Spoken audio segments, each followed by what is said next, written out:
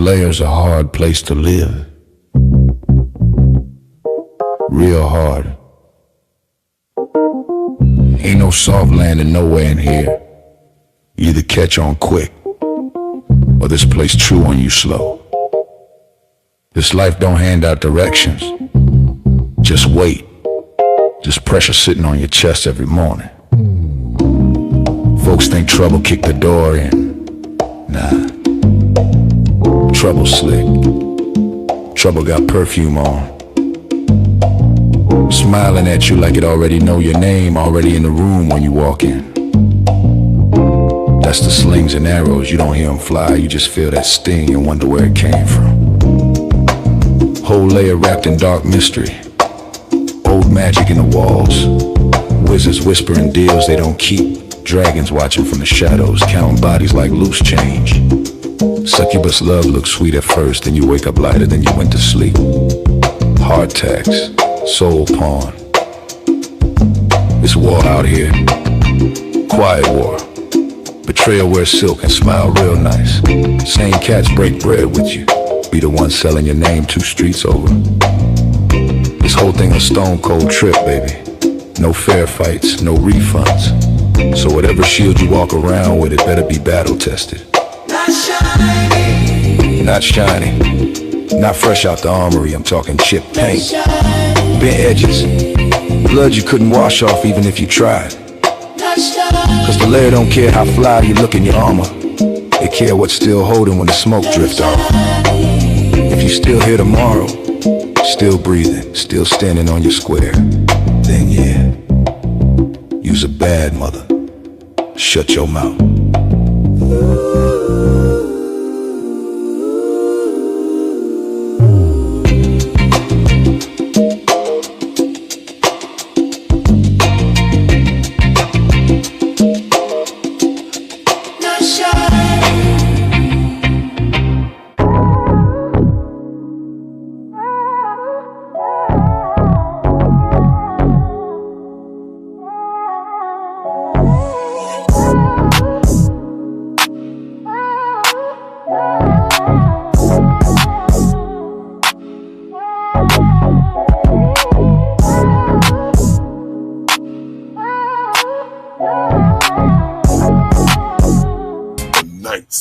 Layer.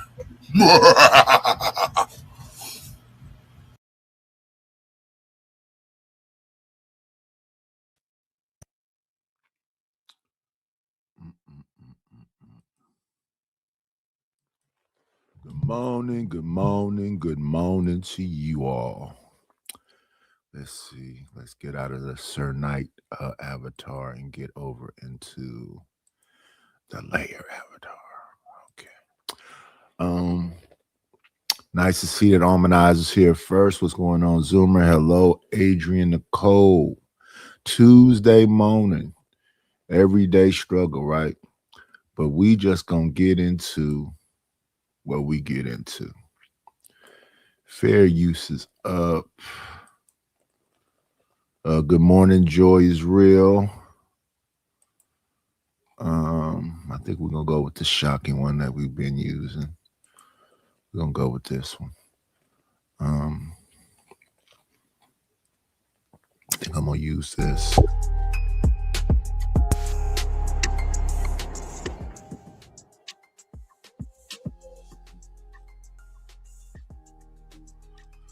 And we're gonna start.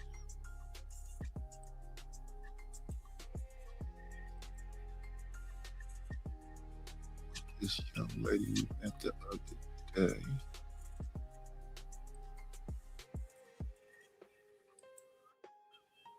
This conversation is about dating as a single mom. We're over here at a J. Michelle show.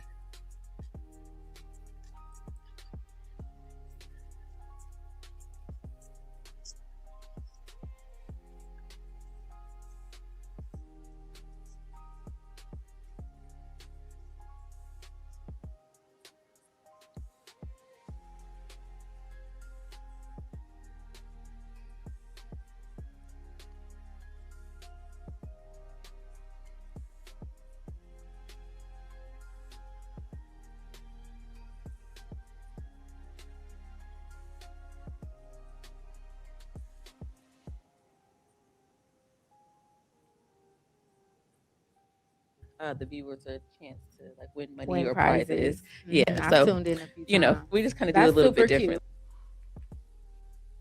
Podcast. Yeah. So my podcast is actually a little bit different. What we do, we specific topics. However, we like to we like to engage our audience as well. So we like to play games and like different dares or challenges.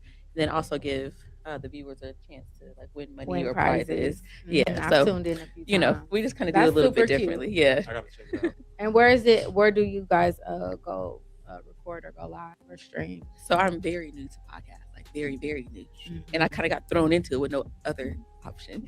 So right now, How?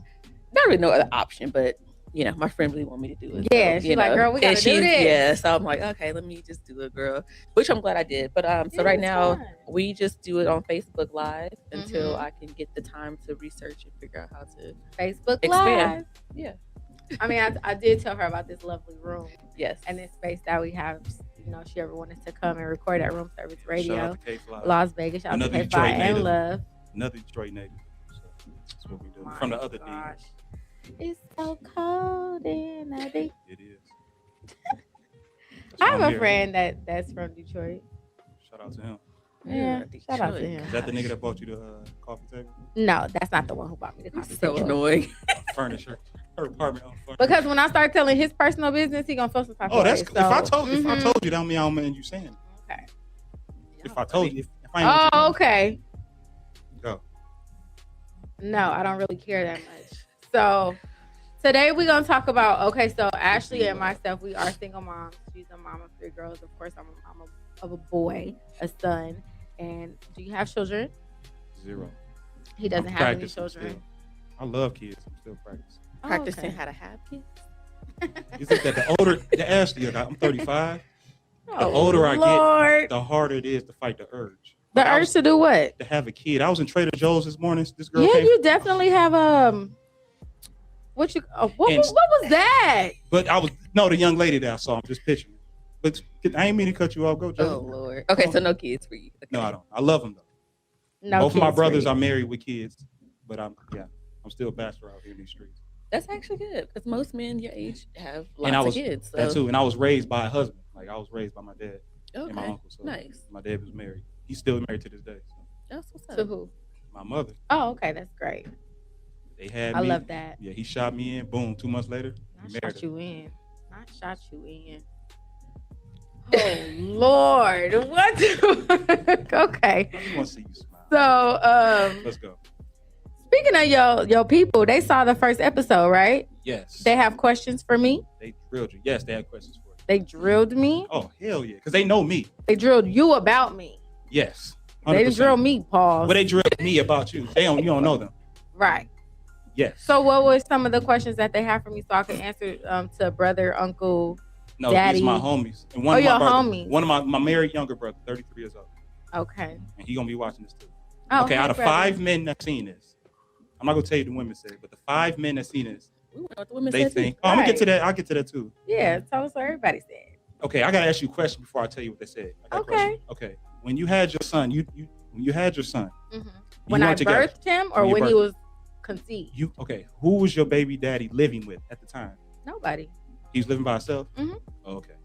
All right. Because Well, why would that have been a question? Oh, we finna get into it, y'all. YouTube's favorite topics. Baby moms. Hello, Bridget M. What's going on, Deacon Dave? Good morning, everyone. Good morning, good morning, good morning. Don't be scared to hit the like button. Please hit the like button, comment, and subscribe. You know, the same YouTube things we beg of you. Please subscribe if you have not subscribed. Please hit that like button. Let's look and see. We got we got 7 people in the building. What did I just do?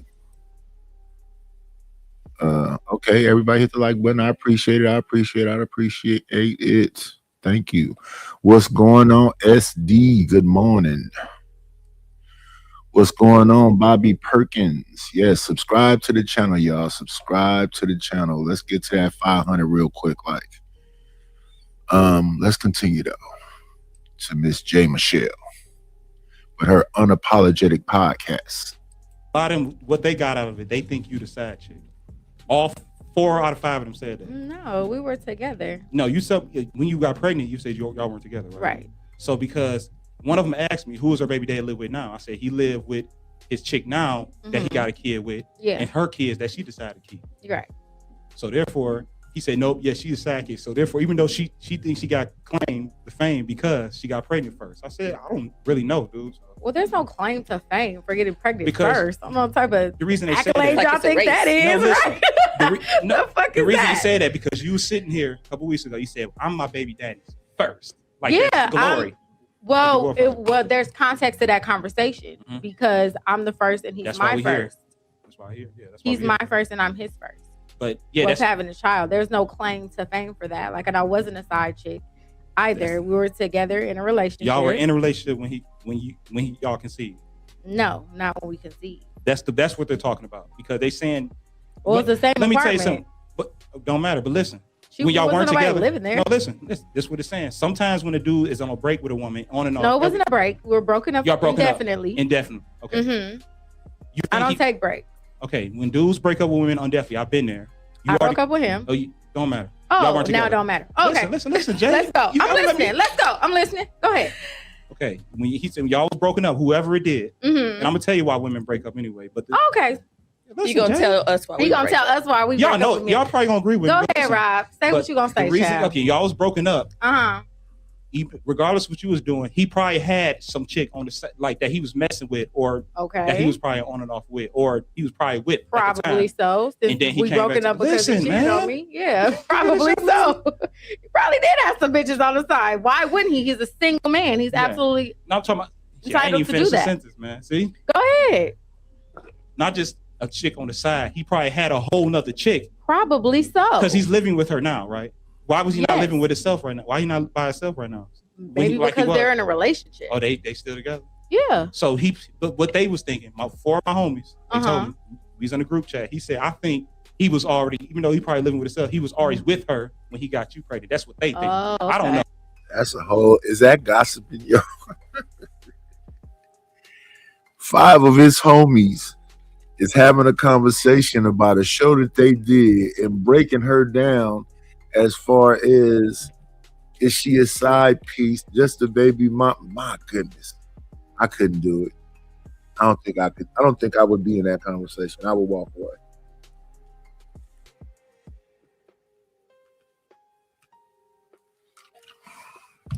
Whatever she had going, that's her deal. I wouldn't be super invested. And we talked to her the other day, and she said, while her kid is young, she really not entertaining the idea of dating. She waiting until that son get older, much older. So she just out here. She ain't got the time. That's what they think. So they think, Probably. Ain't no telling. see, now we're on the same page. So they think that he was probably with her, his Mhm. second baby mama, Mhm. and her kids Mhm. by other niggas. Mhm. And then he got you pregnant first. Mhm. He shot you up first, and then but Mhm. he think the girl he with now Mhm. that he's probably gonna have more longevity with. If Mhm. he was already with her, but he came back to you, y'all through all the text with them green text messages, through all the green text messages. The green And bubble. he came over there, no contraception. Well, that's not Boom, what happened, baby. but okay. But that's what they think was That's happening. fine. They can think that. Yeah, that's what I what have they no think. desire to clear that up. You don't have to. I'm just saying. I'm telling you Yeah. what they thought. They can think that. For So what was sure. the I don't topic know. last week then? Huh? What was the topic last week for all these questions? Oh yeah, that dude that had I got 7 kids. The 7 kids, the I got 7 baby baby mamas, mamas, yeah. the guy that went viral. Oh, that's House of Hypocrites. Look, they talking about House of Hypocrites. How long ago was this? Let me see. This was 2 years. Okay. Yeah, they talking about House of Hypocrites. That was the first thing we knew him for. And then the next thing I think the dude name is Travis Travis Hunter, the football player who had the woman who was violating even when he got his football contract. Those are 2 big stories we know House of Hypocrites for. Now his new thing, he's on Anton Head. For saying he has 7 kids and 7 baby mamas and he's not in Yeah, contact that with was any of the them topic. because he told the women that he didn't want the kid. That too.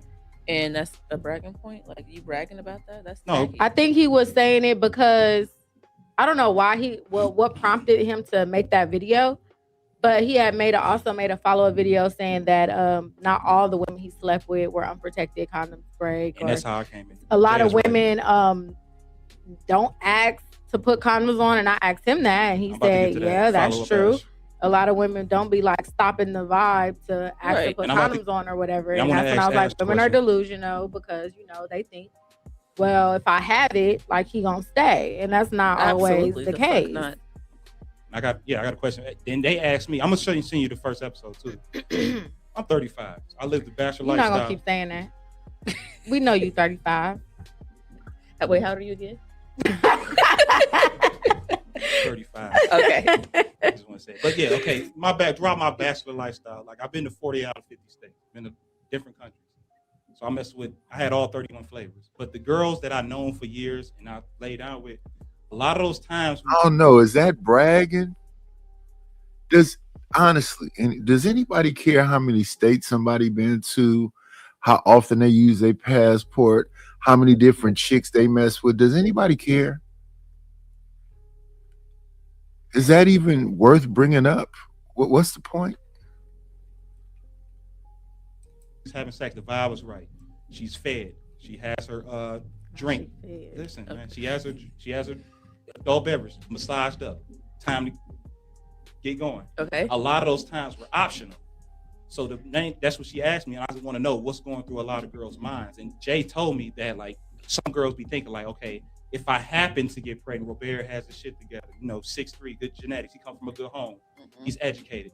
I want to know your take on that. That's what Jay said. Now here we go. Now we talking about our height. Now we talking about genetics. What's happening right here? I'm 6'3".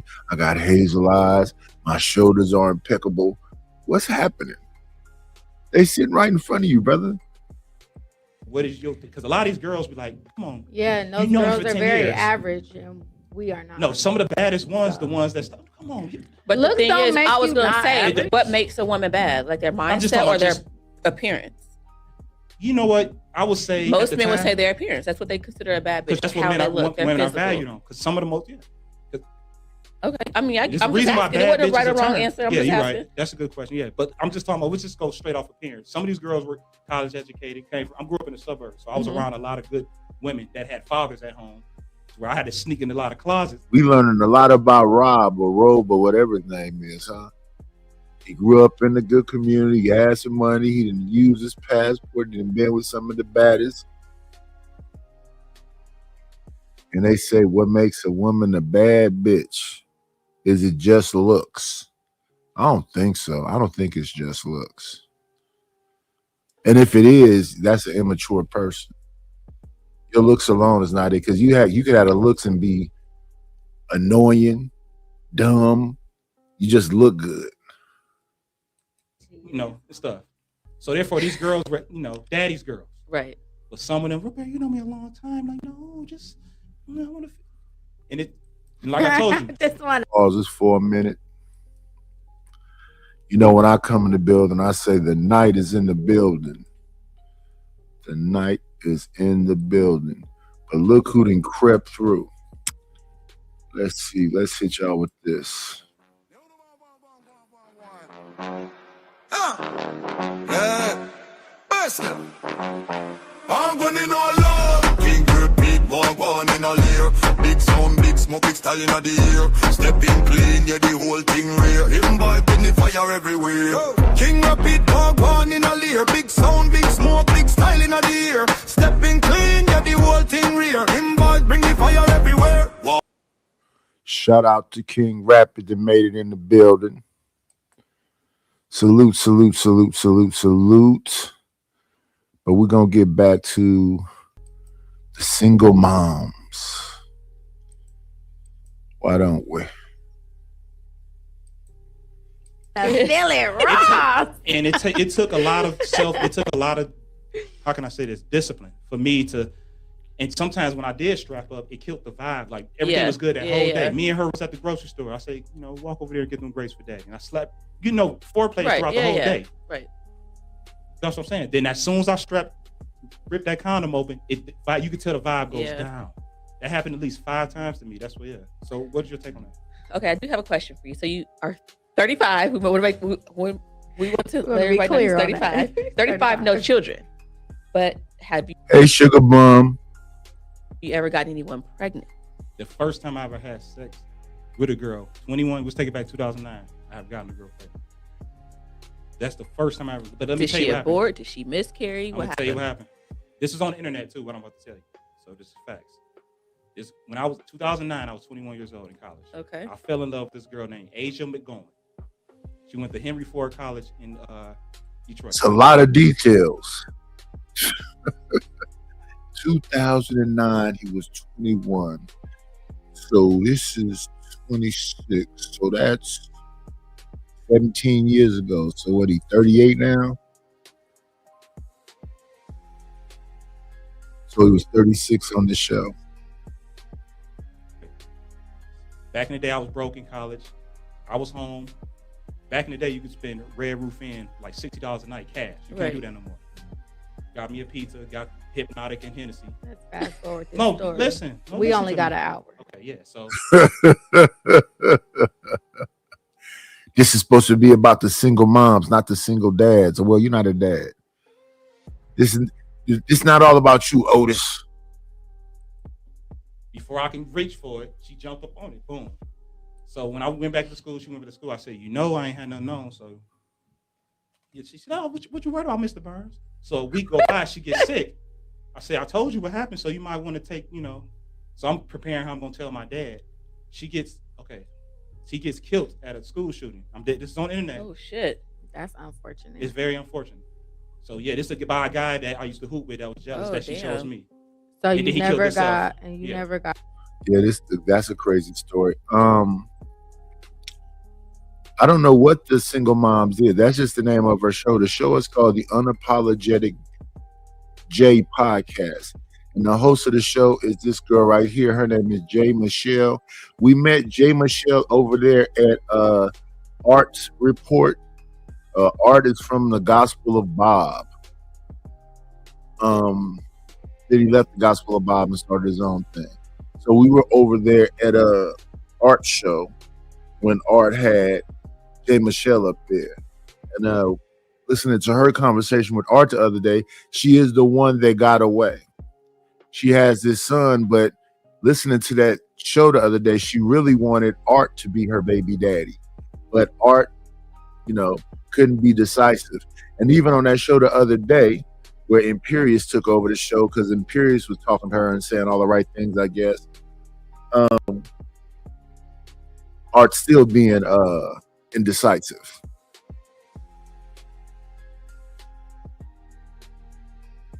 Anyone pregnant after that? After that mess, I didn't handle that well when that happened. So Of therefore, course not. I can That's imagine. crazy. So I Wow. lived 3 hours from the campus. So I had drove down. My car broke down. My Dodge Intrepid.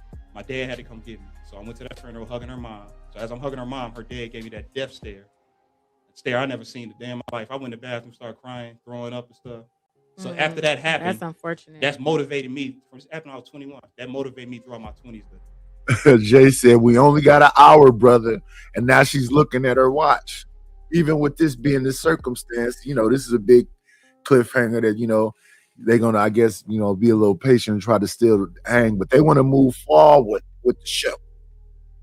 This is an unfortunate event that happened that you had to live through, but they want to move forward with the show. Because I didn't want that to happen.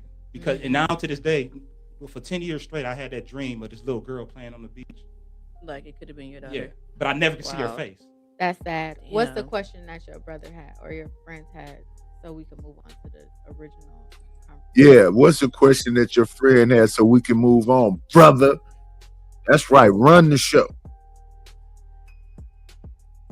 They just want to know, you answered it. Oh, okay. Yeah, so we can move on. Look at Jay. Smile. There we go. That's my homie.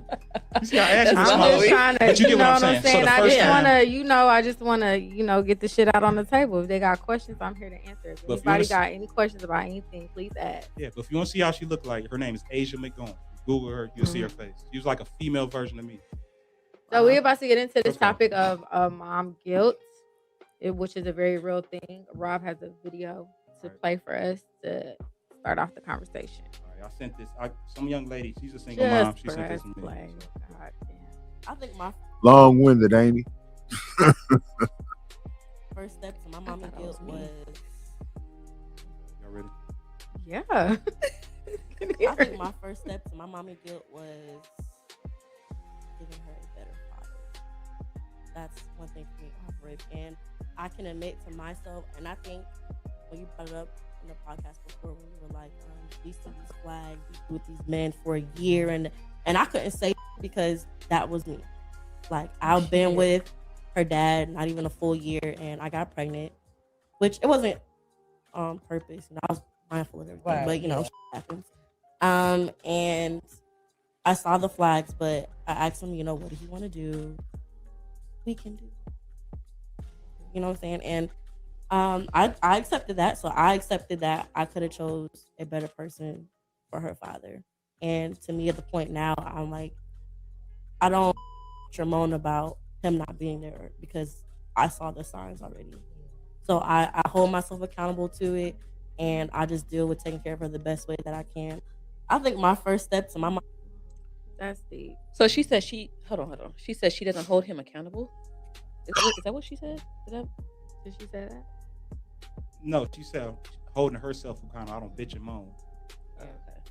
So Well, mom guilt is a real thing. If y'all don't know what mom guilt is, you can go ahead and Google the definition of mom Right. guilt. But it's really, it comes in lots of forms, not just regretting who you made your kids with, but there was another young lady that had made a similar video. Her name is Jessica, I believe. She's on Instagram as well. I think she was on the podcast with I forget the podcast, the two moms. But she bad was moms. bad Um, mom, good mom, Good, bad mom. no, good moms, bad decisions. Yeah, Mm. that podcast. She was on It's that number one. 9. Mom guilt about always having to worry about your kids when they're not around you. So I mean, mom guilt is a real thing. I felt mom guilt before, and it definitely had to do with who I made my child with. Absolutely. I think was we very all- sad for a long time, like apologizing to my baby, like I'm so sorry. It's a Yes. real thing. It is most definitely. So unfortunately, I don't want to say unfortunately, but unfortunately for my kids, I would say, their father has 6 children, 6 Mhm. daughters Ooh, he only make her. with 4 women. Is he a rich guy or public figure? The first one. He ain't shit. Fair enough. So that's that. I got a stat for you. And, when you- and I don't say that's that just I'm- because I know. They, Yeah. when I y'all, say you he's can not hear it shit, on I the- mean as far as reason why I'm mentally, and he neglects getting the mental help to be better for himself and his children. So that's why I say, like, you're not shit because you don't care enough about yourself to even care about your kids, or you don't care enough about yourself to get right for your kids. So Mhm. sometimes the thing is, like, when you become a parent, it's all about your kids. It should be, at least it should be that way. So I feel Absolutely.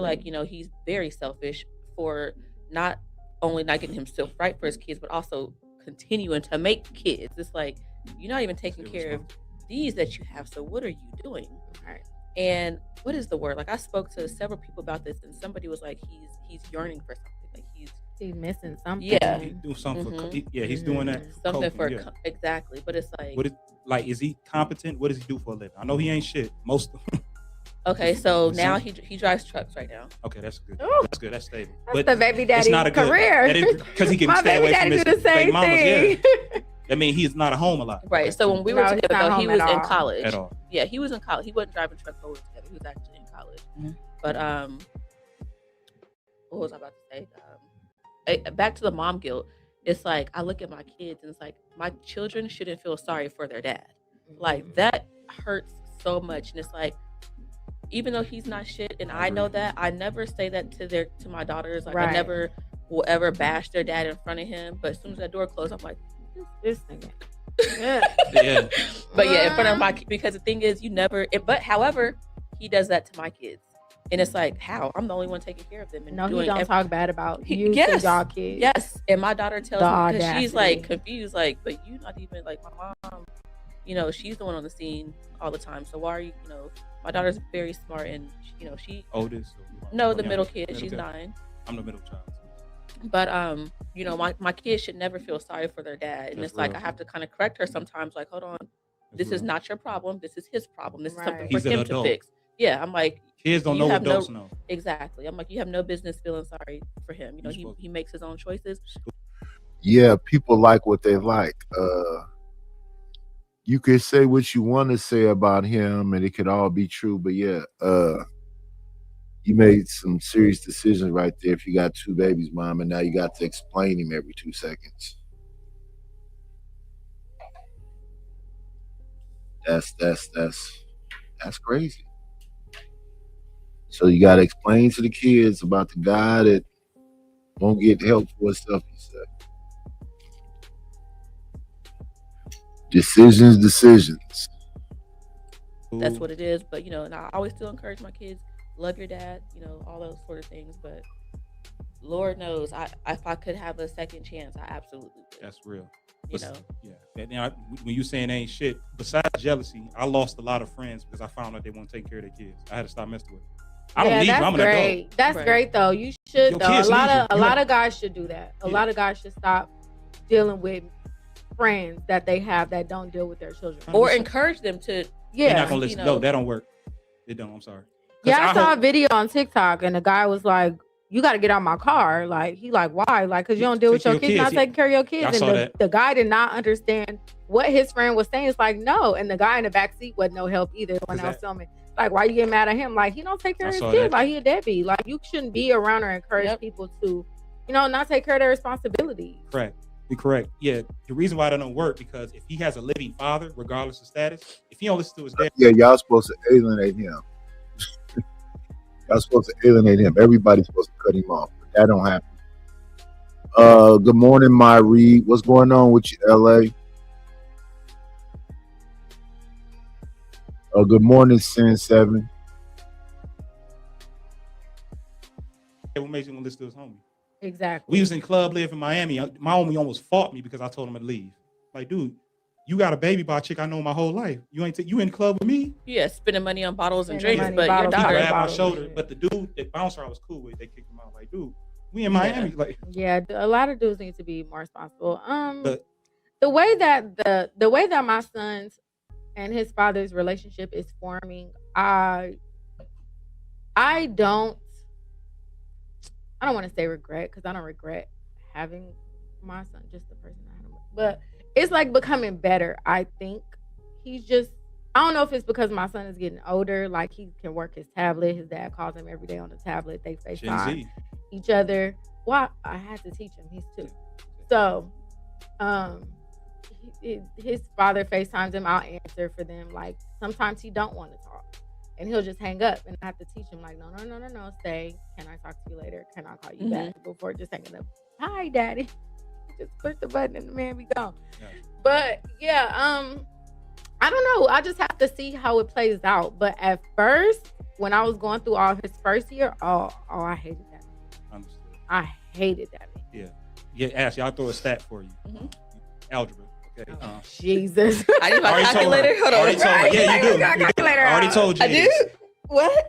Do I really? Did you know that only in the black community, don't you know that only 20% of men are responsible for 70% of the children? I'm about to break it down to you. Wait, This say it again. Only 20% of black men are 20% of black men are responsible for 70% of black children. I'm about to break it down. This is Oh, Bureau the of way Labor you broke it down in Statistics. Starbucks. Yeah, Bureau of Okay. Labor and Statistics. Okay. 51% of black men are single and childless. That's 18 to 60. I'm one of them. 30% of them are married. So what's 51 plus 30? 81. Where I'm like, carry the 81. So that leaves 20, that leaves 19 to 20% of men. So let's go. 70% of black kids grow up in a single parent household. So where is those kids coming from? They can't come from the men that's single and childless. The 30% of men are single. The men that are Right. having children continue to have children. Thank you. So it just has nothing to do with income. Like the Nick Cannon Future, even though they're in the top 1% of earners, they're still in that 20% of men that have kids because they're not Absolutely. married. So if your baby fathers are not married, they're in that top 20%. Mhm. Because most men that are married that have kids with their wife, or they Mhm. might have one kid outside. Mhm. Like Antonio Gates, he's from Detroit, NFL player. And his boy was my roommate. He had one baby mama that worked with my dad, but he got married and had his kids with his wife. This guy is TMI. It's too much information, brother. They're barely talking. But he's the co-host of the show. But yeah, too much information. You do want somebody that's going to talk, but not that much. So therefore, I hope I didn't confuse you. Like No, no. 20%, it's really like 17%. I'm being nice. 70% of men are responsible. 17% of men are responsible. 70% of the black kids. That means women are fucking the same dudes over and over. So that means only about 20% of men got access to all the bad bitch pussy. Well, most pussy, all that. I'm sorry, I got to say that. Good morning, Chalk.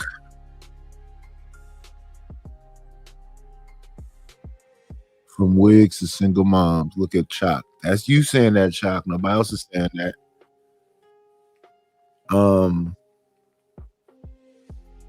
Listen, I know it's early in the morning on this Monday, but support the channel, y'all.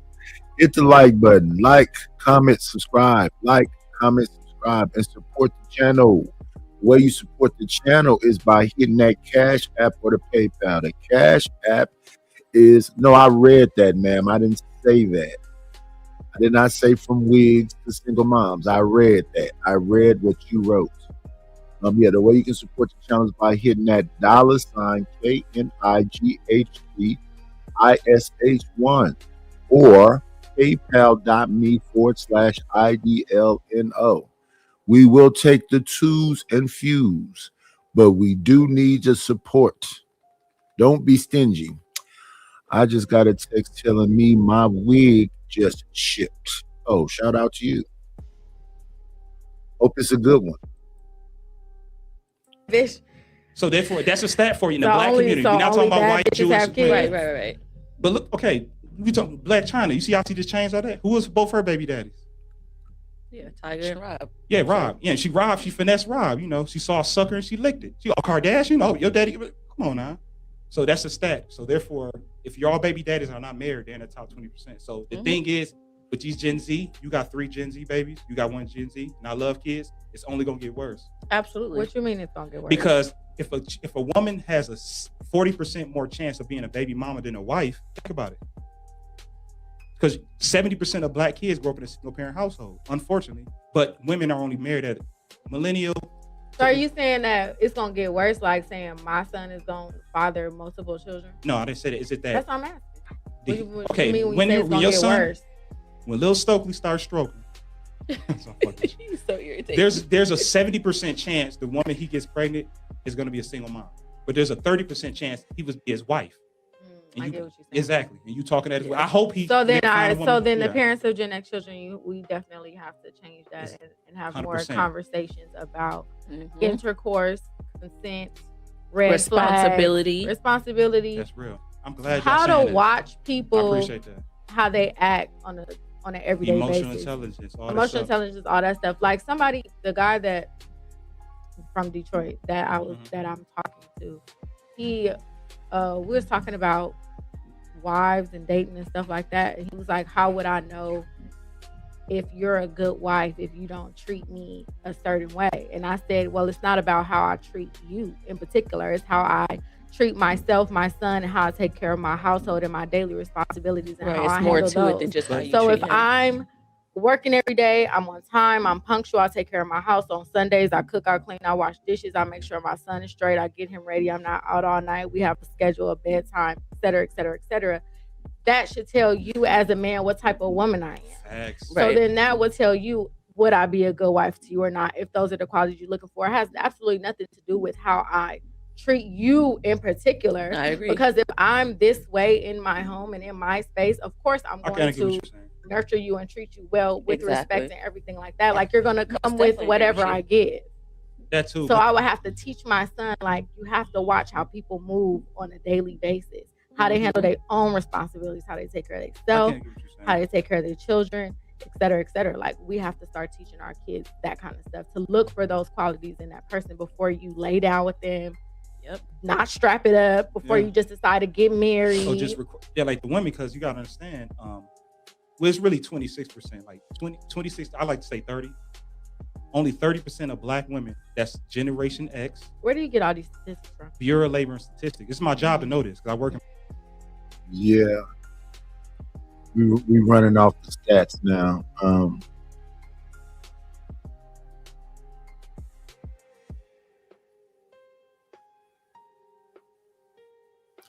You think that don't make sense, LA? This is the question. Do you think that don't make sense? Let's see. Come on in. Playing, it's always a treat when players meet. Just True Legacy, good morning. I know I'm not muted.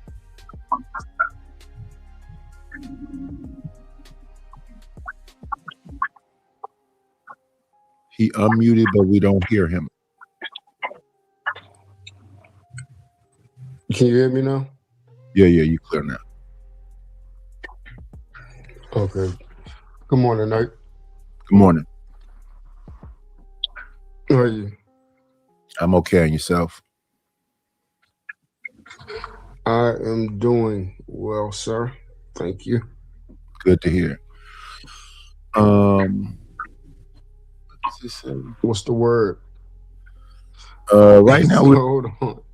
these ladies talking about being single moms.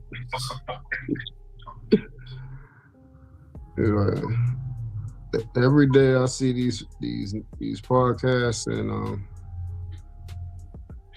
it just lets you know it ain't gonna get no better. I just want people to know that. No, it is what it is, right? Huh? It is what it is. Yeah, it is what it is. It's just, hey, you just gotta navigate through it because it ain't gonna do nothing but get worse. And Yeah. if people ain't seen it's gotten worse over the years, you just don't care. Well, you're supposed to look at these We got try to make the situation better, right? You're supposed to look at these so and grab being scared and try to make things better. Good morning to the Nightbreaker. yeah, I'm actually in the I be in the chat asking, hey, we're about to have the same conversation that we had 2 years ago. Can we get somewhere? Begging for it. And it never happened. It's just everybody just sharing a whole bunch of the same thoughts they share for each and every topic. And you can't go away from it like, hey, you know what? Okay. I can actually take that and probably implement that into my life today or sometime this week or a month from now, anything. There's nothing to say, hey, that's going to make things better. Nothing. It's just everybody keeps saying the same thing. Like you got the guy that was on the screen throwing out 1,000 stats like boomerangs, like the not boomerangs. What is it? The Batman? The bat signal. The Batman ring. Yeah, batarangs, where he throwing them out. Stat after stat after stat, and then now he said he worked for labor and statistics and all this type of stuff. That's his job. It's just like I don't. And then the woman, you heard what the woman said when the guy said, "How can I know if you're a good wife if you don't treat me good or treat me a certain type of way?" She said, I go to work, I take care of my house, I take care of my child. Now, is that a way? That's adults. Okay. I have to ask these questions because I just wanted to see if it's something wrong with me. Maybe I'm missing something. Okay, that's a functioning adult, right? You find a wife, you find a good thing, but you got to know what you want in a wife in order to know that that's for you. Some dudes may just want some eye candy around, so that can be enough, as long as she can be an adult and be self-sufficient. Because what she's talking about is being an adult. She's not talking about being a wife. Right. Adult, Okay. and as an adult, you have to clean your house. As an adult, you have to take care of your kids. That's just being an adult. That's not being a wife, per se. Exactly. That's just being a So responsible adult. if we keep every time somebody asks or when we have conversations about wives and we keep hearing those type of answers, which clearly indicate we have no clue literally what a wife actually is. My question is, and it's always been this question, how do you become something that you don't know nothing about? Well, I think you would, as a lady, I guess you would look at wives and talk to wives. No, I'm saying, how do you? Okay, when I mean by know nothing about, they not around wives either. So how do you become it? You have to seek out that thing. I think And what if they? a lot of people come from the single parent homes, whatever else, and yeah, they don't know nothing about love or being a wife, any of that stuff. That's right. But I don't think people even get that deep. If you look good enough, they just bang it. In fact, all adult type things aren't really like on the forefront of their mind. It's just the moment. Everything is like impulsive.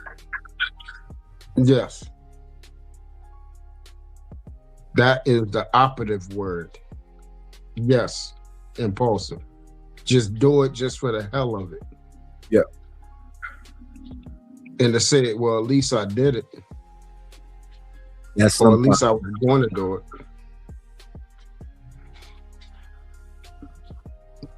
I don't know what happened in a person's life for them to really want to understand and be all the things they talk about. They know all the terms, or are they actually fulfilling that? Are they actually living out? But when they start talking about emotional intelligence and accountability and responsibility and all that stuff, do they actually know how to live that out? How to actively pursue it and do it? A lot of them just know all the terms. Right. Yes. Listen, and that's the crazy thing, because you ask people when they say these buzzwords and these terms, you ask them. Like literally yesterday, somebody asked a woman on the channel, said, "What the heck is a divine feminine?" And she couldn't even say what it is. So how can't you explain something that you are? Like, what is going on? You just know the terms. That's all. Good morning, Mr. Center. Like, this is getting crazy, man. Like, it's like, and then they standing there blinking like like there's nothing wrong for saying something and not knowing what it is. Like, it's okay just to say something. And then she had another idiot come and bail her out, say, "Oh, don't worry. They don't understand us. We on the same wavelength. We're different than them."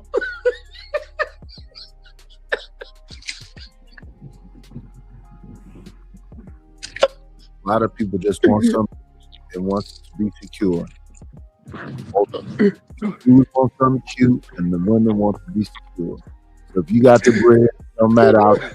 And if you look good enough, it don't matter outside. Don't worry. We're the ones. We know what we're talking about. There you go. Oh, go ahead. Market research. If I don't know this, I don't get paid. Right. My ass gonna be on the freeway, underneath the freeway or some Oh shit. no, we don't want that. Thank you. Mm-mm. Exactly. So therefore, Bureau of Labor Statistics, that do statistics on all humans, all 300 million Americans. But the thing is, if most 70% of black women were never wives, it's kind of hard for them to teach their daughters to be a wife and things and those. Yeah. But I get what you're saying. You can't teach what you don't know. 100%.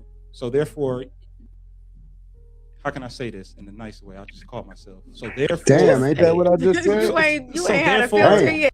Yes, that's exactly what you just said. She seemed a little frustrated with my brother. He like, you saying a little too much. She wanted me to slow down. the main thing they can teach them, the main thing they can teach your daughters, you have 3 queens, so please require marriage before you put a baby in. Right. Yeah, but they saying all the same stuff. There's really not. This is 2 years ago, but there's really not much more that people can say than what they've already been saying. But I think a lot of times people be talking over each other's head. Yes. Majority of the time. Over and past. Yeah. That is actually we not listening to each other. We just, hey, it's my turn to talk, so I'm gonna say something, and then it's the same exact thing somebody else said. Or y'all saying the same thing, but y'all coming from different angles, and you're not even listening to see if that's actually happening. You don't give if that's happening. You don't give a damn about what the other person say.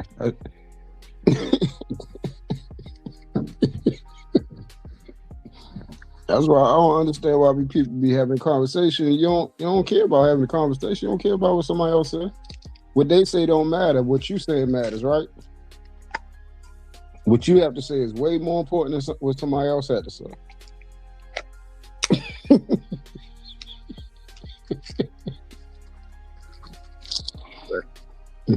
Hey, why you be going to these other shows driving these people crazy, man? Who show I went to and drove? You know I got eyes everywhere. You know I don't be name dropping, but you be on these other shows driving these people crazy. It'd be funny as hell. You have sleep on them other shows. They let them go through whatever it is they talking about, because they think they don't know almost everything they saying has been said to that. But hey. No, it would be funny because they think you like old, and you ain't time enough for them. and then the stuff you be saying.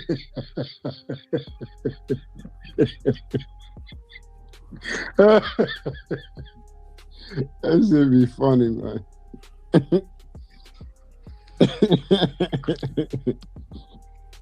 Nice to be on these type of shows acting up. I don't know if anybody even remember who Anna is anymore. Last time I saw Anna, I was over there on Platinum Show, and he was showing her getting arrested or something. What? Yeah, she was in the middle of the street arguing with somebody and went to jail. Put her channel in the chat so we can go see what she's doing. What's going on with Anna? Oh my goodness. Platinum call her toilet. Call Anna toilet. And being a witness to it as a little kid when you really don't understand what's going on, I definitely don't want that for my kids.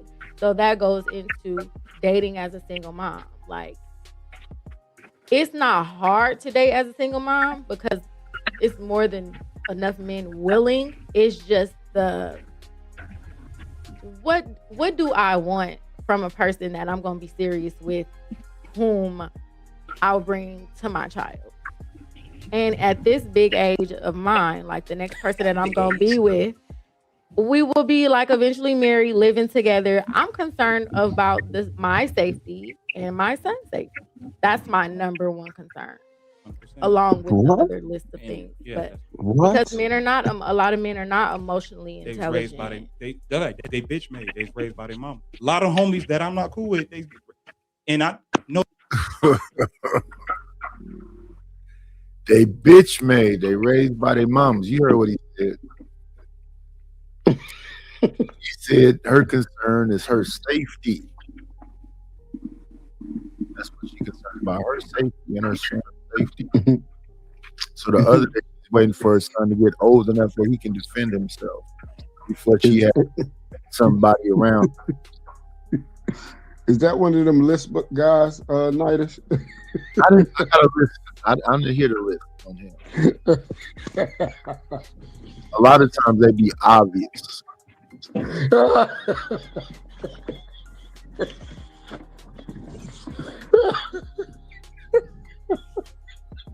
These bikes looking like out here. Yeah, that'd be crazy when them lists be coming around talking about this masculine shit. They'd be like, what the? No, not masculine, alpha male. Oh, alpha male. Yeah, alpha.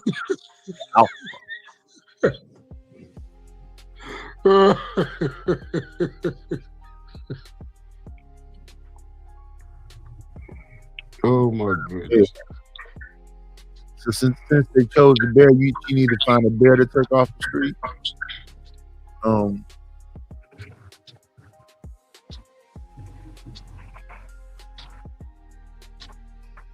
Good morning, Stanley. 10-7-10. Put Honor's channel in the chat. Y'all want to see that big headed girl? Yeah. We want to see what Honor's doing. The sin is talking about. What is Honor doing nowadays? Yo, Sin be everywhere, man. How the heck she be knowing all this stuff? Yeah. Would she just click on every channel possible? In the chat, since I'm asking her to do something, let's see if she actually do it.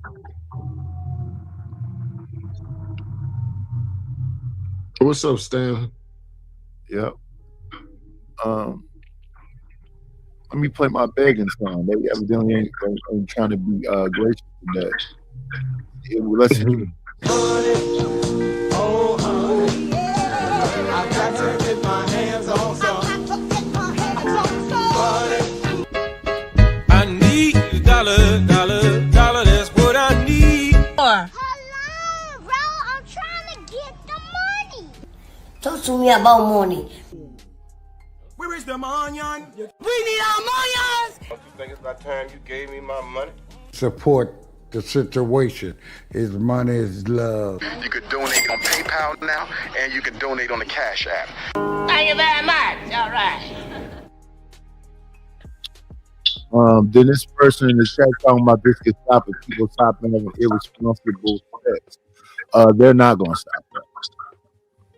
That's not going to stop.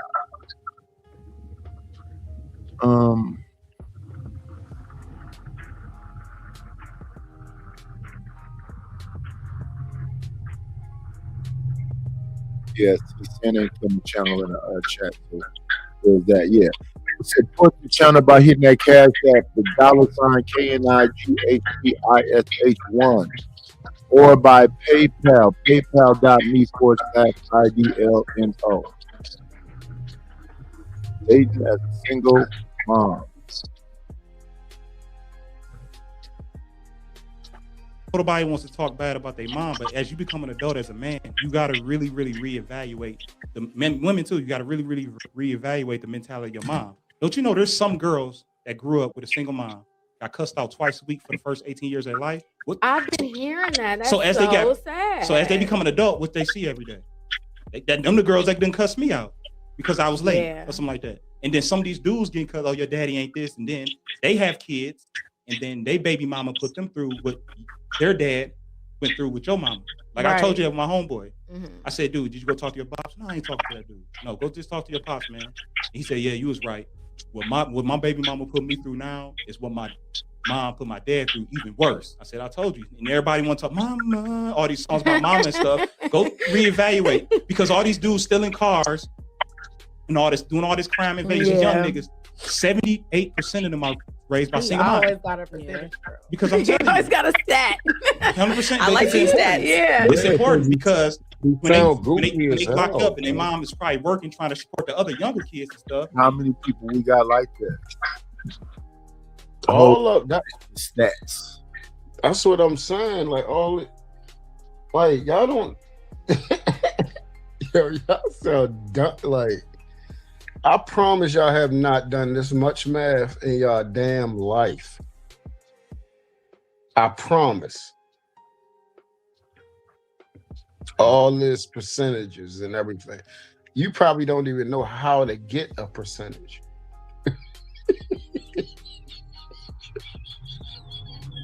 It is what it is. I'm trying to tell you.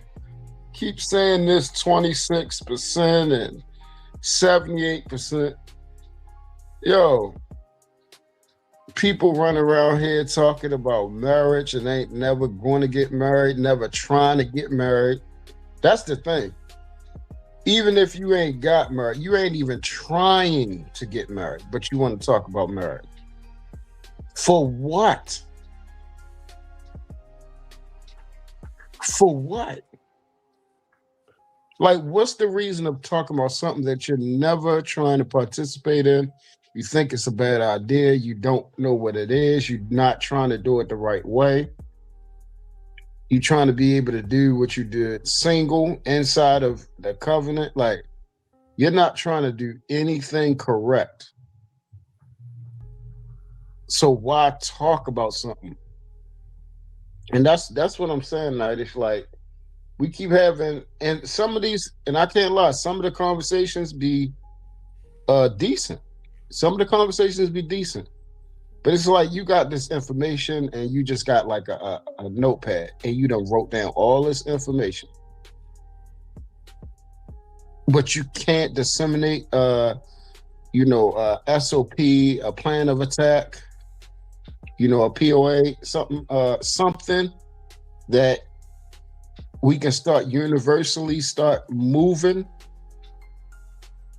And then we don't want to, and we can't go nowhere because, once again, the first thing is we don't want to get rid of the trash. No, we're pulling dead people. Like, just imagine this. This is a great example. I thought about this example yesterday. So imagine you're in the zombie apocalypse. I don't know if you ever seen The Walking Dead. Have you ever seen The Walking Dead? Yeah. So imagine you're walking to an enclosed, safe environment. Women, children, your family, other brothers, other decent people that are alive, kicking and not sick. You're walking there and you're dragging a live, awake, strong zombie on the ground inside the camp. What's going to happen to that camp? The zombies gonna take over eventually. Right. That one zombie is going to take over because you don't want to get rid of it. You're not trying to kill it. You're not even leaving it on the outside of the gate. You're dragging it inside the enclosure. And that's what I'm saying. Why is it that hard to say, hey, you know what? That person, unless you're cosplaying and you're really like that, are you like the zombie though? That's why you don't want to get rid of it? Because that's what we need to talk about. I don't know. That's what we need to talk about. I do not know. I'm serious.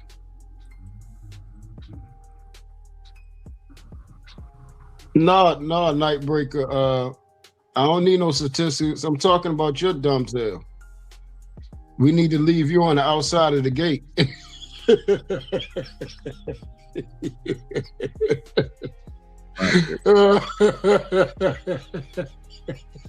What is happening with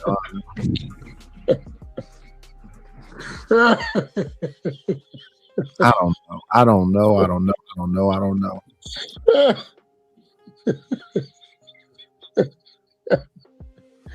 That's what happened.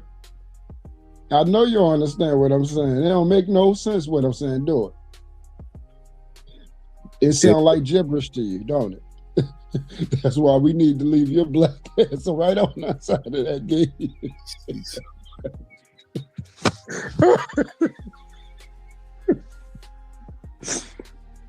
Oh my goodness, Joe. Let me see.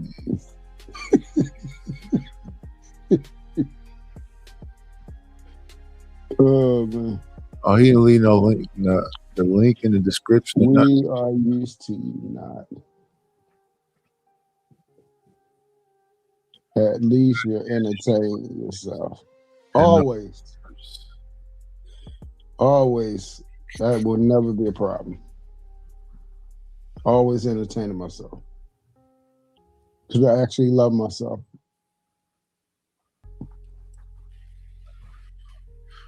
My goodness.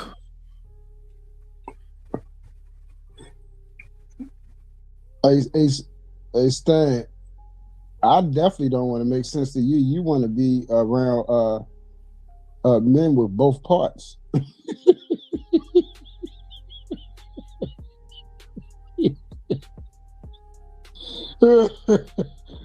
I'm glad that don't make sense to you. 'Cause I don't want nothing to do with nobody that want that around.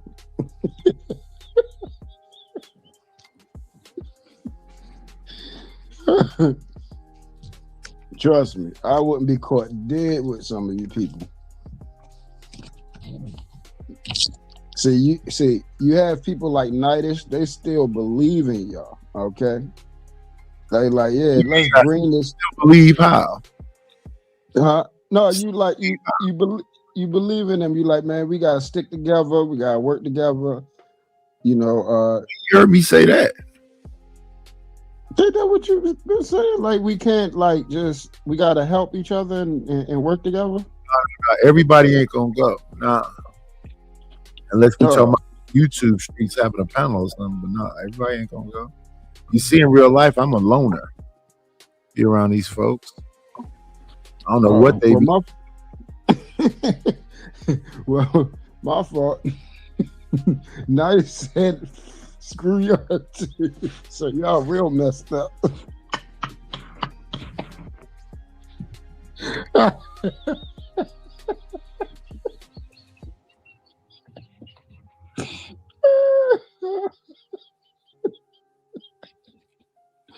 Oh man, because I'm trying to tell you, we had a fire sale at this at Desposia zombie apocalypse. Man, I'm not letting y'all in.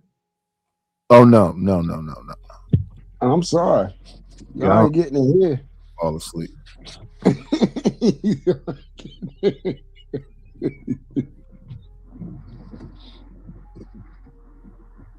I am Gucci. Oh, that's a good question. If you are a loner, does that mean that the community failed you? Has the community failed you, Nightish? There is no community, so how could it fail me? I've already had these discussions. There's a bunch of micro communities, and in those micro communities, I think I would be considered a what do they call it? They call it? Is it an infidel? The infidel, right? What's that? People that don't take care of their peoples and their family? No, I'm saying that. So, like, I think that Nation of Islam is a community, but if you're not a part of the nation, they will consider you an infidel, right? Yeah, right. I was reading. I know the definition of infidel. That's it's basically saying you can't be an asset to us. Right. So that's yeah. So even though I respect and appreciate the nation, I'm not a part of the nation, so I wouldn't be around them. Same thing with the Hebrew Israelite. I would be convinced. I would definitely. Right. Let me see.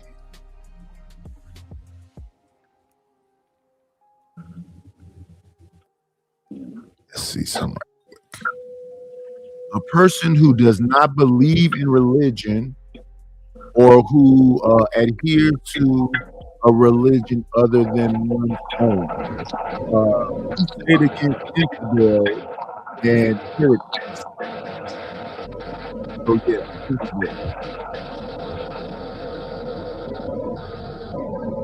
I do believe as a creator.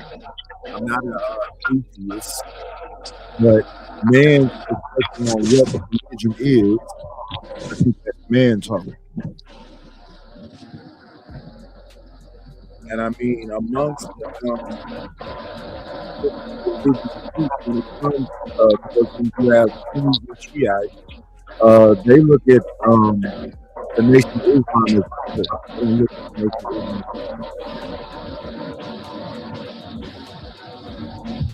Respectfully.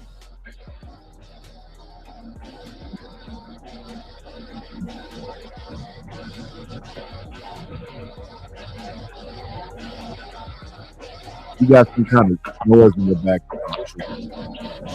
Oh, you heard the damn air conditioner. Okay, that's what that was. All right. Where's your daddy at? Some of these dudes is meeting their daddy in prison. You got locked. Oh, my dad got locked up when I was 3. Then you still in car. You out here stealing Chargers and Challengers in Detroit, mainly. That's Still no in more car. catalytic converters. Then you see your son in prison. You fail. So let me ask you this: since the topic is, difficulty, whether it's difficult or not dating while being a single mother, would you date a single mother with children? And listen, you ain't gonna offend me. Yes or no? Look at him.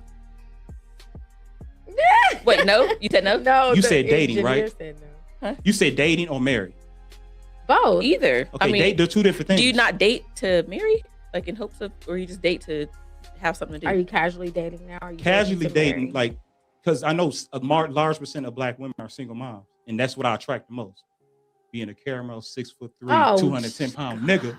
I'm about to throw a cup of ice at you. Please. But I'm just fucking with you. I gotta mess with you, but I'm just saying, like, He keep talking about his weight and his height. And I don't hear it. And he talking about men without a daddy. Yeah. He's giving all the signs. His dad went around. He said his father, I believe his father and mother were together. Yeah, he run around here lying. Or he even had a bad example in the house, because I don't know no men walking around here talking about their looks and their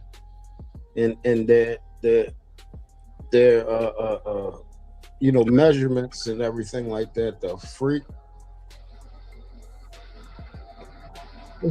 Yo, y'all gotta watch some Vikings and Spartans and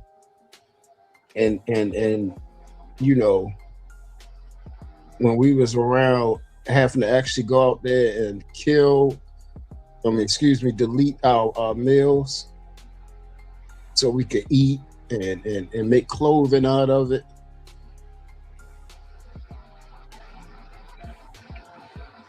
I'm serious, because we have clearly lost the art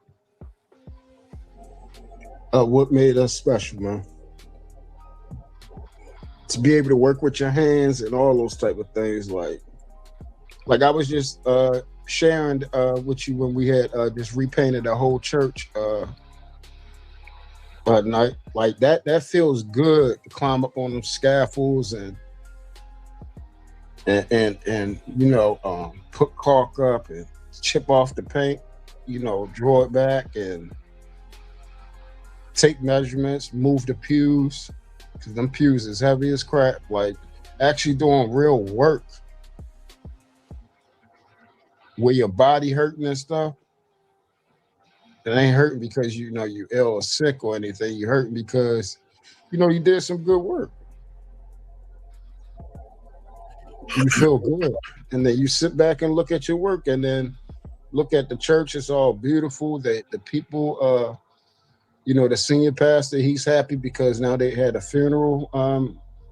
The Saturday was coming up, and we made it in time. So the people's going to be happy that their people is being, presented off in a decent looking environment. Things like that. That stuff helps bring what's the right word? Helps you have some type of, pride in yourself, like, hey, I did something that actually mattered. Yeah.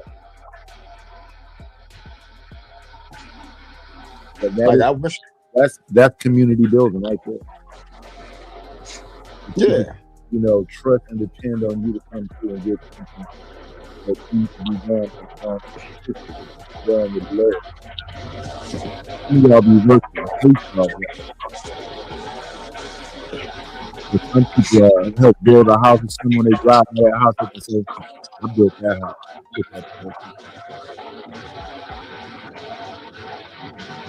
Yeah, my father, he was a carpenter, and not the well, not, let me say it like this, not a carpenter, but laid carpet. And you know, back in the day, it wasn't as easy, you know, laying carpet. You had to carry the carpet, take the razor blade, cut it, take the knee thing to straighten the carpet out. Stretcher. Yeah. And you bang your knee up against that thing, and like, man.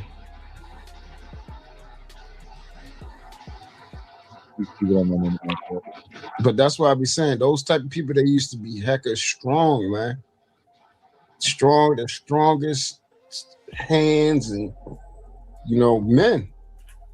You know, those are the type of men I came up under. I don't know none of this other stuff, man. That's why I don't really fit nowhere, because everything that I came up under is starting to look like it's becoming obsolete.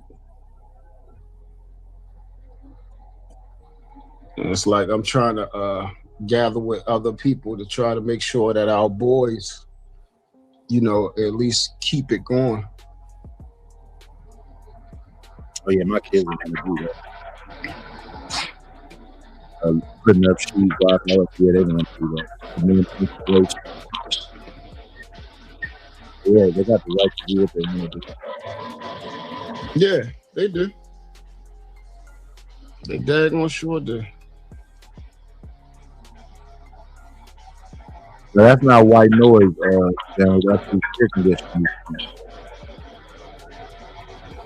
Oh yeah, let me mute this. I'm sorry, that thing is so daggone loud like that. Somebody was saying y'all just had snow. It's cold in the deep. Oh yeah, see, I'm hot all the daggone time. I have that AC on in the wintertime, all of it.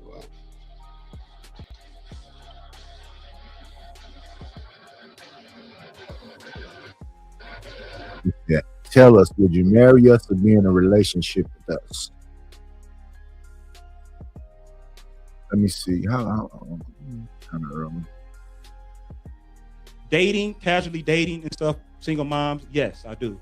But as far as marriage, I would love to have, this gets tricky, I would love to have my own legacy with my woman that doesn't have another nigga's kid. That's just me. Okay. That don't have another, that's just me. But there's a lot of good men. It's homies, I told you, my homies in my 40s that come to Vegas all the time. Some of them are divorced or they've long relationship for a long time. They might have a 16-year-old, 13 that's about to be out the house. Those are the guys that y'all need to court, because they know what it is to have kids. I know what I'm courting, but no. But no, because just like I told her, like, you might be the dude that's 45 that check all of Ashley Cash's boxes, but he have a 16-year-old. That boy about to be gone, but he might check all your boxes. Then y'all can spend more time together. You got one big. He know you got two younger ones, but you got a 16-year-old about to be gone, so you're gonna have more of his time. And if he's emotionally challenged, got his stuff together, came from a good. Why he saying he about to be gone and stuff like that? Rock with it. No, you know what I'm saying? And I'd like to meet that guy. Chop. He could probably teach me something, like, because I don't have a kid. I'm like, man, how is it you have? What does that mean, artist? What I got to be prepared for? And him being a man 10 years older than me. You about to be gone. You didn't hear what he said? He said the guy have a 16-year-old and he about to be gone. What does that mean? I guess he getting him up out of there when he turned 18. Oh, so we still repeating the same stuff that got us in this situation, right? Pretty much. That's what it sounded like. Okay, just wanted to know. He's talking about the 16-year-old is about to be gone.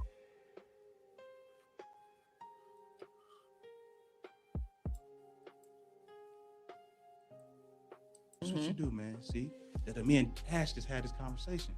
See, you do this, you know, So do you meet lots of women with no children? I do meet a lot of women with no children. And that's the number one question. Well, I not get on do you women. meet a lot of women with no children. A lot of women who you would date with no children. Wait, say that again. I was saying, do you meet a lot of women who you would date with no children? Absolutely. Okay. Yeah, one of the young ladies from Houston right now, she doesn't have any. She just turned 29. And she's I'm on my eggs and all that stuff. You still in your prime and all that. She doesn't have any children, but That's what's up. she jokes, and sometimes when we get a little tipsy, she'll joke with me like, "Roberta, if you have a kid on me, you know that disqualifies you." I wonder if do women really like somebody to talk this much? Nightish. Question. What up, Savage? I'm telling you.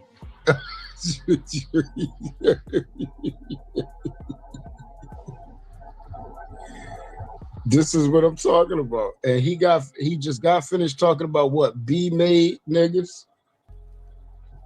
Yeah. That ain't B-made behavior right there. That catty shit. I don't know. I just want to do women like that. But okay, man, yeah, you the man. You supposed to be the one that's guiding and doing whatever else to do. Just wonders. You know what? Because I was even looking at the dynamic between her and Art last night. It was Art said very little. And then, you know, she kept running back a little bit. I looked at a dynamic between Art and Moxie. I was like, why are you letting that woman yell at you like that? I'm not finished. Why are you letting that up? Why are you allowing that? Oh, you want us to check her? You want no, just drop her. Now you have to be rude and disrespectful to this person. It's out of control. Just drop her. I never understand the dudes that be frustrated on panels or the women that be frustrated on panels when you can drop them. Well, I don't want to drop them. Then you like this abuse thing. Yes. Yep. They absolutely do. Drop you in some other stuff instead of being annoyed.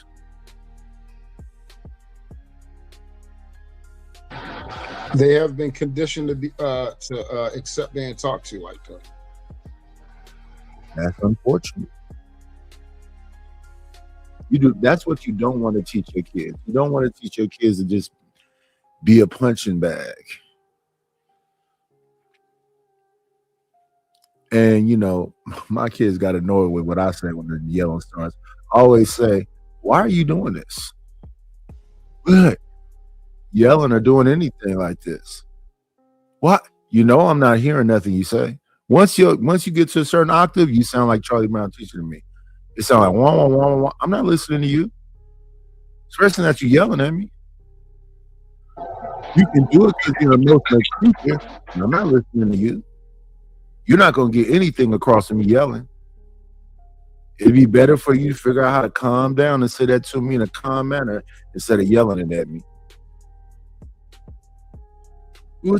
I'm saying what we should be teaching these kids is that we're an adult and we can have conversations where we have a meeting of the minds. If we can't do that, all this yelling shit, that goes out the window. I don't give a fuck about that. You yelling like you can whoop my ass. I'm not concerned about that. So why are you yelling? It's pointless. Good morning, Kasim.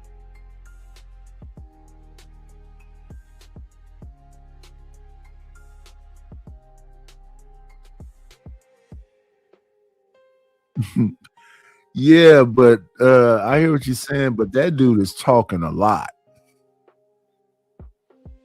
That dude is talking a lot.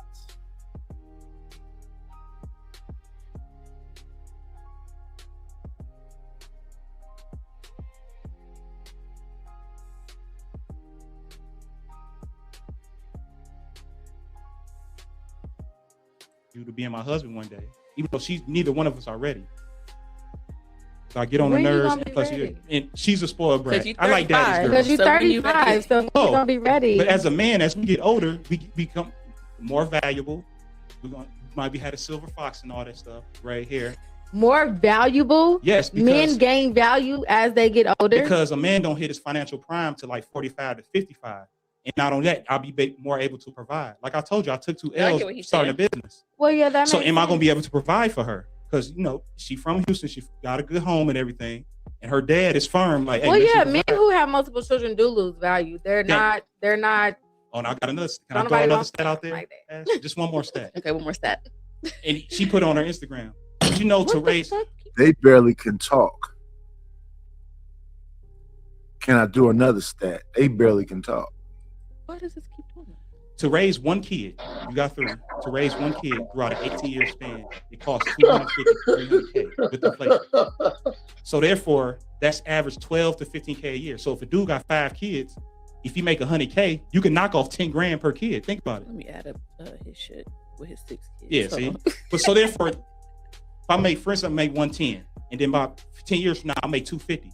But I have 5 kids. She Yeah, can knock don't even off. out. But if I have no kids, all my money's mine. I'm paying off my debt. Yeah. And then I can afford the ring, and me and her can go to Bora Bora. That's why and I can invest all that into her. And Make that's sure the she's good. responsible way of thinking. Most Thank men you. don't think that way. And So- that's 'cause why I I lost- was like- that's my why bad. I was more willing to have my son. At the time, my baby father made over $100,000. That's real. He didn't have any children. He had his own That's place. real. He had a car. He had like small debt from college loans and Ain't shit nothing. like that. So I'm like, okay, yeah, this invested in this himself. could work, right? Because I only dated men that didn't have children. Of course, I was 36 years old and I didn't have children myself. Right. So yeah, like the older you get, the more money you make, the more valuable you are if you do not have a bunch of children, a bunch of baby mamas, and a bunch of women running around. That's real. And at the time, that's what he showed me. He left California to move to Las Vegas for us to No, that's why he keeps saying that's real. transferred from same company, but he transferred from California. Because that's real to him. You know, all these men get to determine what's real and whatever. So that's real to him. That's responsible and real. And the interesting thing about people that know what's real is that it's still happening.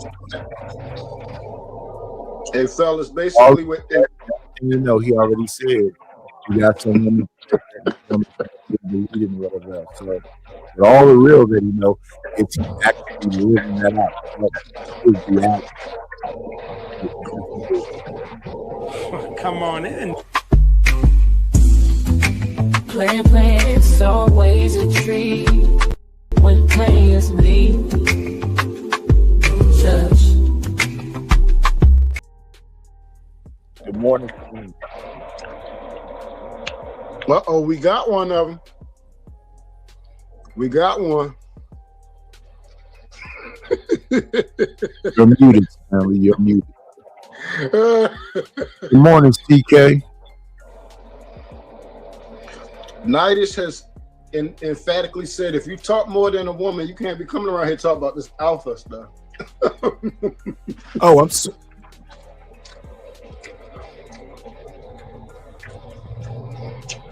You know what, Truth? Don't make me start on you, because once I'm done with you, you won't be laughing so much. You're fucking with the wrong one. Hey, Nidus, how you say when he start cussing? motherfucker.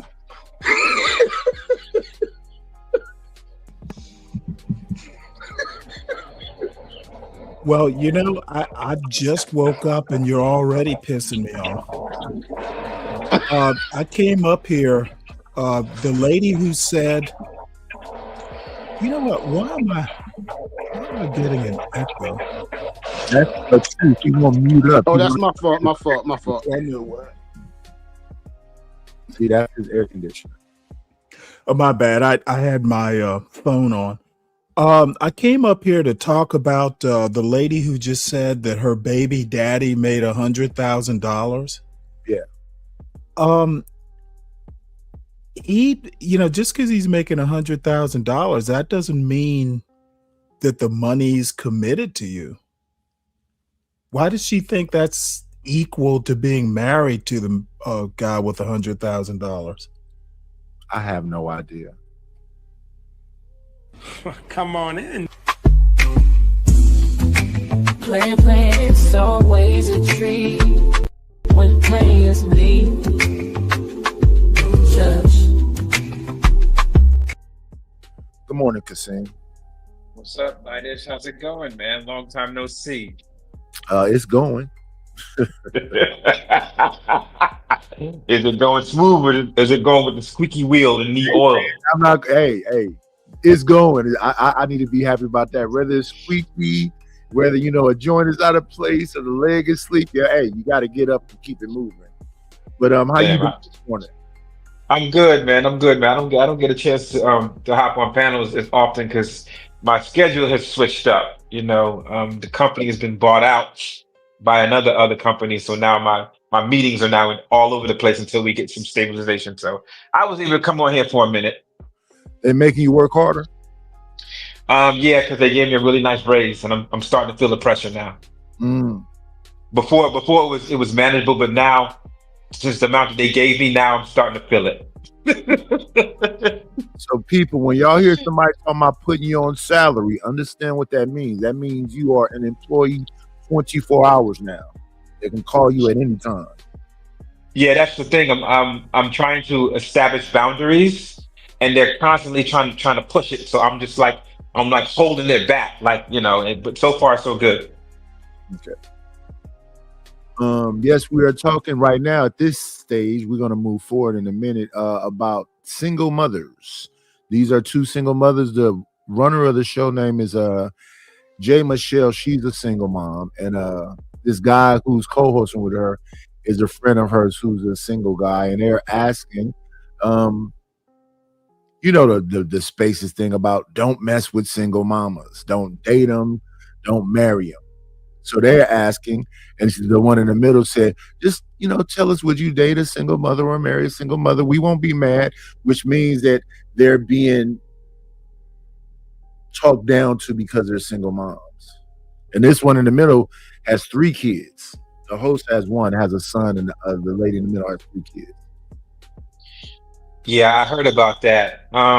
It's one of those things where it's pretty much inevitable, right? If you are dating out here in the dating market, to kind of accept, listen, there's a good chance that, the woman that might check some of my boxes might have a child. And you have to make up your mind whether you're going to be okay with that.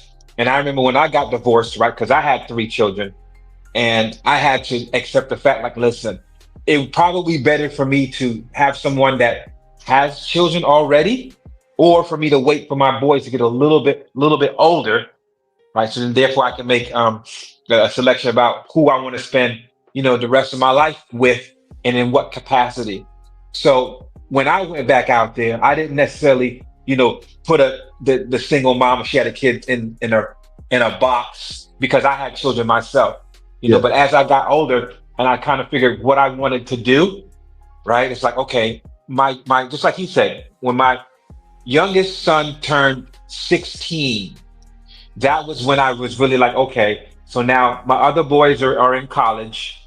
My youngest son is about to go to college. So now I have a lot more opportunity to free up time for me and the person who I choose to be with. So that was a big factor for me as far as where I was at that point in my time and how I wanted to spend my time with someone. Mm-hmm. Yeah, I think you're probably going to run into some more single mothers than anything out here, because the majority got babies. Yeah.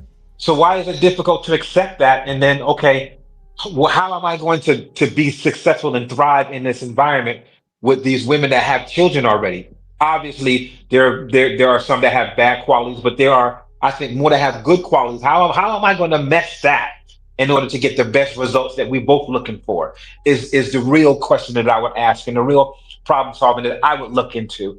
Not necessarily their status, but okay, how am I going to thrive in all of these things and make it beneficial for me? Well, when I listen to some of these cats talk, the disrespect level they have for a single mother, they kind of look at single mothers like easy access. They'll bang them, but they're not trying to be with them. And that seems to be the attitude. They cool, like for recreational use. Ninus, we both know out here in real life that is not the case. I know I see it here a lot here in New York City. Also, when I go back home to Newark, New Jersey, when I go visit friends over there in Brooklyn, there's a lot of men out here who say that. But if they get the right woman and she checks off enough boxes, they'll be more than willing to go with it. And Yeah, they do.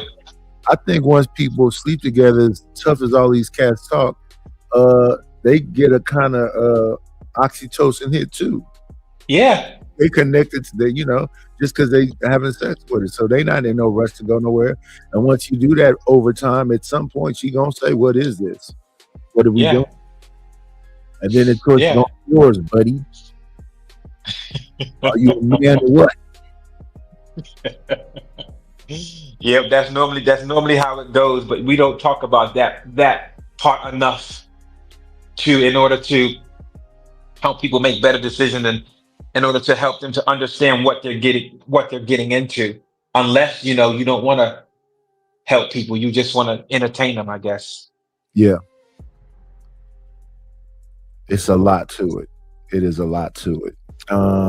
Let's go back. California to Las Vegas, and we were supposed to be in a very long-term relationship. That's real. His mindset, what he told me was I was it, and that was mine to him. We broke up because he cheated, and my Like they baby all was do. conceived on a one-night stand. Okay, me and K Fly A lot threw of a them party. A lot of It them was are. my cousin's birthday. We went to the Shit. strip club afterward. nights. It was my sister's birthday. My sister came out. No Everybody condom. was drunk, turned up. I mean, we broke up in October. This happened in I mean, that would be kind of December. hard. Like y'all already And I fucked wasn't around with not a smashing condom, nobody and then you else could have put a condom anyway. on. Like, I mean, it was That's what it was. that's I what got women be pregnant on thinking. a one-night stand with my ex. You hear what she's about to say? and I'm We always real wasn't and kicking honest. it. So We wasn't in talks like, happened. I want you back or nothing like that. Wasn't no like, what you doing? Like nothing. He but you came already out. been getting the That's dick raw. Yeah, So he why came go out put to a condom support on it? me one night, much- and I got pregnant. Say that again, Ashley. You're right. I'm just saying, like, you already had the dick raw. So why go back and put it like? And you Oh, was yeah, my yeah. ex, and Yeah, you was ex, the last okay, that makes person I was sense. smashing. So, But you don't know how many other people he's smashing between that. Now that's Because if very he making true. six, well, yeah, that's obvious. You just so took when that you- risk. You took when that you- chance. Y'all roll was that y'all dice. was lit. Well, Y'all I was know lit. that now. Roll that I dice. didn't realize that then how much of a thought he was, but But what you attract to in a dude, other women gonna like as well. You think? Come on now. well, All the stats you just told him, other women know that. But I told him that though when he got with this new girl, I said, "You are a catch, whether you believe it or not." I said, "You make over $100,000 a year. You have the basics. You have your shit together. You got a car. You don't got a Say it bunch again, of keep women going. running around, et cetera, et cetera, et cetera." So there are women that's gonna want you, especially when you're with someone who's beautiful and Yep. gorgeous. You put her on your social media, yeah, all the bitches gonna start throwing pussy at you. Seattle. But the goal is not to catch it though. You sound like Seattle. That's the thing. Right. The goal is not to be like, oh, so she gonna let me smash, so That let me logic. smash. See the logic. You see how she, the Because logic. my I deal don't feel- my deal breaker I'm is sorry. cheating. We're not gonna do that. Yeah.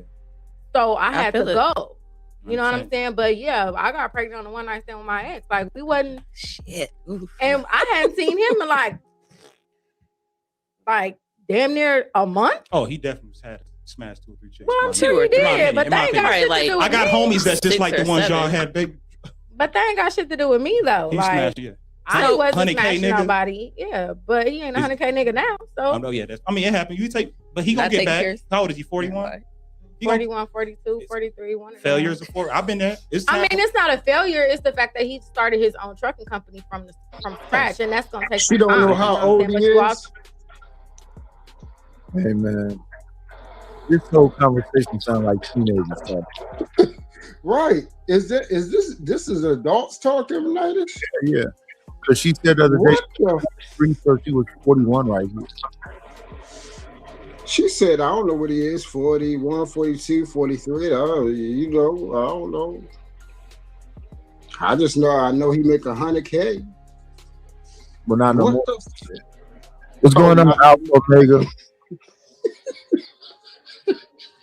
Yo. Good morning, Angel, Earth Love. This world is screwed beyond recognition. It ain't, yo. It's just done.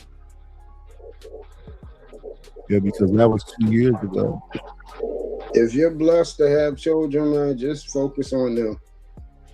I'm trying to tell you, focus on your health. Unless, You don't care when you're going, whether you go early or go late. But if you're trying to have longevity, focus on your health, focus on stability and being prepared for everything else. But other than that, man. Good morning. No. Yeah, it sounds like a lot of like immature amongst the older people. I think we're gonna move on from men over to a belief in the feminist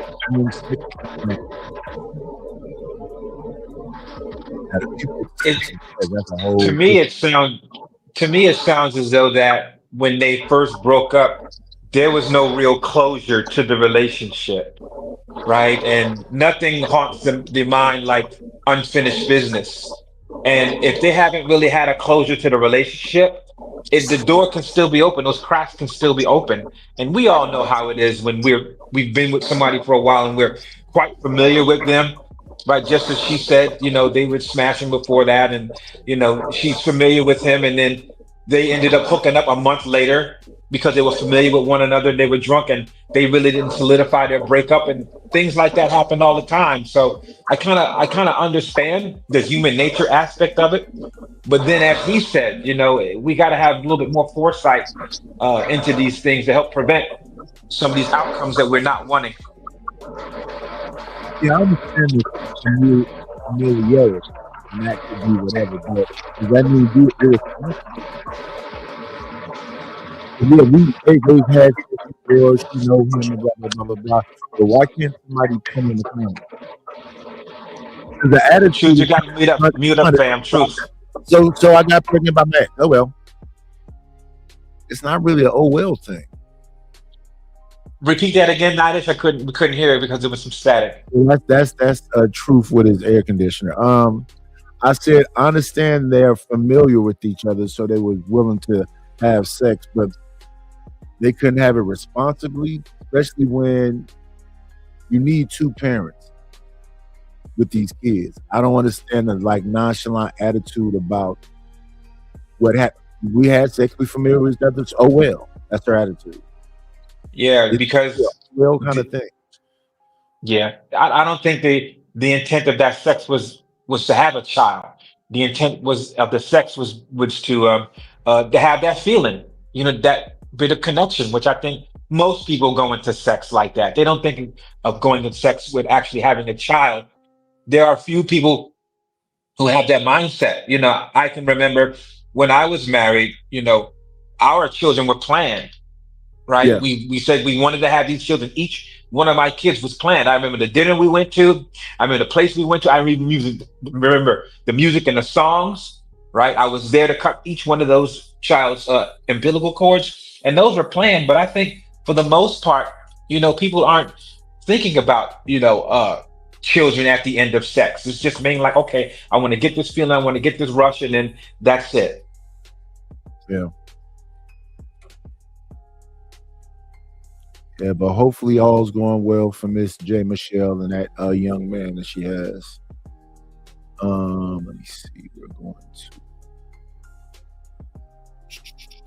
right here.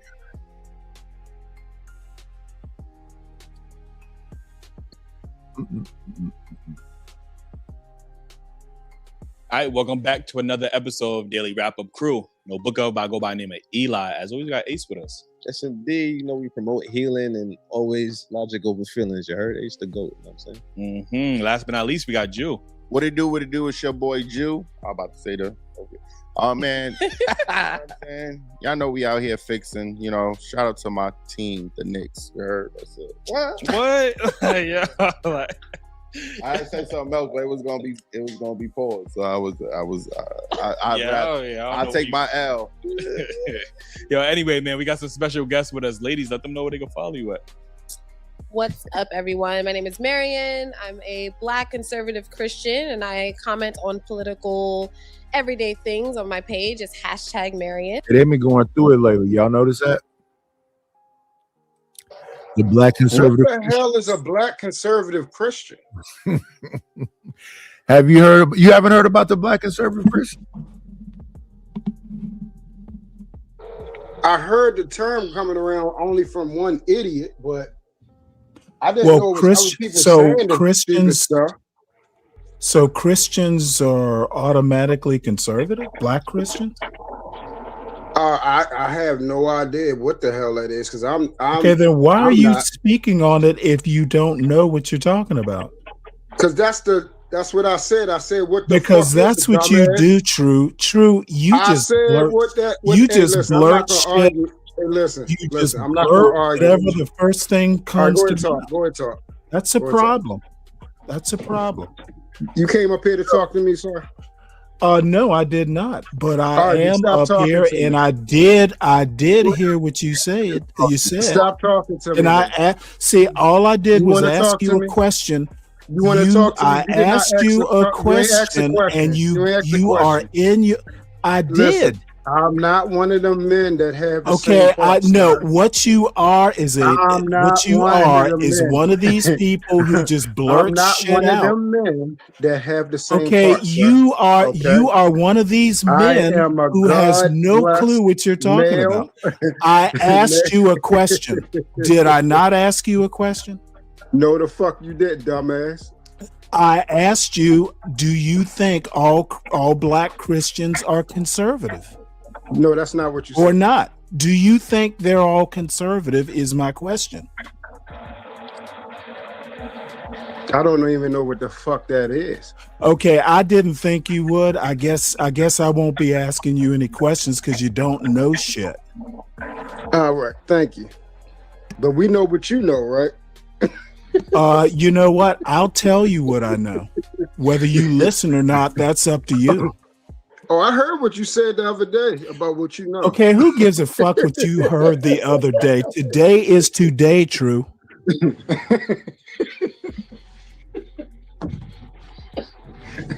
And I don't have that type of problem, sir. I think you got many problems, True. Well, as long as I don't have that one. Hey, True, have you ever been married? Hey, one thing, I ain't been married with that was a question, True. Have you ever been married? I don't want to marry one of them. The Okay, things that you like that to be wasn't around. I didn't ask you what you or who you wanted to marry. I asked if you had ever been. That's my answer. I Okay, don't well, wanna marry what you then want I'm to gonna marry. assume I'm not that's gonna a be married no. to what you I'm what you going wanna to marry. assume that's a no. That answers a lot of my questions. Well, I'm glad you said one word. You said assume, right? You've never been married. I've heard you say so. I'm not married to what you like though. Okay, I don't think you've ever been married. You haven't been married to what you like. Hey, as long as it ain't what you like. Yeah, it's all about I me, like isn't women. it? It's all about me, isn't it? I like women. Okay, I like beautiful. Yeah, well, when you nice, gonna marry women. one? When are you going to marry one? That's what I want. Okay, dude. As I said, you have answered a lot of my questions by not answering my question. Have you been married? You can't answer it. That means no.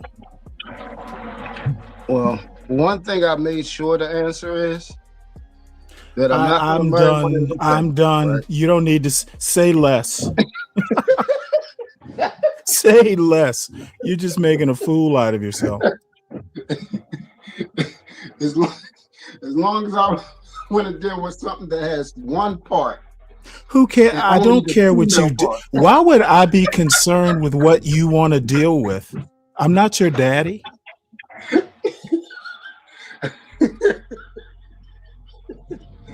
And I don't think nobody else is up here in that type of fashion, sir. So you might be okay. What type of fashion would that be? I've been married. I've been married. Nidus has been married. I think Kasim's been married. You're the only. I'm a virgin. I'm a virgin, sir. I can tell. That's why you laugh so much. You laugh like a virgin.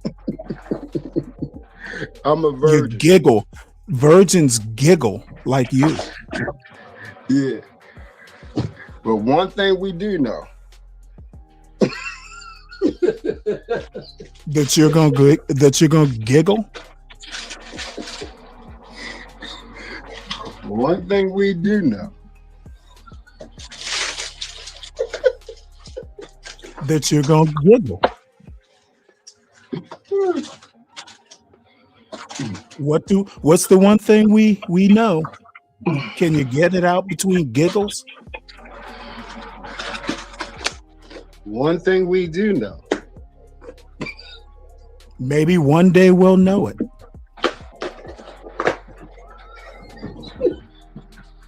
Dude, you are a weirdo. Only on YouTube, the weirdos call people weirdos. Another day on Dragon Ball Z.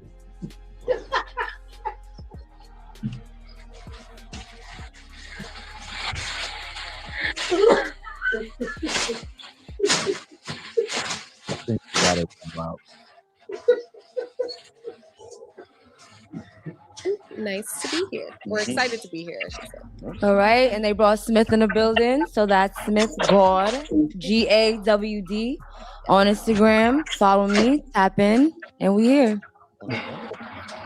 God. Oh, God. Listen, before we get into these topics, make sure y'all like and subscribe. We drop new content on the YouTube channel every single day. I promise you, every single day. Now let me copy what that man just said. Please like, comment, and subscribe. Subscribe to the channel. Let's get to the 500 subscribers real quick. We starting all over from scratch, y'all. We got 157. Let's get to that 500 real quick. If you have not subscribed to the channel, subscribe to the channel. The best way to support me, though, is through the Cash App and the PayPal. The Cash App is $KNIGHTISH1. And the PayPal is paypal.me/IDLNO. Stop being stingy. Let's go. This first topic I want to get into, it says, has feminism fulfilled or failed its promise to improve women's lives?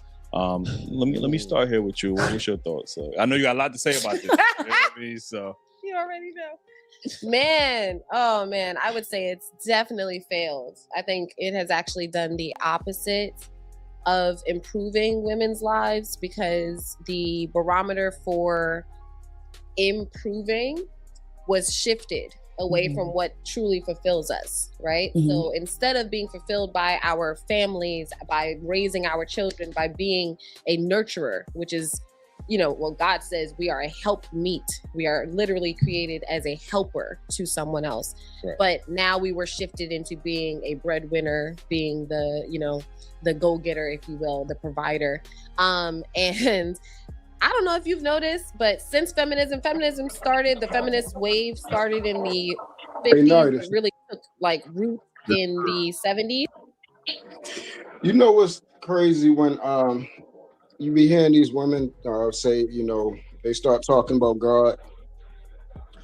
And then if you go to a passage and ask them, in 1 Timothy, and you ask them, were you created for God or were you created for man? And then you ask them to read that, you'll start to see how jumbled they get. Because it's amazing when they say that God thing, but then certain stuff start hiccuping, start stuttering, and then they want to start getting around certain things. Have you ever went to that Sunday show with No Love and Bolo? Yes, I have. I went to a couple of them. So have y'all had those discussions over there? Yeah, we've talked about it. And that's actually not from that particular show, but yeah, definitely. We've definitely had a conversation, and a lot of that comes from what I'm talking about now. It's like they love God, and then they'll say, hey, feminism did this, such and such and such. But then if you ask them, okay, so is your purpose outside of your husband, or is your husband part of your purpose? They'll say, oh no, my purpose is outside of my husband. You see how it's conflicting? Yeah.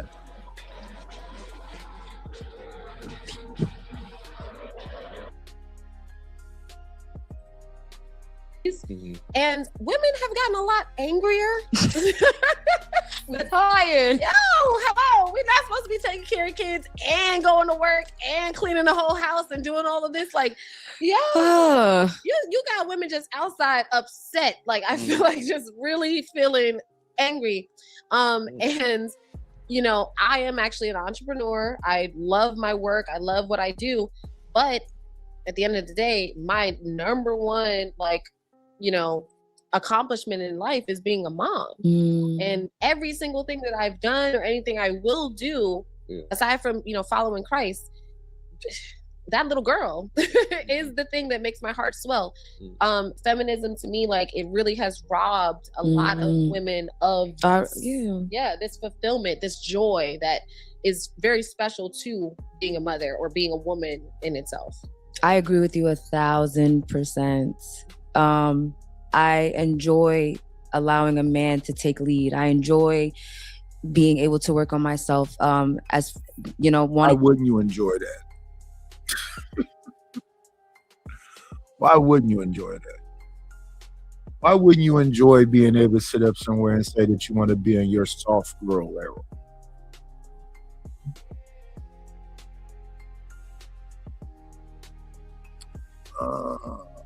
Let's see.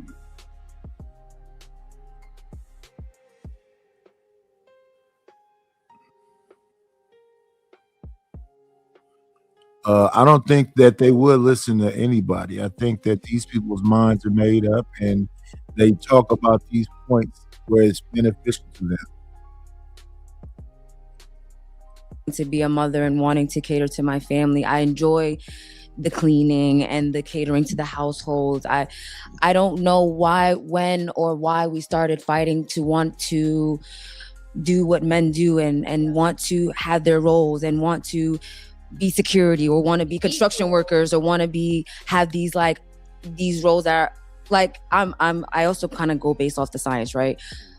Our bodies are built for certain things. Men's bodies are built for certain things. So I don't feel like going against what they are physically built and able to do. Why am I trying to compete with that? Yep. That's what it feels like. It's like a competition. Like, I could do that too. Why do you want to do that? You don't even want to do that. You just want to make a point, it feels like. Yep. When, like you said, we're catered to womanhood, and why not submit and be soft and be calm and be that? Yep. Why do we have to be masculine? Yep. Why do I have to show that I can lift what you lift? Literally. Why? If that's what you love doing, I think that's beautiful. Because I think I really do like the idea of women being able to work if they. Does she actually understand what feminism is? Well, I don't know. Because it doesn't sound like she does. I don't know exactly what they're talking to. Well, she's saying something about being construction workers and all this stuff. Feminism isn't telling women to be construction workers or really be anything other than what you want to be. She's acting like women are being forced into these masculine roles, and that's really not how that works. Well, how does it work? A woman can pretty much choose to live a soft life, or she can choose to be a construction worker. It's really more about choice than anything. Yeah, I'd have to agree with Stanley on that. You know, I think it opened the possibilities and it expanded as far as what the potential could be in reference to income, to making it sort of kind of more fair and equal. But it is up to the individual women as far as, okay, now that I have access to these particular jobs and these professions that can give me more money, what is it that I really want to do where I can also make that money, but also have a little bit of comfort and convenience. Yeah. When I think about first wave feminists, that was about equal opportunity, not necessarily equal outcomes. I think that this whole feminist movement been hijacked by people who hate men and want to be them. Hey, Nardis, you remember that commercial? The fifth wave they on now is not the same thing as the original.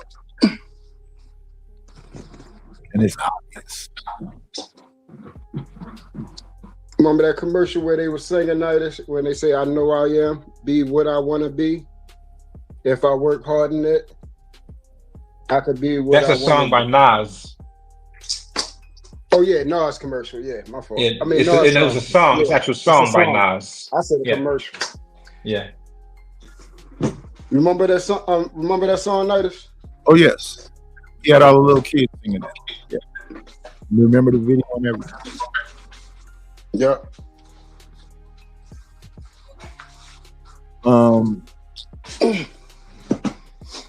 They know that they can do what they want to do. I don't know why they're saying this stuff about being construction workers and all that. I believe they know they can do what they want to do. All Well, on that note, no one can be everything they want to be. You can't be a doctor if you can't, pass the MCATs and stuff like that. I don't know. I guess my point is that people often get up on panels and start talking about stuff when they have no understanding of the topic they're talking of. Yeah, well, sometimes that's what it is, right? It's just, people want to be able to talk. I think that I'm hectic and Vic know all this stuff. Vic, I don't know what to talk about.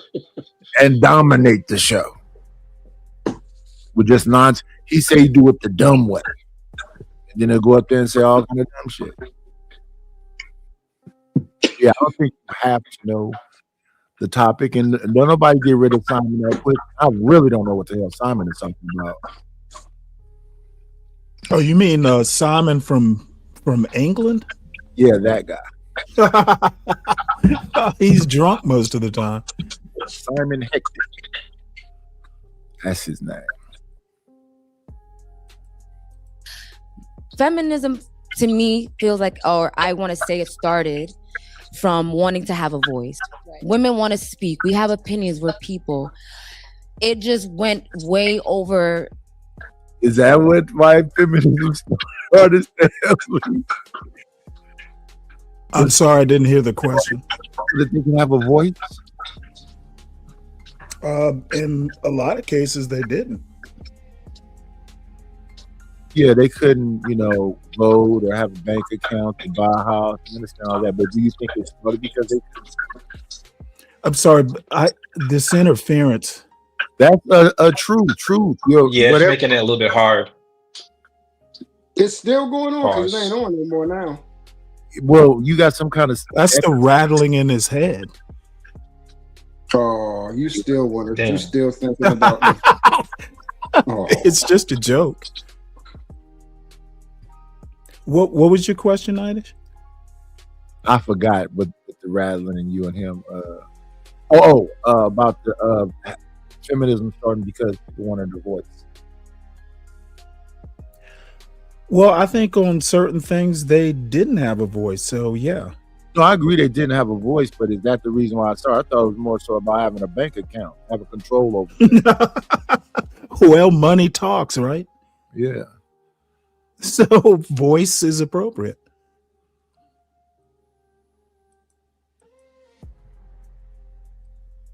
Bored. And I think it had to do with sports. It had to do with occupation, and it had to do with politics. We want to be presidents too. We want to be.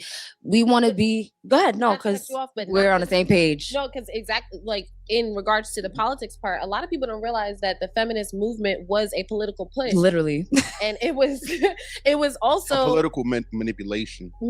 Thank you. That's right. the word. A political manipulation for two reasons. One, to have more voters available for the Democratic Party specifically, but then two, to allow businesses to receive more workers and for the government to receive more in taxes and pay us less. Exactly that. Come on, because now I can tax the whole family. Everybody got to pay me, right? So we, I always say this, like, Black women had nothing to do with the women's suffrage movement because we've always been working in this country. My grandmother was a maid. My other grandmother was a nurse. Their mothers before them worked, and then all the way back to slavery. It was never a time in this country that Black women didn't work outside the home. Right? Can you pause it? We got I lumped into this apologize one more movement that was time. really a rich white woman. Once again, someone up on a panel not quite understanding what she's talking about. Black women working forever isn't really the point. At one point in time, Black women didn't have the vote either. And quite frankly, they were treated like shit by white women suffragists. So it really wasn't about work. It was about women working, but still not having the right to vote, way back then, or have a bank account until the 60s, I think it was. Yeah, the 60s. She is talking from stuff she's heard on panels. I bet she's not done any sort of reading on it or researching it. Black women working really isn't the point. It's related, but not quite the point.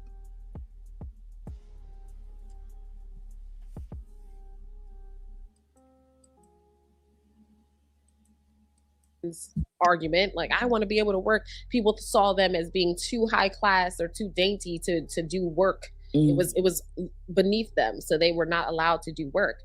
Even women's sports, right? We always have, every time I hear a woman talk about WNBA Here we players go. need to get they're paid as the same as NBA players, when y'all are generating the losses every year, but y'all want to get paid. Like, it doesn't make sense. At that point, that's a privilege. You guys want a privilege, even though you're not generating a product that's actually profitable. Like, you know what I mean? I will say today, I actually saw that they acknowledge that they do need to pay these girls more. I'm not a big fan of the WNBA at all, but apparently they only get about 9% of the league's revenue, whereas NBA players get 49% on average. So yeah, but the WNBA takes a loss in revenue every year. valid, like, you know what I'm saying? but Like, what are you paying them? They lose the money. Like, you know what I mean? I mean, that's valid. You're making it valid. I'm saying The point is that women don't watch women play basketball. You would think that the women would be there to justify their salaries. Women don't even watch it. Men definitely are not watching it. So how is it going to make money? And they're going to get paid more when they're already getting paid when they're losing? That don't make sense. So make that make sense. Was that kind of? It sounds like you've done more research than she has. Well, you don't have to do a whole lot of research. It's hard field. Just watch the game too. You know what? But the point is that even if it doesn't take a lot of research, you don't get up on panels, at least on the most of the time, talking about stuff you don't know. I don't know what it is with these young people these days, just getting up, blurting out stuff. Well, it should be somebody there that can give them the right information. Like he gave them the right information. Right. So whenever you go up there saying something you don't know about, it should be somebody that can help you out.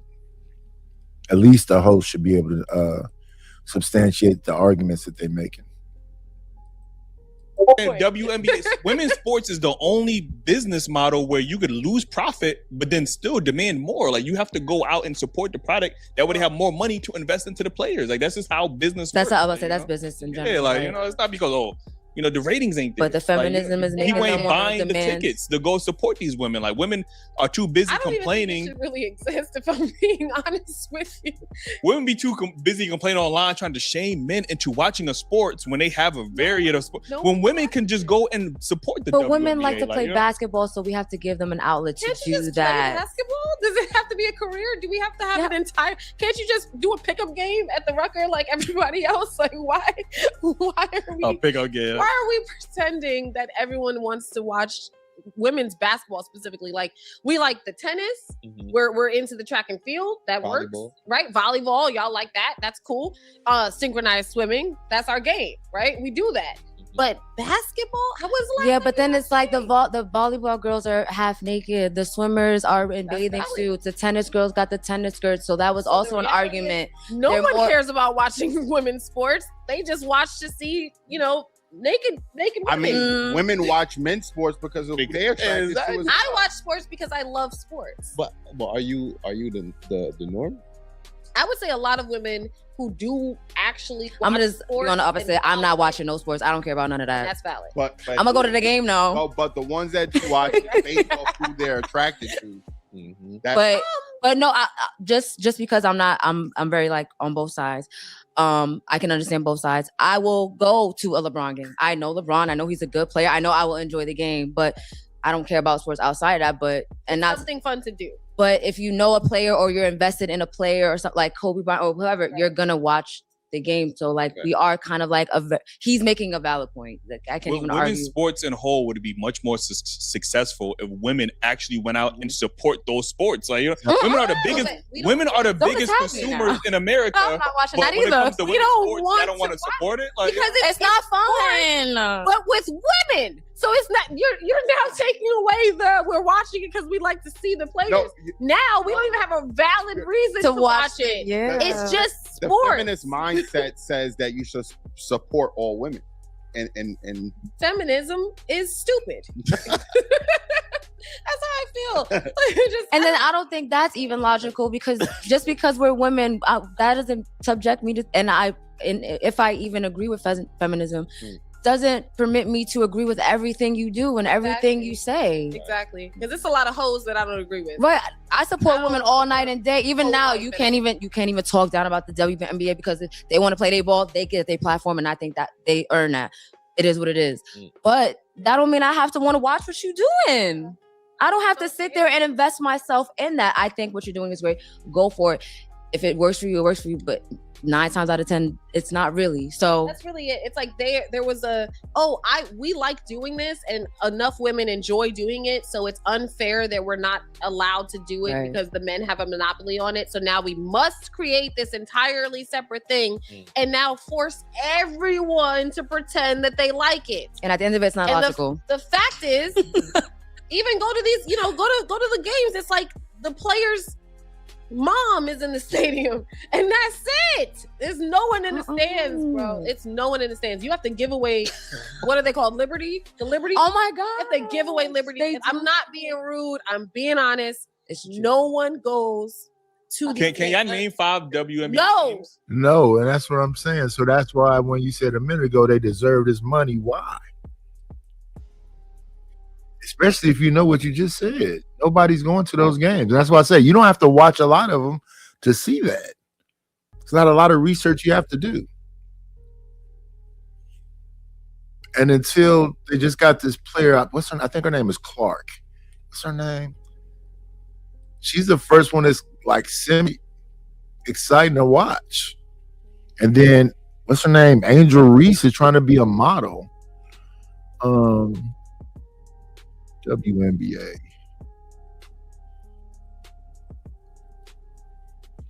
What's her name? Clark. Caitlin Clark. That's her name. She's like the only exciting player on the damn team. In the teams. Let's see.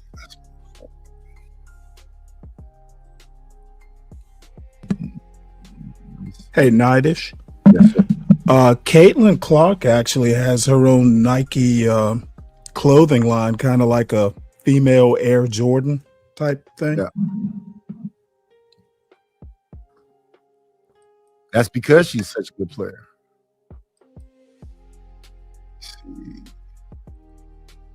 All day long. I get called, I get told you're not a girl's girl. And I'm like, no, I'm not a girl's girl because I'm not gay. Why would I be a girl's girl? Talking What does that what does that look like? Oh, sis, you look good. No, you don't. Your stomach's hanging out your shirt. Let's be honest. If you're a girl's girl, a woman supporting other women should be a woman telling women the truth. Women allowing women to be delusional is one of the biggest problems that we have in society, period. We need shit more often. Bro, you do not want to be equal to women. You know how I know you don't want to be equal to men? If we wanted to be equal to men, this conversation of who's going to pay 50-50 would not be a thing. You'd be running to pay 50-50, sis. You would just fill out your 50-50 is the most card. equal thing you could possibly do. Like, that's why I always say it's the most equal thing you could do.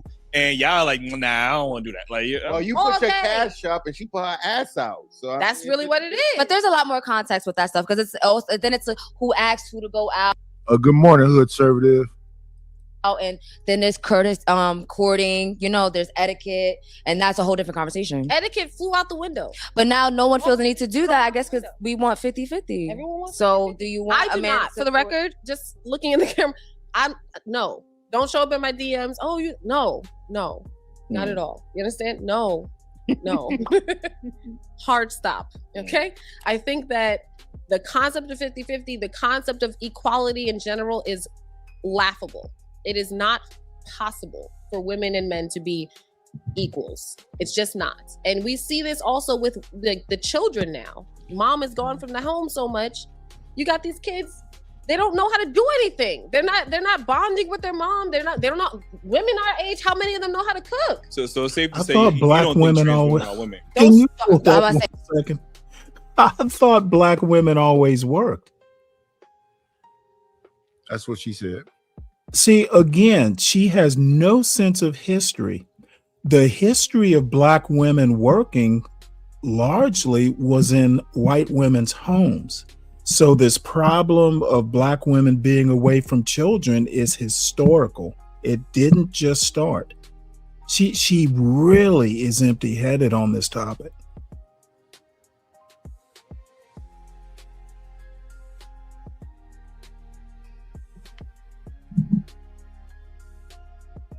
Hey, wait. Jesus.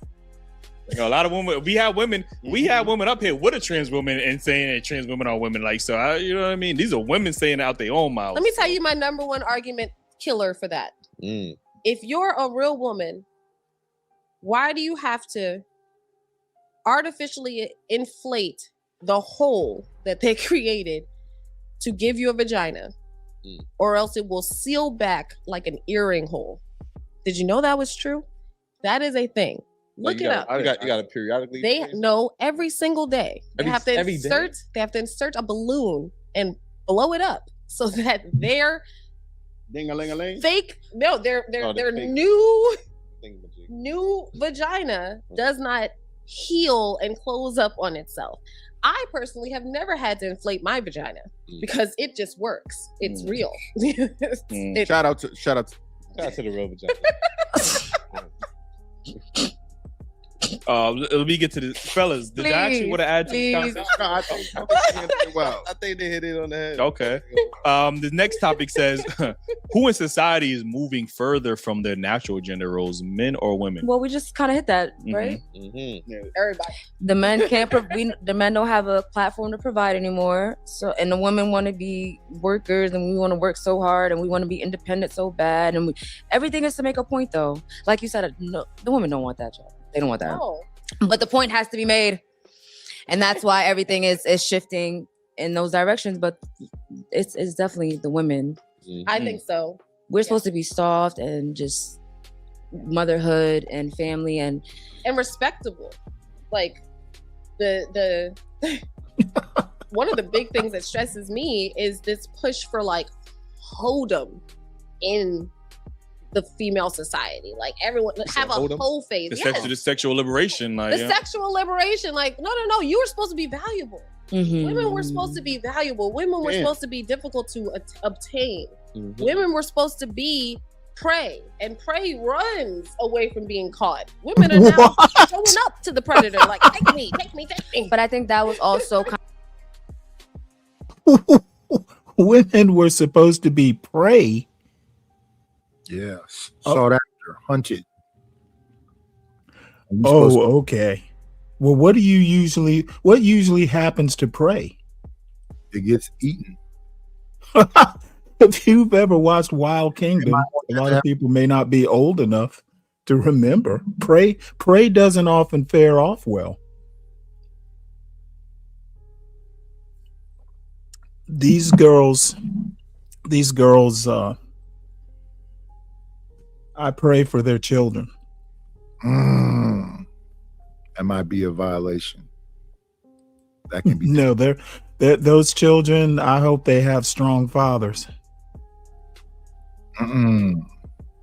Because they're not gonna get critical thinking skills from their mothers.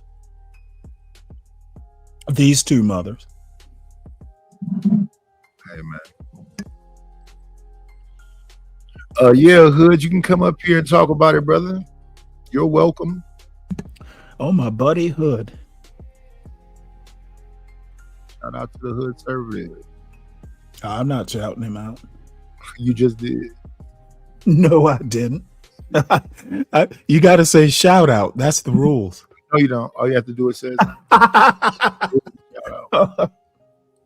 Well, I guess I'm still using learning panel etiquette. Conservative women can think critically as well as men in a lot of cases. So I don't buy into that women can't think BS. Yeah, I would love to see the dynamic between Hood and you. I would like to hear y'all conversation. Oh, we know each other. It's been a while since we've interacted. Yeah. Talking about, but don't worry, I can handle the lisp.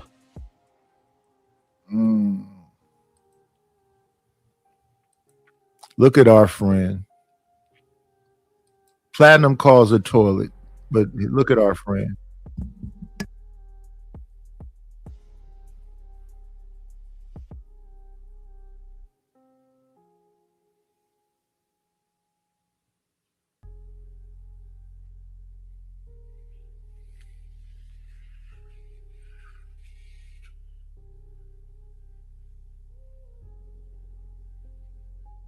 Is she missing a tooth? Is there sound? Because I can't hear it. Oh, there we go. So I'm mad. I'm a little upset because I went to Dollar Tree and they closed early. Don't know why. I don't know why they closed early, but I needed a baking pan to put all my potatoes in so I can roast them.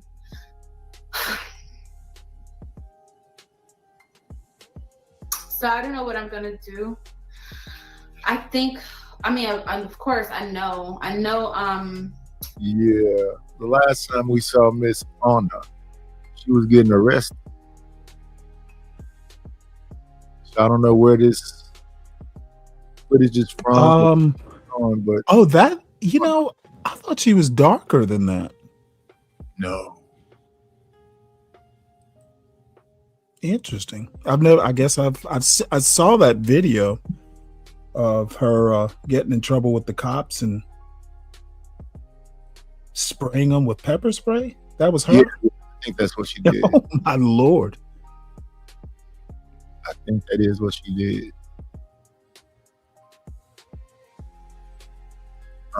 Let me see.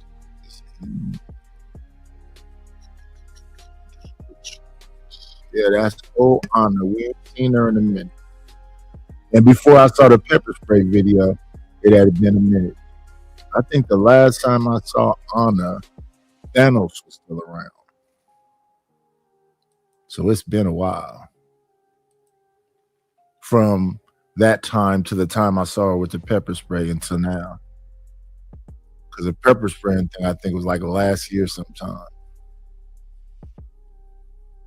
But let's get back to the daily roundup.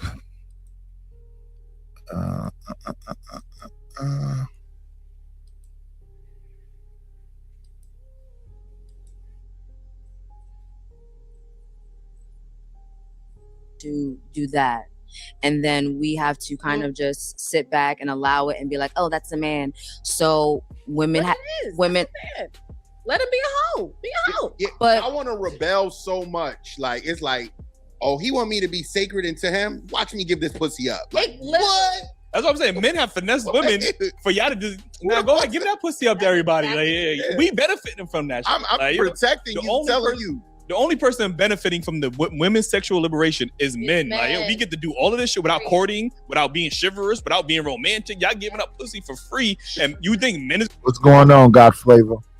gonna sit back and be like, yo, yeah, I'm gonna wife you up and everything. my fault. But we just got you gotta identify why women do what they do and why women want to demand certain things, because what we're supposed to just be like, oh my God, stop doing that to me, and a man's gonna listen. Yep. So now, This is a great time. So now you gonna give away the pussy? Hold on real quick. no, I'm not saying it's right. I'm not saying it's right. I'm not saying Can it's I just do smart. a quick plug. Make sure you get our shirt on dailyrappercrew.co. Logic over feelings. Great example. You know what I'm Really? saying? When you operate in your feelings, you be out here giving that pussy. What's going on, Gurkha Legend? Yeah. That's exactly No, but right, yeah. Like, you out here thinking logically, go get that shirt. You know what I'm saying? It's really true. Why you don't want to commit to me? Yeah, because he's fucking you for free. Like, why would he It commit? has to me? You know what I'm been. saying? And Like, you yo. even have to try very hard. Why do men don't want relationships? Because we get What's going on, Baker, man? A bunch of people snuck me. I didn't even see. Let me see. What's going on, Antline? AI music competition. You're joining the competition this Saturday.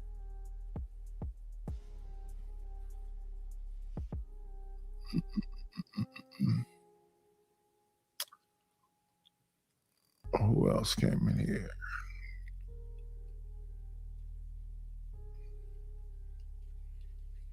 I think that's it.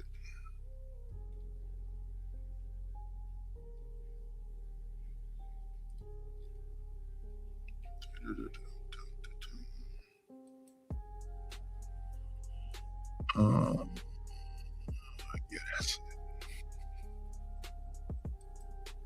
getting all the perks of a relationship without having to be in a relationship. What the fuck? Like, you know what I mean? Like, But I want to say the woman's standpoint is, this is my life and I get to do whatever I want with my body and nobody gets to say. It's a taking control over yourself or ourselves. That's what We're that not is. happy.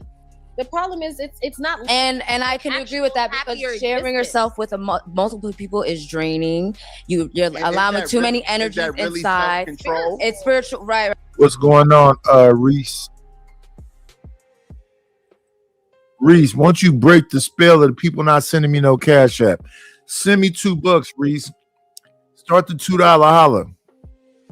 Hit the cash app, $ KNIGHTISH1. Break the curse. Support the show, y'all. Hit the cash app, hit the PayPal. Subscribe to the channel. If you have not subscribed, subscribe. Hit the like button. Let me see. How many likes we got? Yes, hit the like button. If you have not hit the like button, please hit the like button. Shout out to everybody this morning.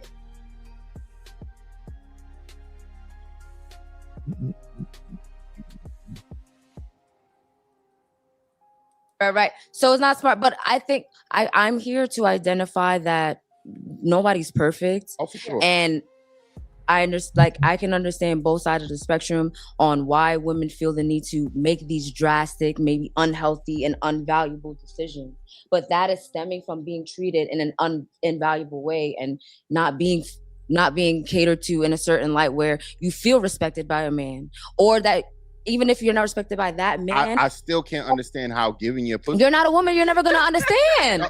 So, you explain as a woman. I'm how is telling giving you- that box up equivalent to you feeling respect for yourself? Because you said you wasn't being treated It's a good when you vibe. wasn't giving it up, Yeah. and now that you're giving it up, you feeling more. Because I think you guys are kind of thinking it as, and I speak to women, so I speak to trans, I speak to all kind of women, so I'm here to kind of just get to the basis of.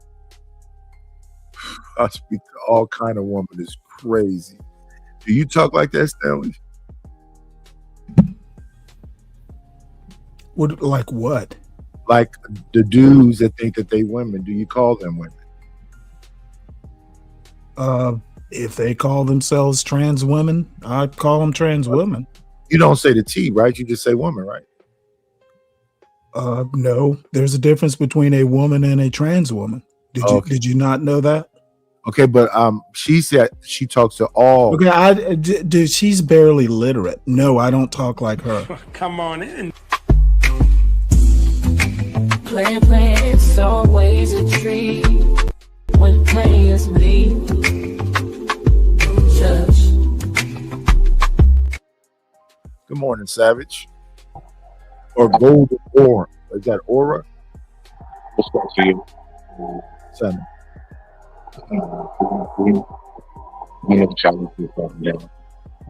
Mic is messing up.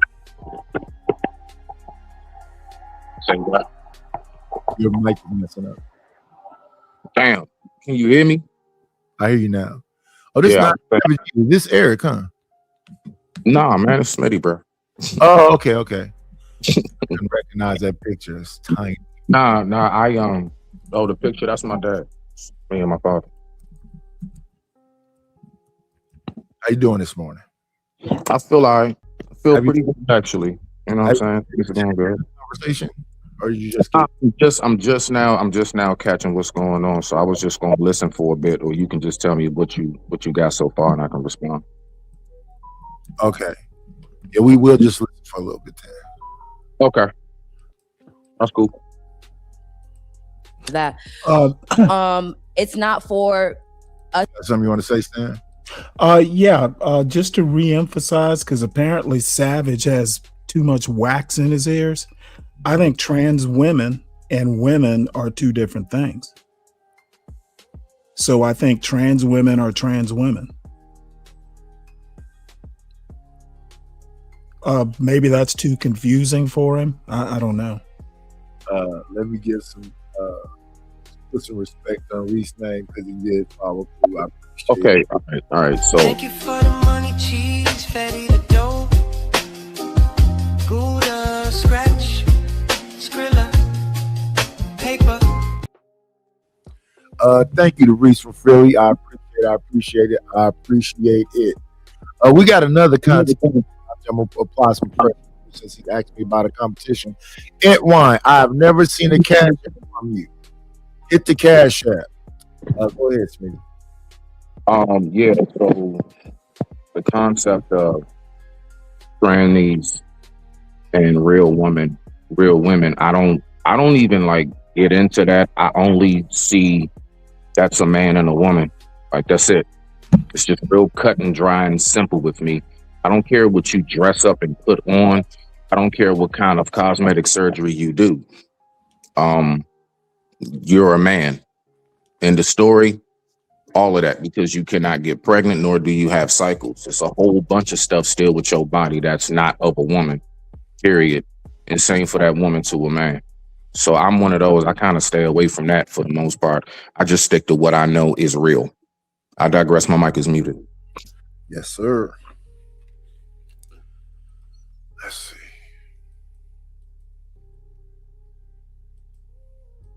Or the women to care what y'all feel. That's the value and the respect that women want to give themselves. I'm speaking on how women feel. I'm not speaking about how what the men. No, yeah, that's what it is. Like if you're a woman, right, and you're constantly getting disrespected by a man, and you're loyal, blah blah blah. They sleep around, whatever. It's not so like, oh, I'm just gonna give myself to anybody. It's But that's what they doing. But women are doing that. No, that's what they do, and it's more like. It's like a power, gain my power back kind of thing. This is my body, this is my choice, right? The my body, my choice thing. So regardless of how anybody feels about what I'm doing, this is my life. Now it's becoming like that negative stigma, whatever, to me personally, because spiritually, but it's a negative stigma because you're just giving it to anybody. And the double standard is men give it to anybody and there's no consequence or there's no rebuttal. But women were disgusting, we're nasty, dirty, da da da da. Yeah, let's keep it across the whole plane. that men are equally as disgusting and nasty for having sex with women. And then my thing is, you do it I think men unprotected. should- That's valid. You do it unprotected, and I've had experience addressing stuff like that, and a man is offended, but it's not you. It's because women do sleep around, and you're not asking her about her She's up sexual. to, So yeah. you don't know what she brought to you, and then you're trying to bring it to. It's a cycle. It's all messy. Well, how easy it is for a woman. Oh yeah, with more power comes more responsibility. Yeah. Okay, but so Oh well, yeah. to And know, being though- that we carry children and we nurture, we doing that is not. He's Yeah. referring to. I'm saying in terms of access to sex, like women have more access to sex just being a woman. Like Yeah, not- it's a you're- lot easier. But it goes what you guys said. That doesn't make a man want you. And there's a whole thing like, oh, I can have any man you want. No, you can sleep with any man you want. Right. That part. But you're not gonna get that man that values you and wants to bring you home and take you and make a family with you if that's the mindset that you're working with. There's also a value system too. Like Yeah. they hate when I use this metaphor, but it's like a lock and a key. If you're a lock that any key can open, is You're not a a valuable broken lock. lock. But if you're a Yep. key that can open any lock, I mean that's a valuable key.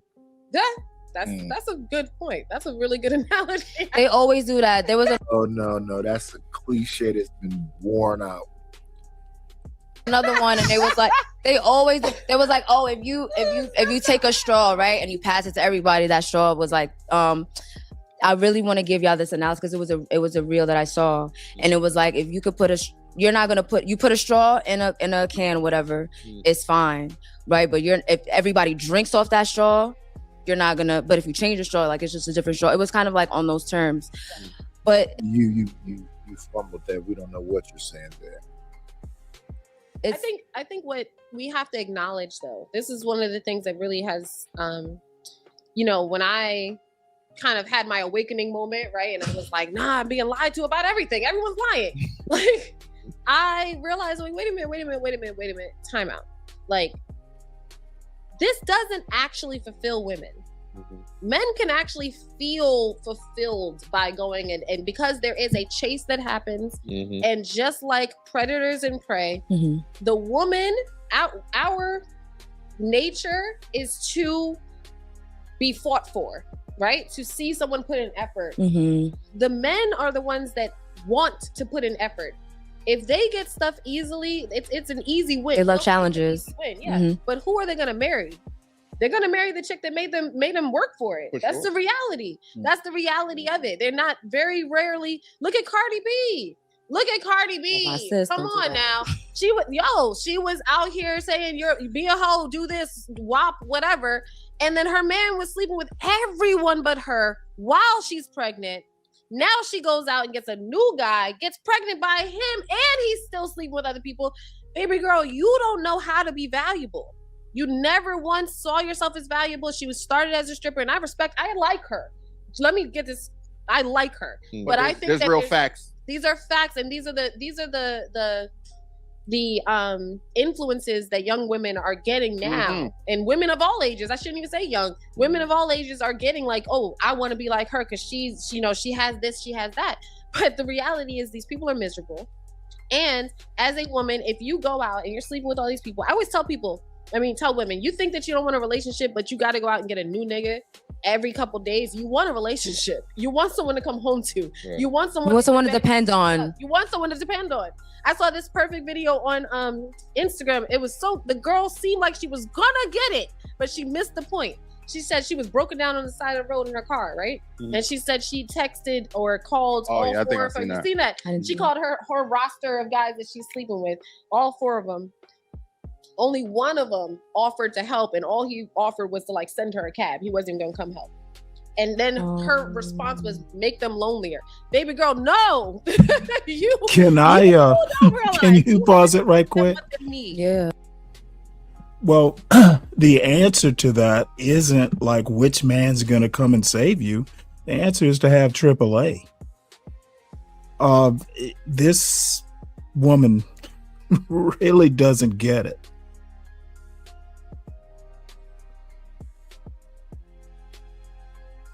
So that's all I got to say. Calling for men Why that's some example of anything in particular, I don't know. The lesson is don't drive without insurance or AAA or, whatever roadside assistance you can get. Yeah, but I think she's saying that if you giving a dude vagina, you should be able to depend on him to come in your time of need. And I think she's an idiot for thinking that.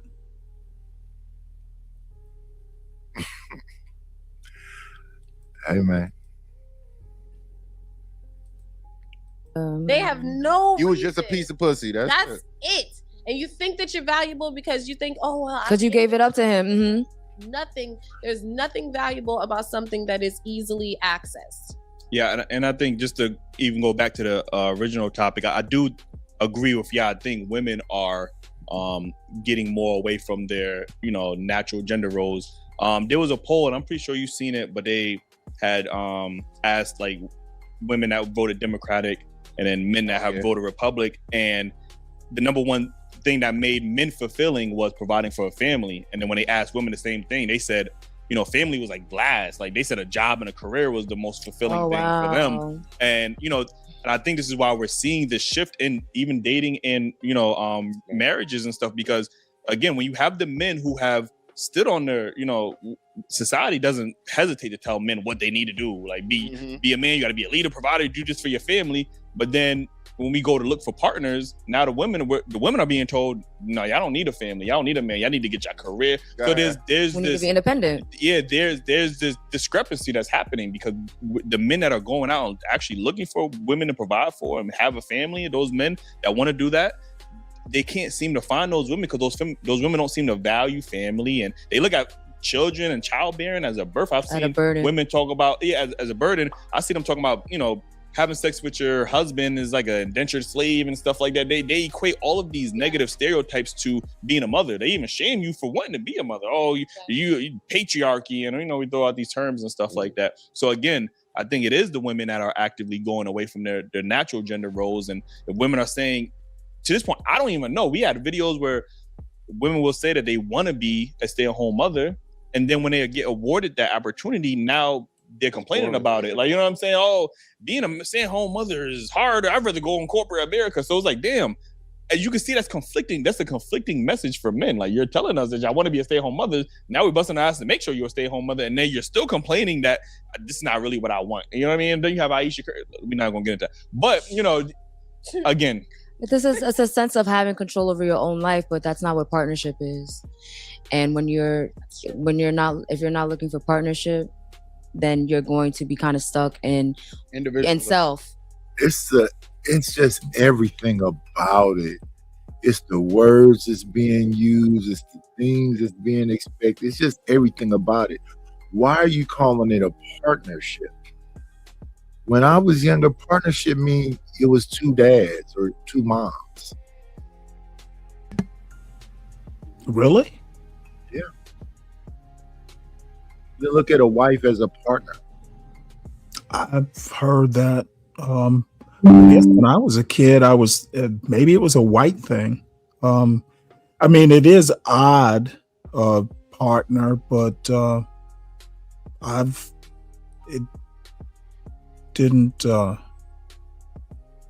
it didn't imply that, especially when I was a kid.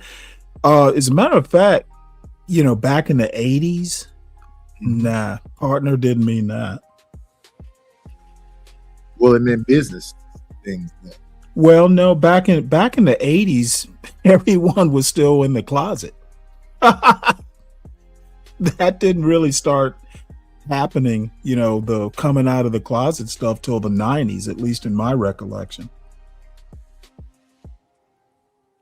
It was kind of after the AIDS epidemic that people started coming out of the closet.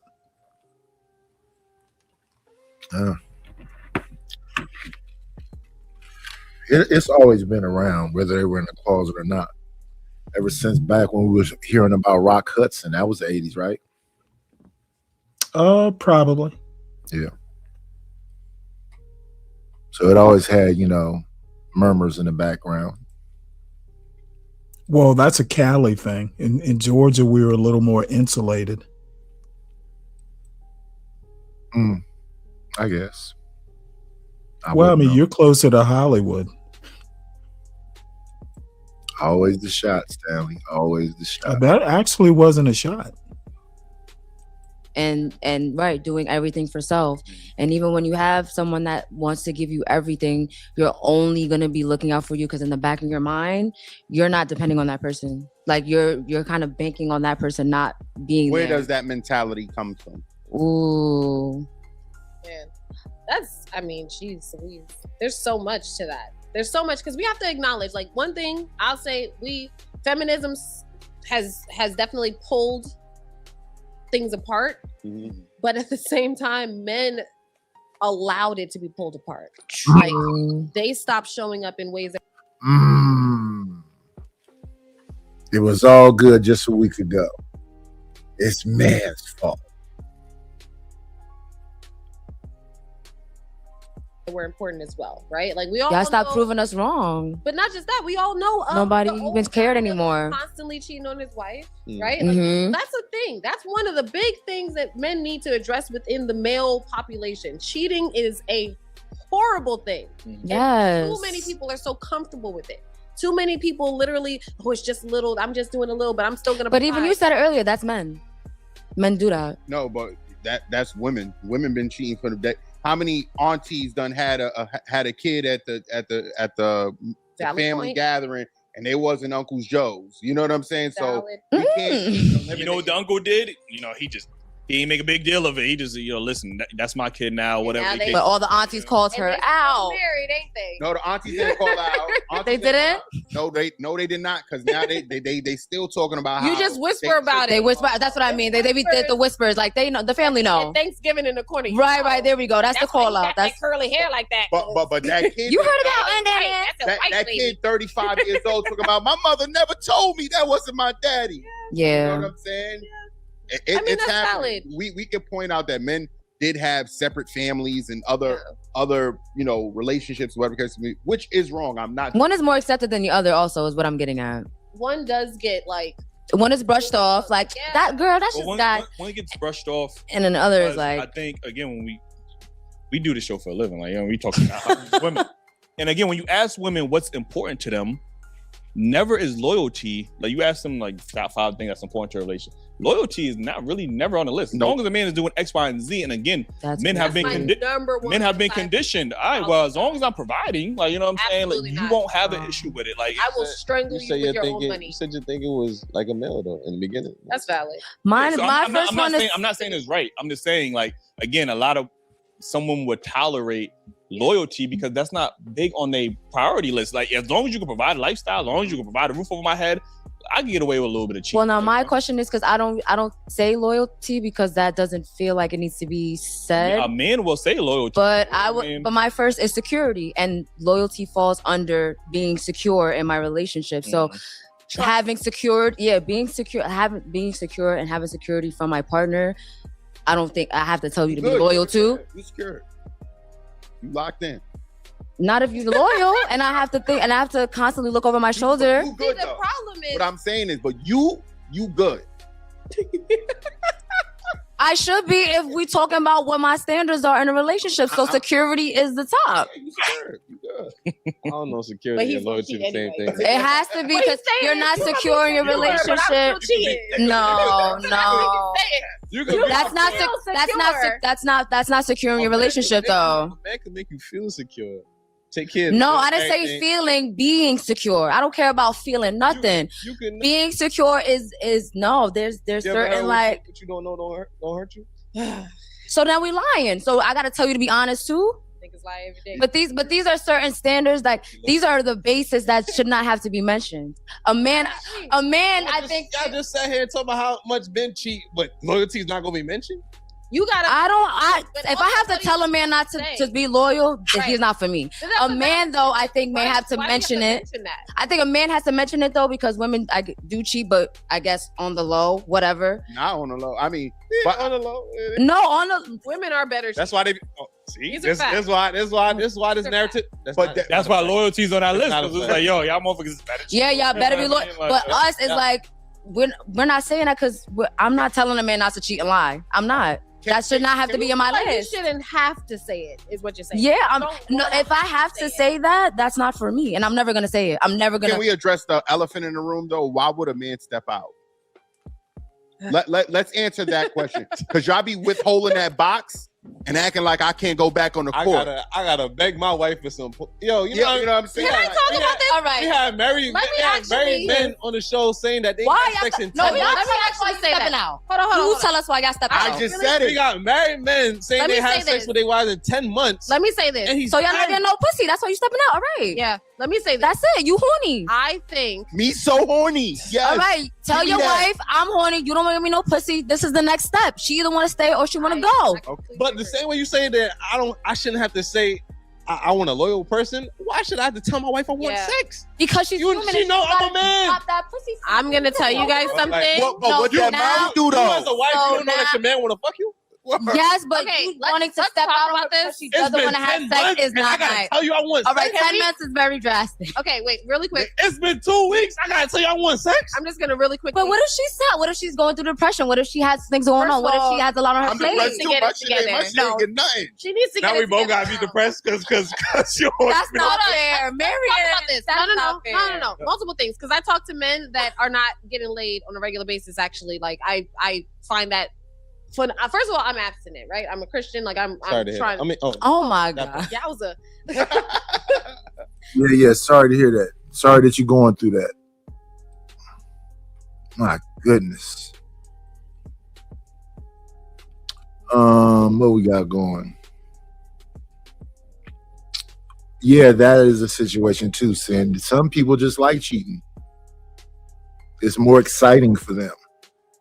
Men and women. You just never know. You won't know until folks start doing it. This whole thing about, why and whatever else. No, they like cheating. Or they just got an appetite and they can't just be with one person. It's 1,000 reasons. What? Zoomer, what is you tripping off of, brother?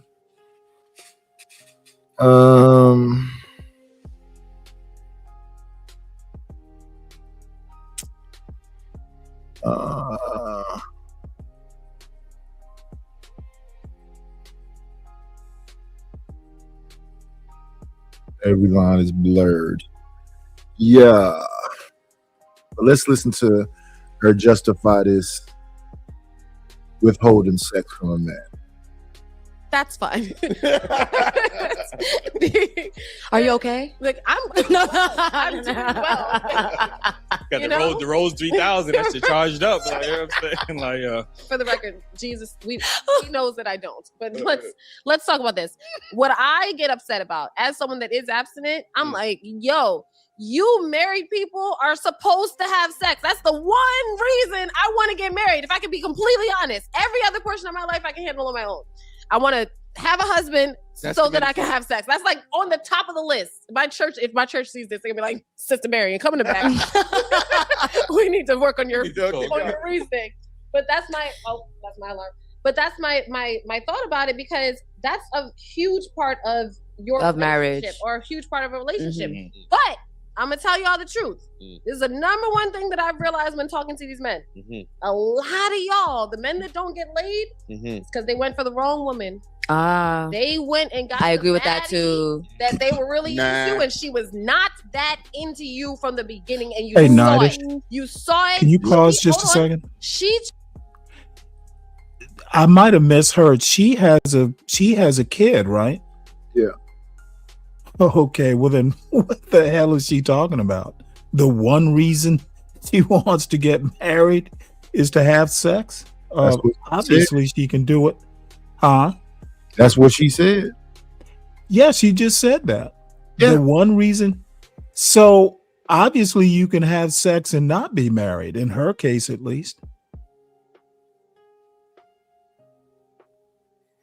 And have children. But she's a Christian. Hey man, She- I don't know what that's about, but that is a situation, right? She is all over the place. Out of wedlock, and then they get more religious. So now, and during her abstinence, she's raging. So that might influence her decision making. Okay, all I'm saying, I guess what I'm pointing out is she obviously does not listen to what she's saying. Hearing her say she wants to get married so she can have sex when she already has a child outside of marriage, or maybe she was married. I don't know. Maybe I missed that part. I don't think she was married. I'm sure she would have said that. Yeah, well, she has some continuity of logic problems.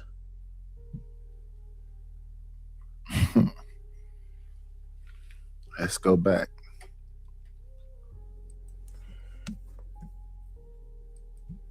Chose a lot of these men, if you talk to them, they'll be like, I'm providing, I'm giving, I'm doing this, I'm da da da. That's why she's there. They always say after the She's there for kids, they just security. get very. Hold on. She's there for security. She's in the relationship for security. Her mama said, girl, if you don't get you a husband that could take care of these bills. And she knows that maybe she technically has to sleep with you, but she's not that into you. Okay. You understand? If men would just lower those standards just a smidge, if they would say, you know what? She might have a flat booty, but she's really into me and she's gonna go crazy in the bedroom. A lot of men would be a lot happier. I think I truly believe I think that's a possibility for some, right? But a lot of women use the leverage of sex to control a relationship because that's all they have to offer. A lot of women feel like the That's only also way they valid. can get a man to listen to them is by taking away the one thing she had to offer. Women are not. So then why aren't you just listening? Huh? Why are y'all listening? Why does she feel like she has to do all that? Why are you? That's my question. That's my I question. mean, that's why dudes are just stepping out. You get what I'm saying? Like for the See, but what that you're don't make saying it. is That's instead not of right. listening to your Instead of wife- addressing No, it, of no, course. what do you mean? Y'all Instead just of y'all doing just- what she wants. She don't want to fuck me, so I'm just go fuck somebody. Why? I said that's her. So if What you if they- not, so okay. if you're not getting what you want and you say, "Hey, pussy's off the table, you're not getting none no more," and Did she say that though? She I- said, I'm putting it on a pedestal. Yo, It's I'm bad. just It was saying on the that. table. She put the I'm putting Or- it the back chastity on. on. Or she come with the bonnet with the robe, knowing you know the shit y'all walk in with. You know you ain't getting no pussy outfit. The moo like Yeah, you like, and then you got the outfits that they wear. All of a sudden, it's just the undies on. So you like, oh yeah, I got my chance tonight. But you know, as a man, you know the different moods that women give you signs. You get what I'm saying? And if you a man, you know how to read your woman. I'm happy I didn't have to deal with that kind of stuff. Bless y'all hearts if y'all have to go through that. Do you know the clothes is gonna make a difference? What? A bonnet and a robe mean you can't get no pussy? What?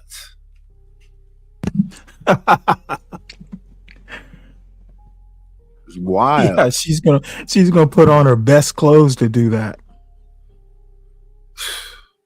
I don't care what clothes you got on. If I'm trying to get you up out of it, that's ridiculous. What's going on, Eda Man? Let me see. Yeah, I don't. That's crazy.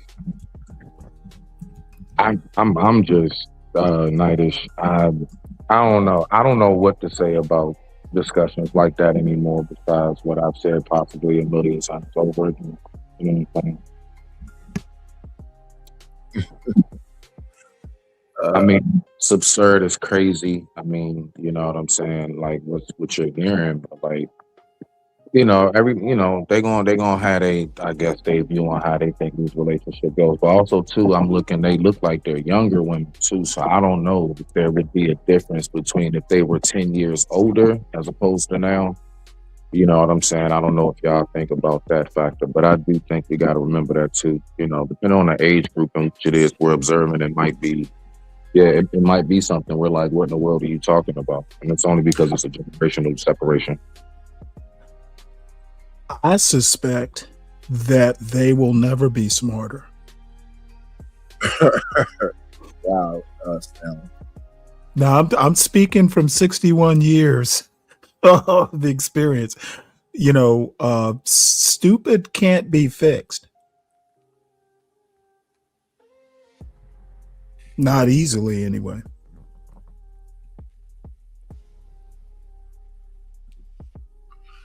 Black women get to date men way out of their league, i.e., Derek Jackson's wife. Stop the cap narrative. Like most black men are picky and demand BBLs, etc. Really? Women believe that any man is out of their league, no matter how they look. So I don't know about that narrative. And the narrative about baddies, I see a lot of good looking women. So I don't know how that could have so much, praise or whatever, because you can get a Janet Jackson looking chick that work at McDonald's. You don't necessarily have to go get one that's going to break you. But that's up to the dude. Is how important is having a baddie? Where's that in your idea of what a real woman is anyway? Just because she went and got what they say her face beat up and got on a bunch of crap nobody can afford, I steer clear of that because I'm not trying to keep you in that lifestyle. I'm here. I'm trying to date people that's on my same level. I'm not trying to. I don't even get that because when I see people walk around like that, that's too much maintenance for me. I don't like high maintenance like that. I like a kind of natural home girl kind of thing. I'm not into all of that, whatever that is. But shout out to them people that got to be in that lifestyle and ride around in their Mercedes and whatever else. Congratulations. And if you breaking yourself down to try to keep her in that lifestyle, shout out to you. And she keeping a box away from you. Yeah. Work hard for the money. So that. But if she feels like that's how she can control the relationship, which most women use when they get mad, okay, I'll even give you on the flip side. When women are angry, when women are wrong, how do they apologize? With sex. Yeah. The same thing. So look, so that proves my point. Y'all only take away pussy when y'all get mad, and then when y'all wrong, y'all get pussy. That proves. But that don't make you feel good when you get that? No. I'm saying, what's the problem? Huh? I'm really confused. Yeah. Here's the question. Would you rather your wife be wrong and not sleep with you? Because what's the argument? I guess that's what I'm asking. Yeah, but y'all love it when you're arguing in favor. A woman should apologize and hold herself accountable. I agree with that too. You giving me pussy doesn't make me. I make do both. Now you ain't. I'm both. Nah, but I don't even want it. Nope. Because with the apology. No, not if that's the reason why I'm. Oh, okay. You get what I'm saying? I don't want no sympathy, pussy. Keep that shit. But don't men do that too? Like when they fuck up. Wait, time out. Don't men do that too? Though? You just said you wanted some though. Huh? You just said earlier. It's been 5-10 months. Why do I have to tell you that I want pussy? So basically, what you're saying is she wasn't planning on giving you none, but because she knows it's been a while, she should throw you some anyway. Or because she knows she's wrong. I'm not talking about an argument. I'm talking about it's been a stretch, and now she's not in the mood. She's not really into it. She doesn't want to, but she knows that her wifely duties are coming up on, needing to be fulfilled. She just throws you some. Is that wrong? Are you going to be upset? Are you going to say no? No, he's only talking. I call that chore pussy. Does anybody want chore pussy? I've never heard the term. Just giving. I wouldn't want that. No. Hell no. Is that like makeup sex? No, not makeup sex. It's doing something you don't want to do, but just getting it out of the way. Oh well, yeah. I've that's no fun.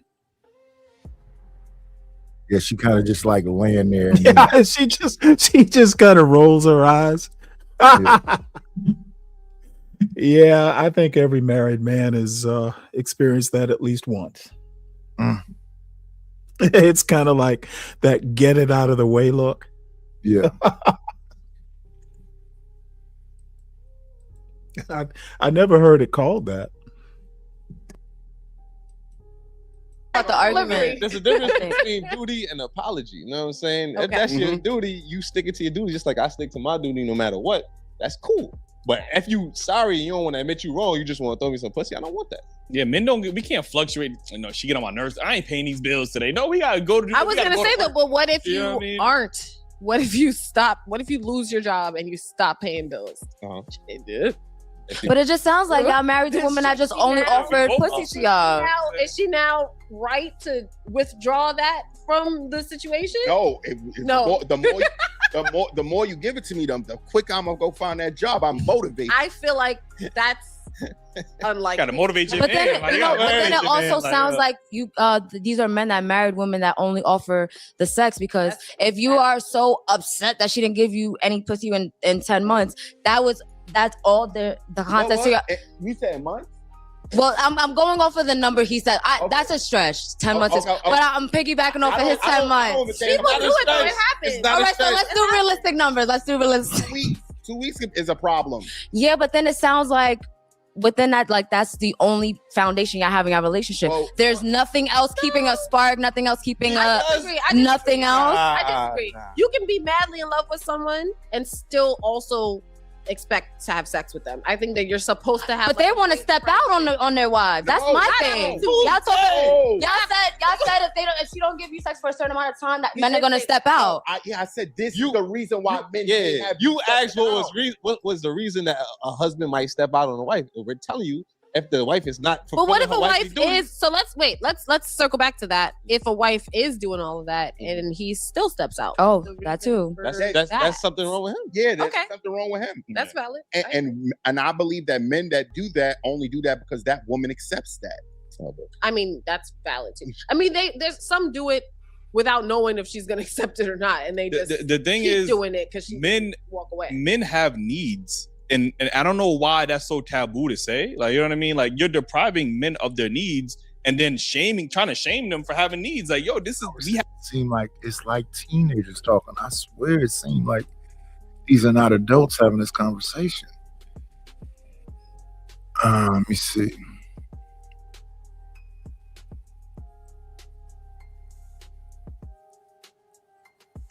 What are you saying right here, Alpha Omega?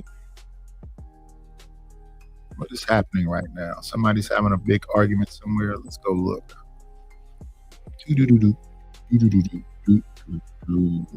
Thank you for the people that subscribe to the channel. I appreciate it. Let me see something quick.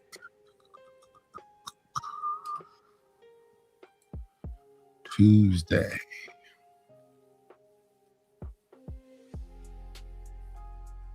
Black skin, white face. Let me see. We're gonna move on from now. Let's go up a little bit. Hey, Nightish, how do these guys select their guests? Are these people who know each other? I think they go on like IG and different medias and select these people. So yeah, probably Instagram, Facebook, whatever else. They put out flyers, see if it's another content creator or somebody got something going on. That's why they always, when they come up there, they say, shout out whatever social media you got. So yeah, I'm sure they got them women from Instagram. Or one of them, Instagram, Facebook, one of those. That's the same way I think Fatty gets his. He looks around to see who look like, they'll be interested in or talking about these topics, or it could be other YouTubers. They could be YouTubers. Yeah, just scouring. Interesting. Yeah. Let me see now. That with me, and then every third night that I'm not there, you got 2-3 different women that are like, as you called it, what did he say? Side dishes. That was the word, literally. Yeah. When one of them called me, and I'm like, I'm single. How do I have Shirley, this is whatever. How do I have those problems when I'm single? Like, that's crazy. And this is a man of God. Coming to you as a woman? Coming to me as a woman, literally use the words. I said, you can't come to me as a woman over a man that's single. How is that happening? And this is a man of God, supposedly, right? So what I would say, a man of God or any person of God, a woman or a man of God, puts God above every other thing in their life. Now, when you do that, God molds you into a reflection. Some of them dudes is talking religious like that to get women. They saying all that stuff to get these women. Hey, what's going on with you, Candy Cane? So yeah, that's that. Of him on this earth, right? That looks like someone who's self-disciplined, someone who is abstaining from sex. I know that's hard to hear, but that's a big thing. I went on a date with a guy that, messaged me on Instagram, and he was a Black conservative. I was like, oh, finally, Jesus, we found one. Go on this date, and he's, he prayed over the food. He was like, and Jesus touched the chef, touched the people. I was like, yes. And then got to the end of the date, and he was like, so I understand that you're absent. And I was like, yeah, of course. So what color is your nipple? Like, he was like, I don't know that that's going to work for me. And I was like, what? Like, what are we talking about here? So there are. But God might have told him, like, you got to see what that pussy like real quick. There's no chance. Okay. Don't use God name like that, child. There's 0% chance. Ain't no way you can use God's name and say the word. Take it back. Maybe God called him to, I don't know. Take it back. He knows not what he does. Jesus. It's okay. We all get one. But all jokes aside, it is a genuine heart change and a heart posture that cannot actually be faked. And that's a big one. But to find a man of God, you have to be a woman of God. And I will tell you straight up, a lot of these women that think that they are going to marry a man of God, they are not. They're going to fall for a counterfeit. Ooh, speak. They're going to fall for someone that says that he's a man of God because he goes to church and can recite 2 or 3 little Bible verses, but he's out here in the streets, or he doesn't know how to provide, or he doesn't know how to pray, or he can't help you and lead you spiritually. God says the man is a leader. That's where we get the entire concept of the man leading and the woman being submissive. And if he is not connected to God and has what the Bible called fruit of the Spirit, if he is not exhibiting fruit of the Spirit, then you will fall for that if you are not in your word with God and you don't understand what you're supposed to be looking for and looking away from. Can I ask you, is there a difference between God-fearing and a man of God? A man of God should be God-fearing. Yeah. They go hand in hand. I just love really well what she said, because I felt the question had a lot to unpack. Because like you mentioned that the women want a man of God, but they present themselves in a certain way. And I don't think, I didn't want to say in the wrong way that being a woman of God looks like something. It's not super modest or super spiritual, or you're walking around with a Bible. You know what I'm saying? Yeah. But always moving that goal. Well, people will do that. They'll play the role. Just, they think, they're going to get some good women to defile. The Omniscient Shogun, good morning.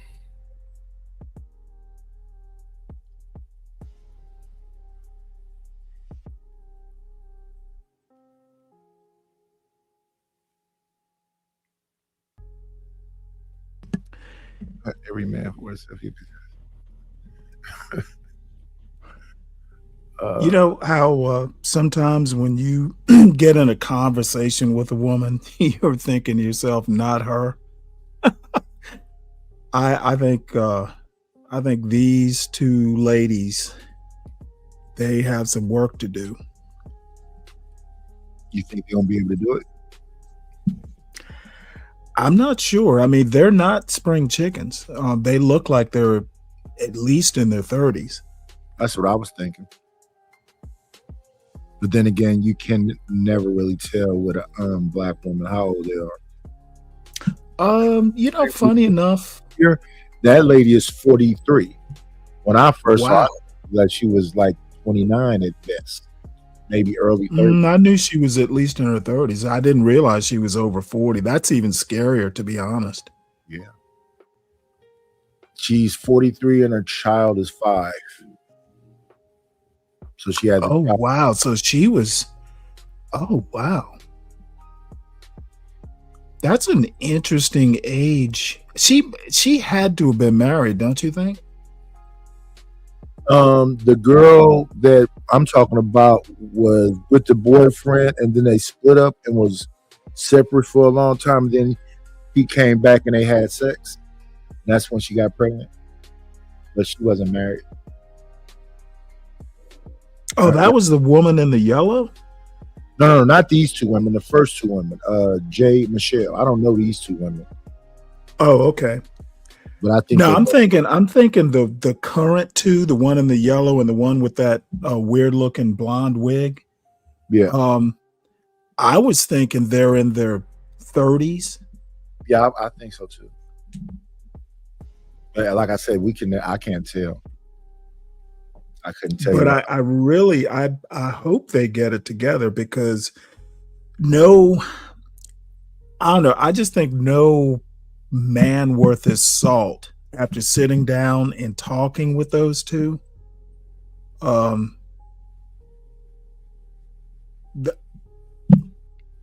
don't know. I think they're it's going to be difficult for them. Both of them. Difficult to get a man. Yes. I'm sure they can get all kind of men. They're listening. Well, I to- mean, one that will be worth their salt. I don't know what that means. Listening to these social media street, I hear dudes literally say they want a dumb woman. I've heard that too. So that being the case, if they listen to these women and they get the hint of, they're a little slow, they'll enjoy, they want that kind of. I don't. Touche. You know what? You win that round. I forgot about that. Yeah, there's some interesting conversations that take place.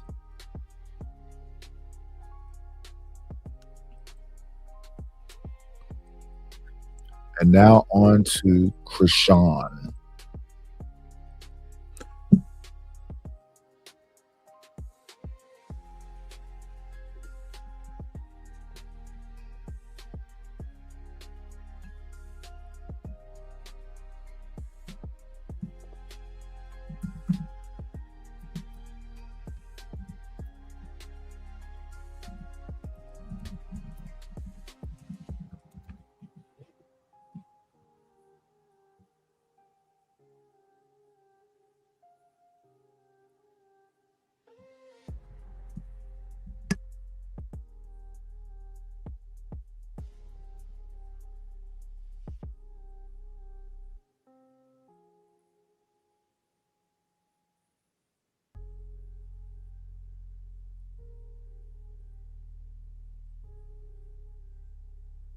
I know how to cry. I know how to be very appreciative and soft, but like, I'm tired of being that person to people.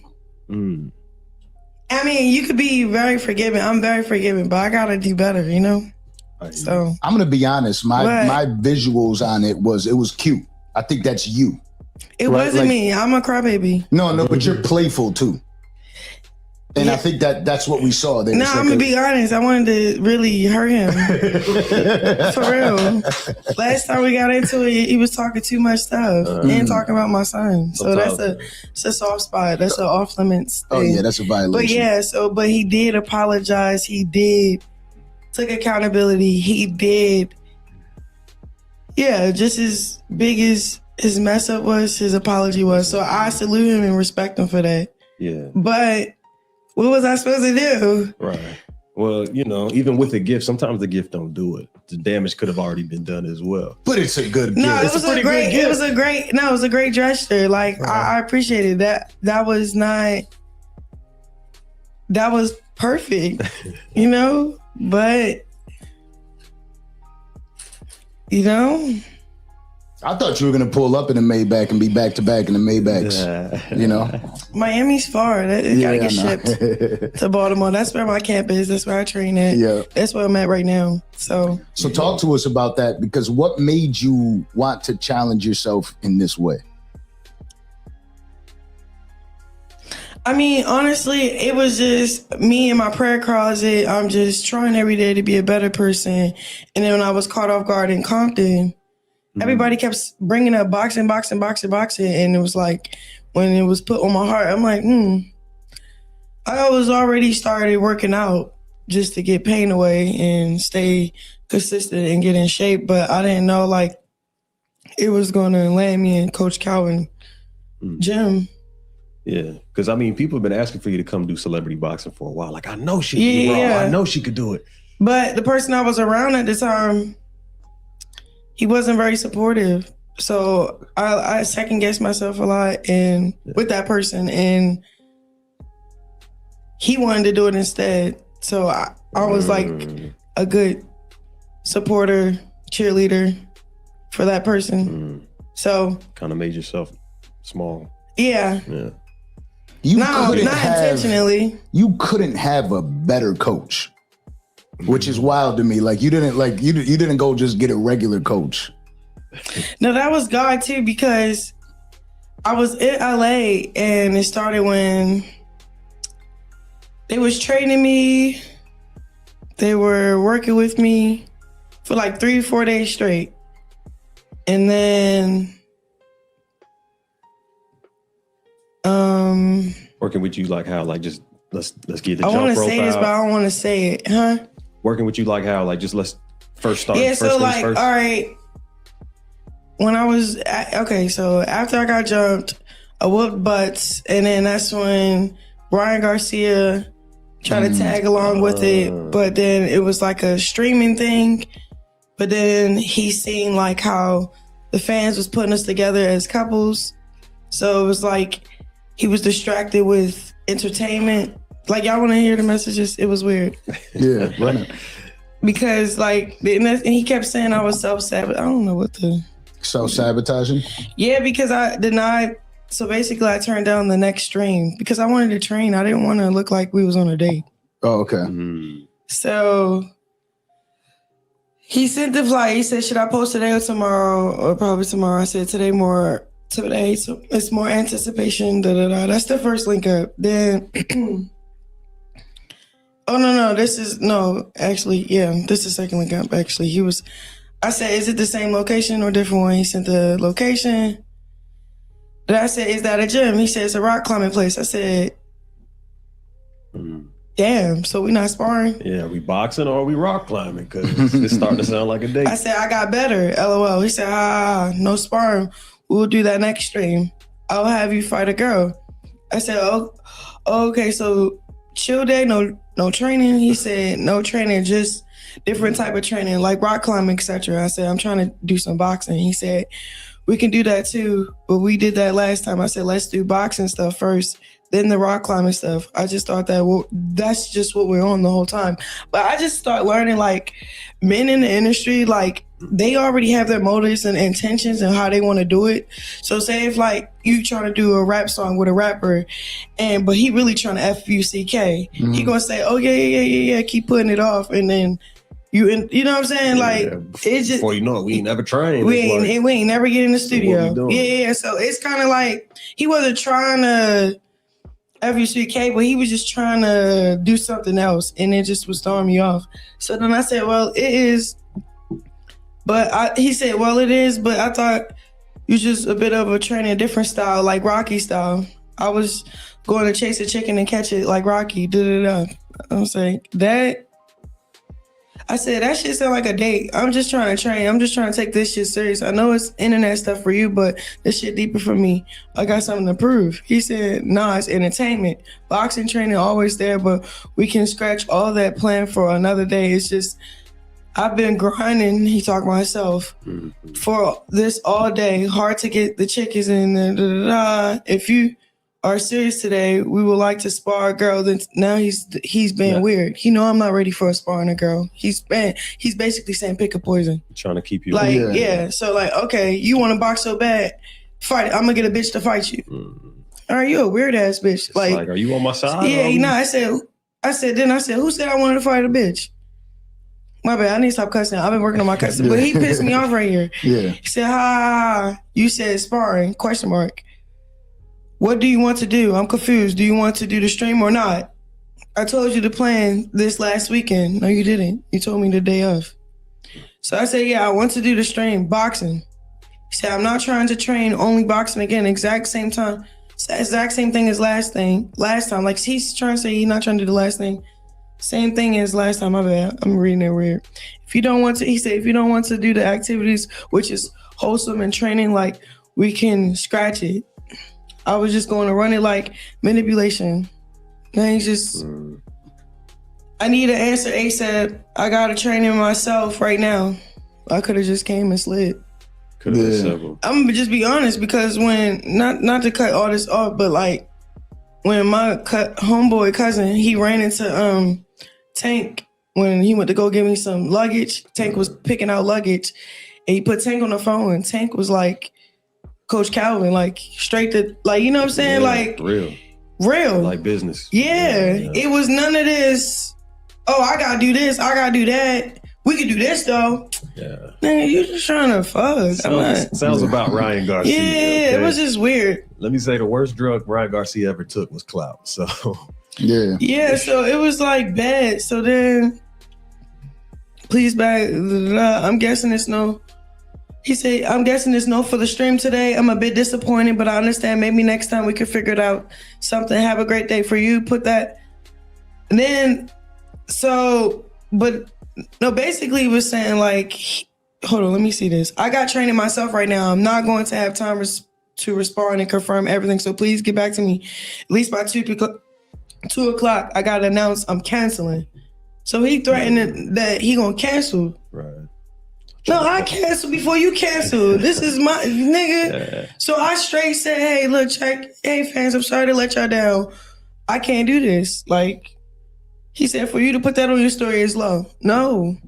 You said pick your poison. You baiting me in. The manipulation. Yeah, I don't want to look like it's on a date. You said it's for entertainment purposes.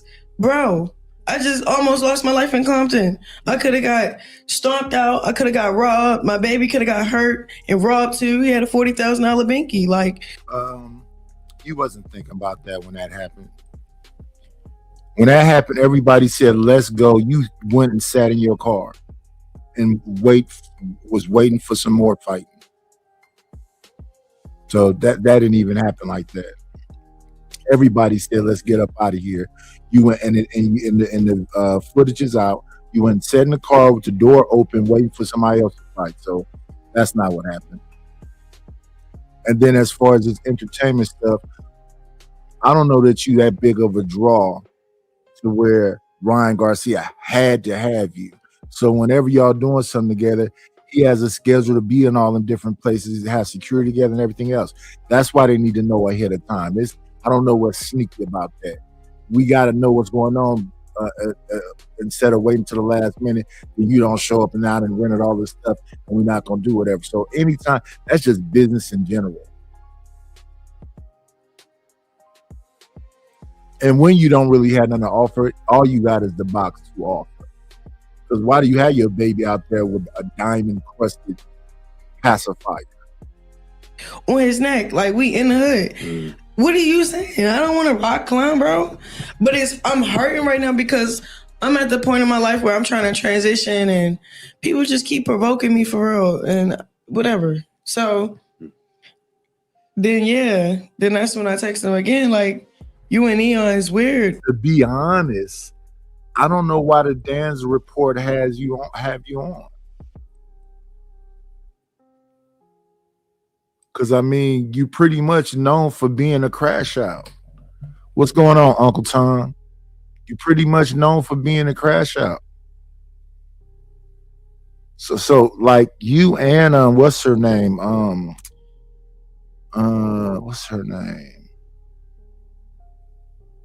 She a crash out too, though. I don't be knowing why they be having her on. What's her name? The one that was messing with Kevin Gates, the one that jumped all over Charleston White when they was on the show together. Brittany Renner. Brittany Renner's a crash out too. And you definitely a crash out. You went on Kai Cenat show and threw something into his damn cameras and stuff. You a crashed out. And you crashed out on No Jumper too. They had to carry you out of there.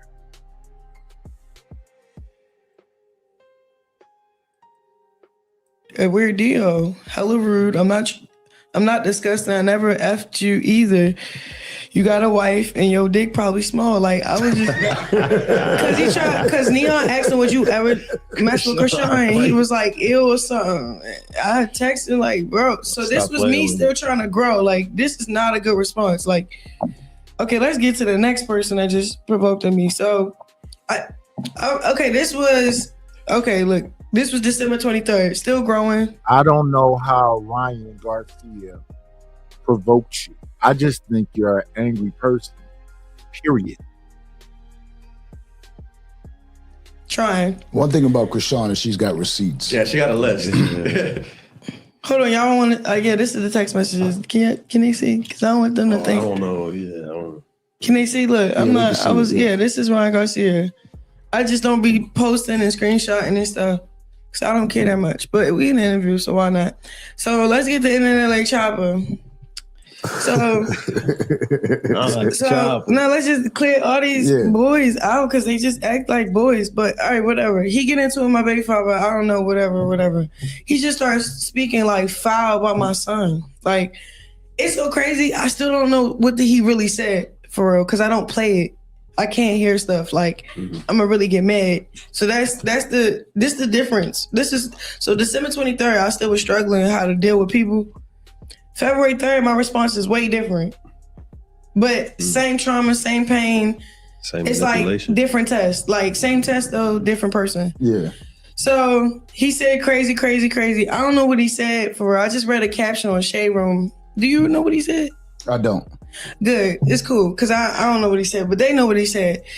But all I read was the caption and it just made me mad for real. So I think he said something about he was arguing with Blueface and he said something about your slow ass baby, your baby can't keep his head up or something crazy like that. Then Blue was talking about boxing and I think he was talking about the baby boxing, but the baby can't keep his head up. It was along that vein. I'll try to look up that and see what it was and play that. Text them. This was at February 3rd, 10:58 p.m. I said, speaking negatively over a child is serious in God's eyes. Scripture tells us life and death is over our tongue, the power of the tongue. And I won't allow harmful words to be spoken over my son. I said, if there's an issue with Blue, bring it to him, but please remove my child from your speech and keep him covered, not cursed. You have a platform. You're being careless with it. Do you have to spread hate because you think it's a way to sell a brand? I've been there before. I know what it is. Rethink that. Watch how that very comment will cost you everything. Be careful on speaking about children and people that's literally covered by Jesus. And honestly, I hope you have the same energy when my son is thriving and doing everything he's learning to do. People like you don't know better. So I'm not mad at you. I'm just disappointed in a way. And I pray God heals you from the things you don't talk about. And that one day you'll walk in the version that God created in heaven and not the version you created from the environment of being in this industry. I dare you. And I put a heart. So I dare you for the rest of the year. Just follow God on out of love, not out of obligation or in secret, but for your freedom. You actually really loved by God, just not walking in the purpose he established for you already. And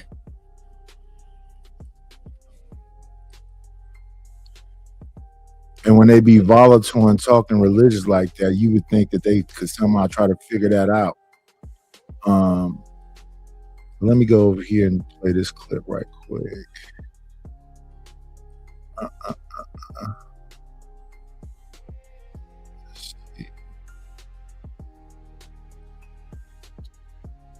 This is them arguing right here.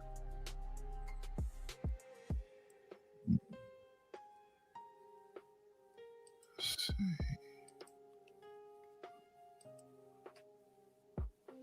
I'll screen him up. Meditation music versus menace to society. Crystals versus Seawalk. And I promise you, this beef feels like it was created during a bad edible trip. So let's be honest. Who asked for this? Nobody woke up like, yo, bro, I really want to see NLE Chop argue with Blueface today. This is like seeing Spider-Man beef with Homer Simpson. The universes don't even overlap. But somehow, here we are. So boom, NLE Chopper dropped Shotta Flow 8. Aggressive record, high energy, Chopper talking spicy again. Now, rap fans did what rap fans do best. They started reaching. They started saying, yo, is he talking about Blueface? Bitch on you, nigga. D20's gon' do good. Turn the crib red, set trip soon. Like a messing with connected Bluetooth. Ooh. Oh, shit, got video. Wait, why did he diss you? Now, you know Blueface do not ignore anything. If you sub him, he hears it. If you blink wrong, he hears it. He did that, Chad. That was bunk. he did that. That was bunk. Him thought he ate. Why? Man. Why? I'm confused. You know when people career stuff, progression. They gotta start, stressing, So Blueface hops online and basically says, I can't be with no man getting his booty ate. Bro, and he said that, I almost dropped my phone. He follows it up with some wild out-of-pocket caption talking about baby oil and nipple jokes. I don't know if this is a rap beat or a parody. This man took the beat straight to World Star After Dark. Now let me explain something to y'all. Blueface doesn't diss with bars. He disses with discomfort. He doesn't want to win the argument. He wants to make the situation so awkward that nobody knows how to respond. This is advanced trolling. This is psychological warfare, freaky edition. Now here's where things went from funny to uh-oh. Blueface's comments started leaning into he was questioning his zestiness. And that's when the internet said, all right, bro, relax. The timeline split immediately. Some people were laughing, some people were offended, and some people were like, why is this beef even like this? Blueface then starts questioning if he's a blood because allegedly NLE Chopper used to be Crip. Chat, NLE a blood now? I'm confused. Now NLE Chopper finally claps back, but he doesn't go full troll. He goes intellectual violence. Yeah, y'all talking about Chop having an identity crisis. Man, have y'all seen this duck ass? Stuff. This bitch got every brand in the world on him. Cause you wake up every day, you want to learn how to be the best gangbanger. You pitiful, sir. You feel me? Mr. Blood Down Tatiana. Mr. That's the only shit I can think of. It ain't that many of them. He basically says, y'all got an identity crisis. Have you seen his face tattoos? It's not a diss, this is the observation. That's the type of line where everybody in the room goes, damn. He also basically says Blueface is more focused on antics than artistry and clout over craft.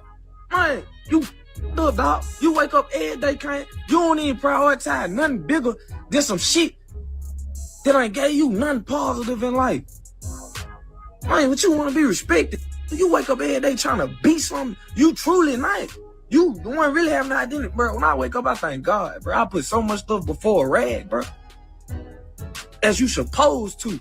He basically said, you trying to do WWE and I'm trying to rap. Now, I ain't gonna lie, the comments were insane. Team Blueface was like, Chopper was too sensitive. This is rap, not therapy. Blueface funny as hell. And then Team Chopper was like, Blueface embarrassing. Why you always doing weird stuff? And Chopper actually talking bars. And the rest of us was like, this the freakiest beef since R. Kelly fought himself. I was in tears. And because this is 2026 hip hop, somebody said, let's box. Blueface. Yeah, it's. I don't think these people ever gonna pull up on each other. There's no need for them to. This is just content. This should just move forward. And NLE try to get dark. That's the problem. But yeah, I don't think they should pull up on each other. I think it's just a flash in the pan moment. It should remain that and just move on. I don't know why they always got to make these things bigger than what they are. They're just both talking crazy. That's all it was. This was like put on the glove, which is smart because in today's day and age, everybody want to catch the fade. We got people like Aiden Ross that's putting stuff together. So why not duke it out for the bag? Hey, DLE Chopper, bro. Check it out, fool. I'm not finna do too much lip boxing with the booty bandit. Like you're getting your shape as a man. What the position are you in physically as a man for a woman to lick your brother? I can't think of one position you could be in for a woman to lick your as a man. That's not hella. That's just me. Feel me? But anyways, like, bro, we squabbling up or not, fool? I'm not finna be lip boxing with you, fool. I don't know how to make a rapper beefy. I don't know how to make a diss tracky every weeky, back and forthy. All that. You got 24 hours, fool, to agree or disagree or shut the fuck up. That's all I know how to do is take it there.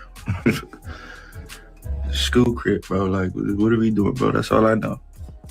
You know I can argue with a bitch all day long, but with a bitch,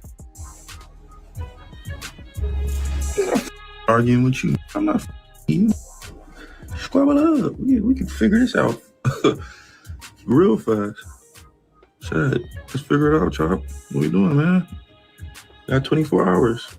Everybody get on his ass, bro. You taking the fade or not? If not, shut the up. Now Chopper finally claps back. Blueface, I'm gonna decline your offer with a way better proposition for you. You feel me? Because we know you owe $23 million to that club, for one. And you owe another $100,000 to Soldier Boy, baby mama. So your goal is to get me to fight you to help pay off your debt. Okay, cool. I understand that, right? So that's my reason to not fight you. Because I ain't finna help you pay your debt, but I got a better proposition for you. How about this? Blue, take your son and stand him beside my son, and let's see which one of them know how to operate. Let's see. Hey, hold your son beside my son. Let's see which one of them can hold their head up. How about that? Yeah. Put your son beside my son. Let's see them bark. Let's see them slap bark. Put your son beside my son. Let's see who can hold their fingers up to their nose. Take a catch in the floor and kick dust from this pussy.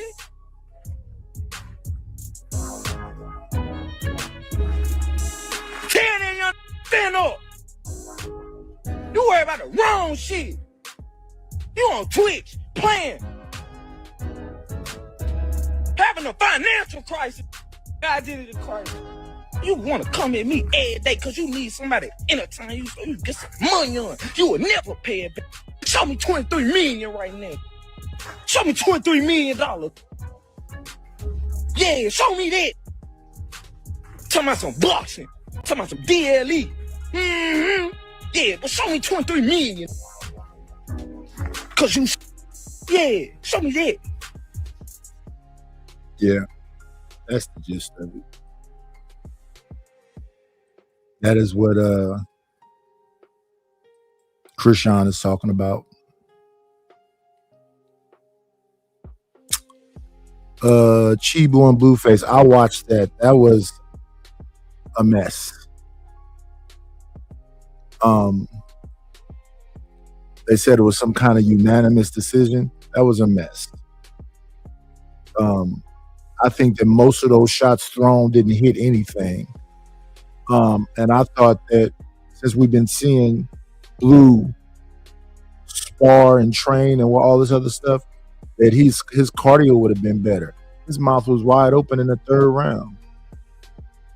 But I don't see that to be a reason for Swaggy P to say, what he said, that he don't want to fight now because how sloppy Blue looked in the fight. You should want to fight him now because you think you can whoop him. That was no reason for you to bow out of the fight, Mr. Swaggy P. Yeah, if I was Blueface, I'd be like, if you feel like I got what he said, he got the rhythm and blues whooped out of him. I didn't see that. Where did that fight happen at, Swaggy? He barely got touched in that fight. But my thing was, why was he winded? Why isn't your cardio better? And then you were sparring with Keyshawn, and Keyshawn was at the fight. That was just a sloppy mess. And the bigger picture was, to me, about his cardio. But that should be no reason that Swaggy P fight should be canceled.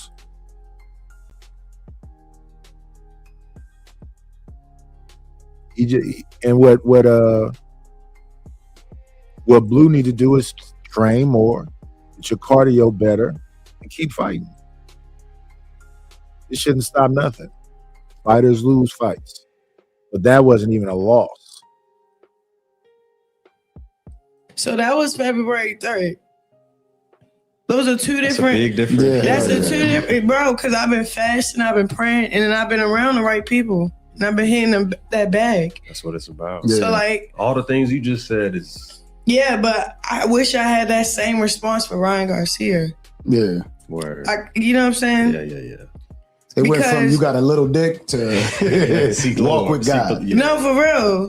Tremendous growth. Tremendous. And we could see it. But from December 23rd to February, like, I don't know, it's just That is the difference of having the right because people when I in your corner. start seeing certain things happen to me, I just Holy Spirit was just like, what we doing? hiding me. Like, what are you doing? Like, you gotta make that switch. Yeah. And reason why we have to make these switches because due to our reaction, that could be our delay. So like, it's all about how you react. It's all about how you say things, and you can still pierce somebody's heart with wisdom. So I tried it. He hearted it when I said, I dare you for the rest of the year. The part when I talked about you really loved by God part. Then like February 26th, he finally hit me up. I don't care if he hit me. I just need to hear him. And I'm not going to screenshot and put on my story and say, I checked you. I didn't. I reached out. For real. So he said, I'm so sorry. I'm genuinely apologize. My words was cruel and I've been on my mind every day. I love you. I appreciate your strength. I appreciate your courage. I admire your new walk. I'm effing proud of you, Krishan, I swear. You wasn't feeling that? That sound because his response also sounds like he got hold on. I may be missing context. And if it's anything I could do to help, I'm here. The part that really messed me, okay, maybe it's like I be reading and be spinning lines. Like, I appreciate your strength. I appreciate your courage. Talking just like you talking. So that's the trip thing about it. Folks just want to be upset. Reading between the lines, why you can't just take it at face value? If he apologized, why can't it just be an apology and move forward? Did he say anything else about the kid after the apology? Yeah, I haven't heard nothing else about him. I don't know. Like, it sounded like pity. Like he want me to feel like he feels sorry for me.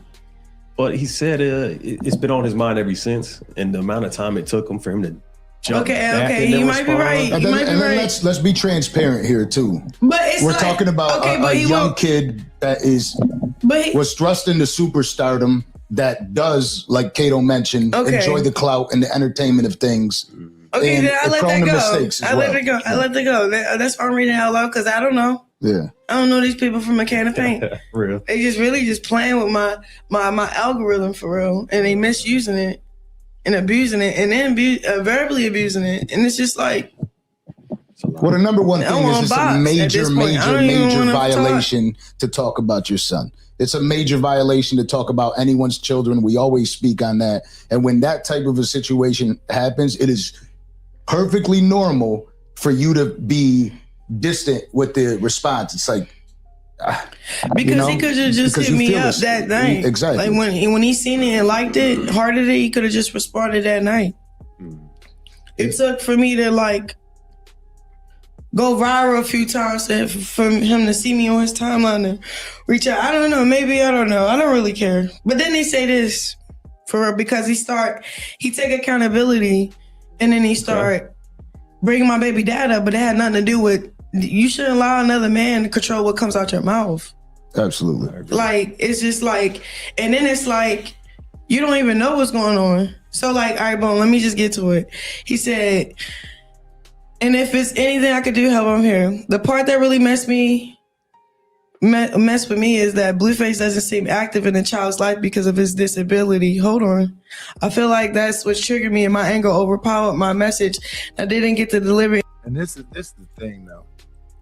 You want people to believe you're growing and you're changing. And if that's the case, you have to give people that same kind of leeway. You got to believe that they trying to grow and change. You can't be saying you want people to believe you and then you're saying you don't believe them. How that work? It be things that be happening in these YouTube streets that somebody could get upset about. I think I see too many people getting upset about things. So I don't want to be the, I'm just want to be mad because this or that happened.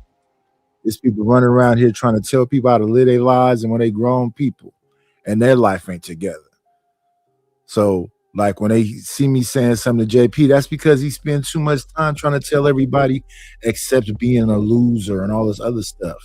Nobody think like you, brother. If you want to do that, you had a right to do that. But to try to come over, let me up on the panel. Cool, I'm gonna let you up on the panel. Then the first thing, let me come over here and talk to you losers. And then we let you rock out because I don't really put that much on it. So you spent hours repeating loser, loser, loser, loser, loser, loser, loser, loser, loser, thinking it had some kind of power to it. It didn't. That was a waste of your time. So what did we do? We went and got a clip of you in an argument with somebody that you considered a loser that you talked about for some weeks, and they let y'all talk to each other. And then he did to you what you do to people. He just dominated the room.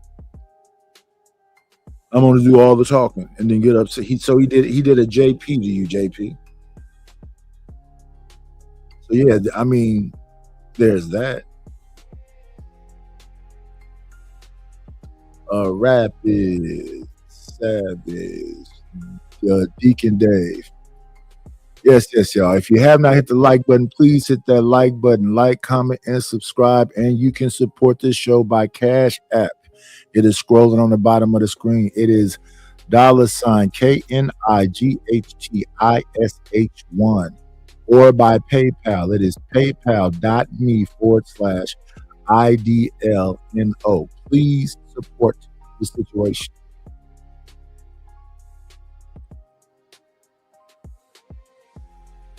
Any way, shape, or right, and I apologize to you that it didn't deserve my words. And the grace you showed me spoke volumes to the season of your life. You're in the right now, and I'm here to support and congratulate you overly. So I said my son does not have a disability. He is developing at his own pace and hitting his milestones in his own timing. Every child is different, and I'm confident in his growth. If I said it, he had a disability, then he. Right, but it's like, don't tell me. I ain't say none of that. Right. I ain't say none of that. Watch your mouth. And then I said, as far for his father, co-parenting decisions are personal. I chose peace and safety over dysfunction. I appreciate you reaching out. I just don't do drama no more. So then he said, thank you for the correction. Just wanted to send you sincere apology. Okay. But why we got to talk about the next? Like, let's just talk about what you just said. Like, I get what you say about Blueface or whatever. Yeah. But he dealing with his own demons. Right. And you dealing with yours. And I don't really it's like, I'm not finna gossip about another nigga to another nigga. Also true.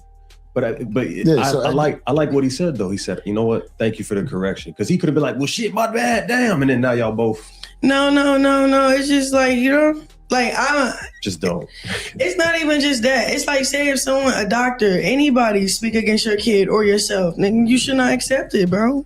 Yeah. Anybody, if they're guessing or whatever, no. The word said what the word said. God said what the God says. I don't have to accept what you. So it's really like me, protecting a revelation that I heard from the Lord over my son. Yeah. And then it's like redirecting that energy back to that mouth, that tongue, that powerful tongue. Who said I had it? Who said it? Absolutely. Is that what you're tuning into? That's what you're assuming? And then it's fine. It's okay. It's just like, you know what I'm saying? And then it's like, okay, you go online, you do apology with music in the back. I don't know. It's just like people promo. People are doing a lot of things for theatrical. I don't know what's real. I don't know what's fake. One of the kings of so I appreciate him. Whatever. I don't know. You know what I'm saying? If that's the best he could do, thank you.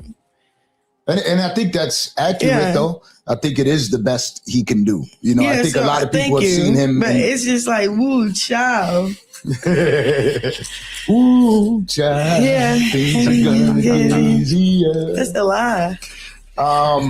But talk to us, because I did see, I be DMing you too when I see certain things, but I saw when the situation happened in Compton and you were doing something positive. I was. How does it feel like? Did that make you not want to do those things anymore? No, it makes me want to do it even more. Like, I don't know. It's just like something in this world that it's not even up against flesh and blood. It's the word of God again. It's just the word. You're not up against the flesh and blood. You're up against principality that roams in heavenly places. So if that's the case, this is just all warfare. And if a body weak enough to be used by the enemy, it's just that body was weak enough to be used by the enemy. I'm not looking at that body, that person that's possessed from that certain spirit. You just really have to honestly pray for these people for real, and just have so much grace like Jesus. But golly, like, I'm just a girl. Do you think that they just want in on your algorithm, so they do whatever they can to get their presence known? Because, oh, Krishan's here, let me do something silly. No, it's just like Clarissa Shield said. It's not what you do for people and stuff. It's they don't want what you do for them. You can buy somebody a car, you can do whatever they want, but they want what you have. And what you have is from God. And nobody can have that.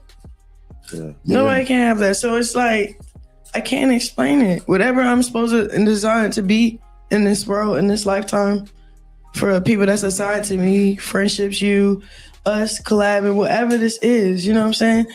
It's a force, it's a resistance, but it's all like, it all goes to the word of God. Like, I'm just reading scripture.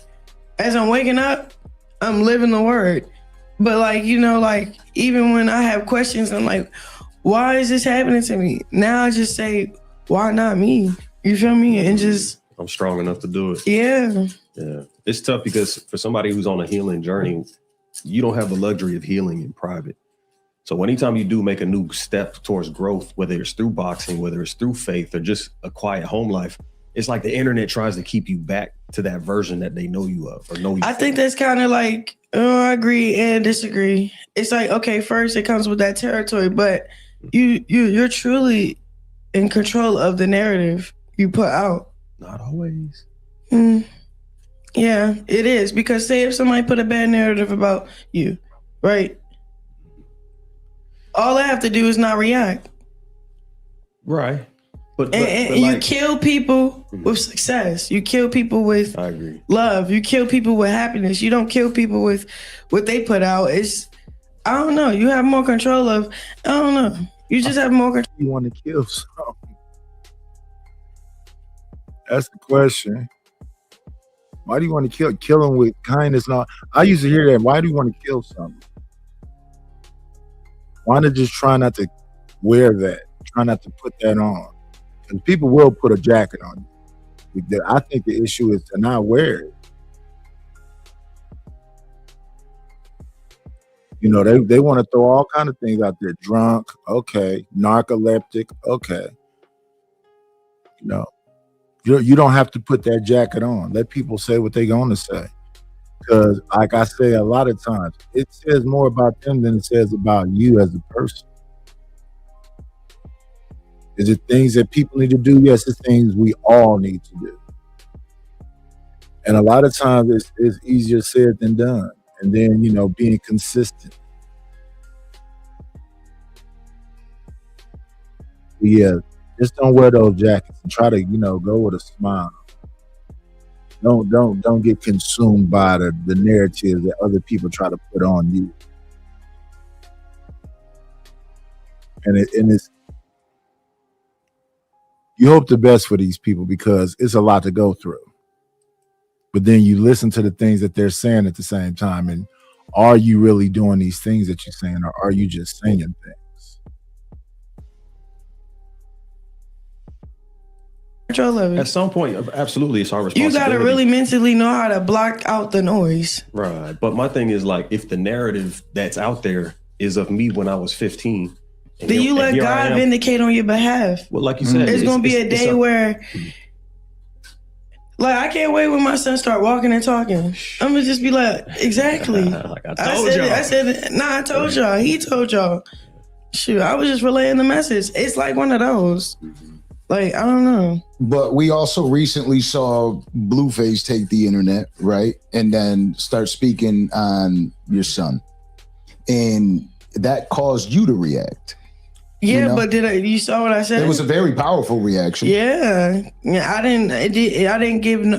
wasn't moved by it.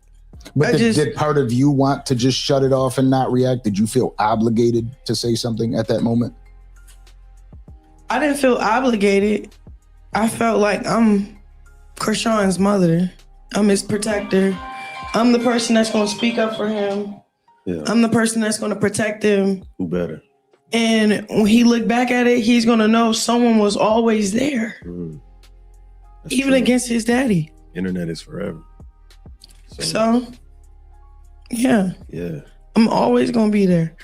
But it's kind of like,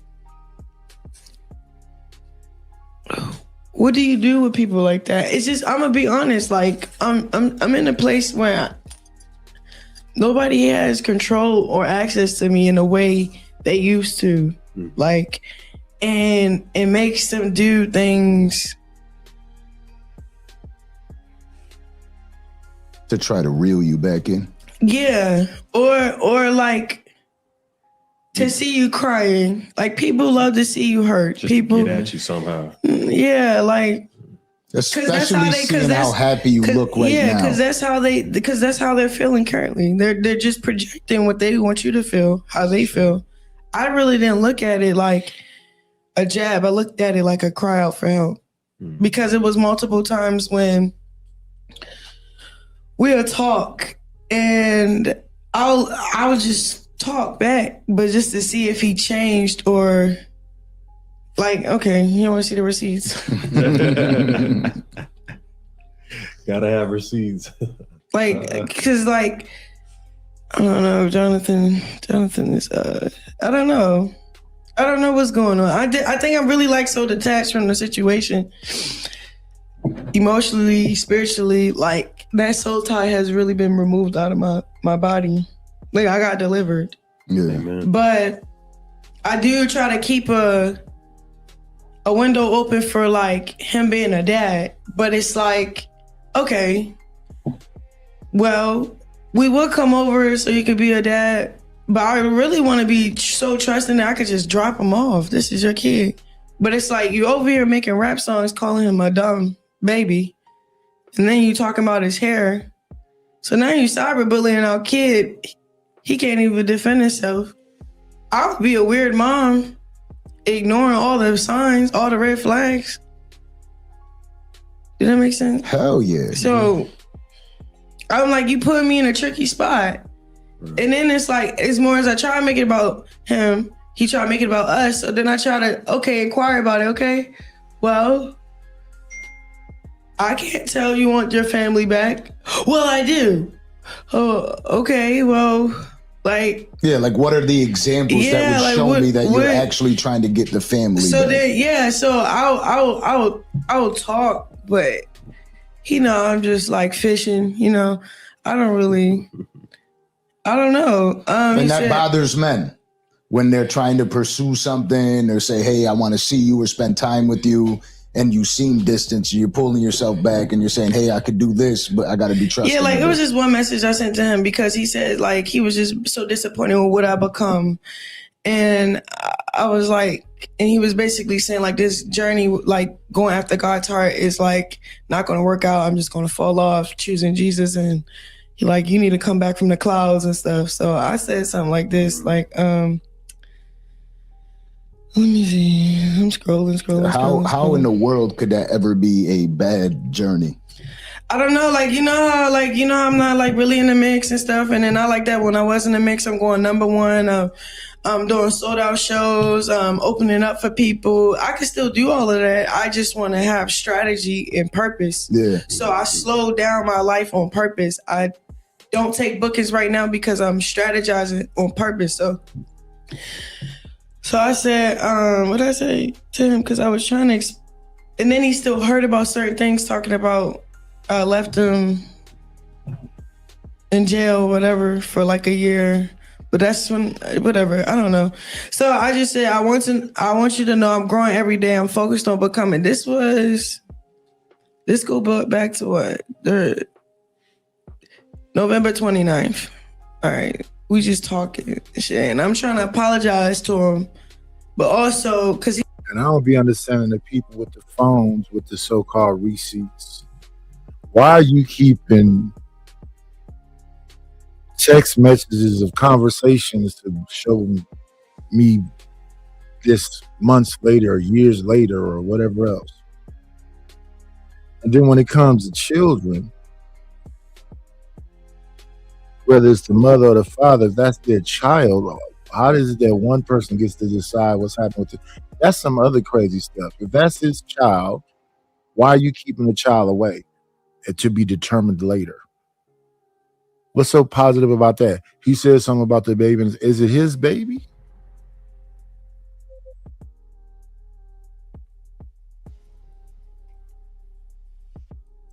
I don't get that holding kids from parents thing. And now we got to listen to a bunch of old text messages. Well, could we talk about But nah, the purpose? Go Let's ahead. finish Yeah, this go ahead. because he said something else, and then I'm gonna leave it. Yeah, go ahead. Because this is what I think he wanted me to screenshot, but I didn't because it's like, why would you really talk? You just. So this is why. Okay, so I'm gonna read what exactly why he disowned our kid. And like, even here, these people really don't want to go this direction, and you're holding them here to talk about this thing when they're like, let's move on. No, wait a minute. Well, wait a minute. So they can't even have a conversation the way they want to have a run their show the way they want to run their show. But look, what I just see, I think this was at 48,000 views. Yeah, 48K in 12 hours. So yeah, that's good views. Well, what are the let me see, comments. Being able to say people don't have access to me the way they used to is so powerful. I need everyone to be able to say that when they moved on from a situation or people. I want this young lady and her son to win all the way down to my core. Best interview Krishan has ever done. Her coach does what a therapist should do. Some do not. Good stuff. I understand the positivity about her son, but she does need a little bit of reality, and sometimes doctors work through God. They are uncomfortable truths, not lies. Let me see. We are very proud of you, Krishan. I actually see the change. God blessed her. I got my snacks and my tissues ready. Can't wait. She remembered who she was. I'm still tweaking on the part about giving up everything for that man if he act right when he literally has a baby on the way with someone else.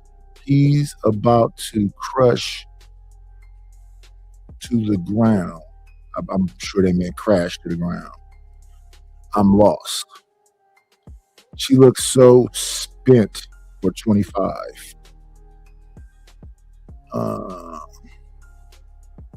I'm a fan of Krishan.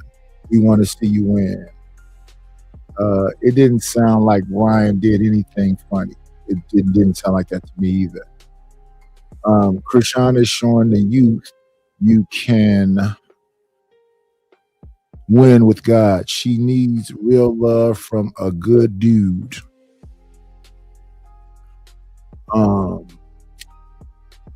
She still has some delusion in her mind if she thinks that her and Blueface were a family. It wasn't a family. This family content This family consists of him having 3 baby mothers that do whatever she says and living with him while he bangs everybody. That's what his perfect family is.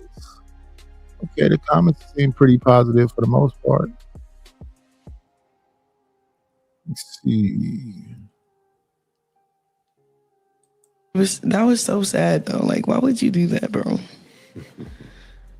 Okay. And you don't trust me because I'm not risking it. I agree. Same thing. Glad with the vision. I'm moving with it. So he said, I'm only moving with intention. I said, bye-bye. Please, please, please. Mean what you say. But I said all this other stuff. Let's get to what he said.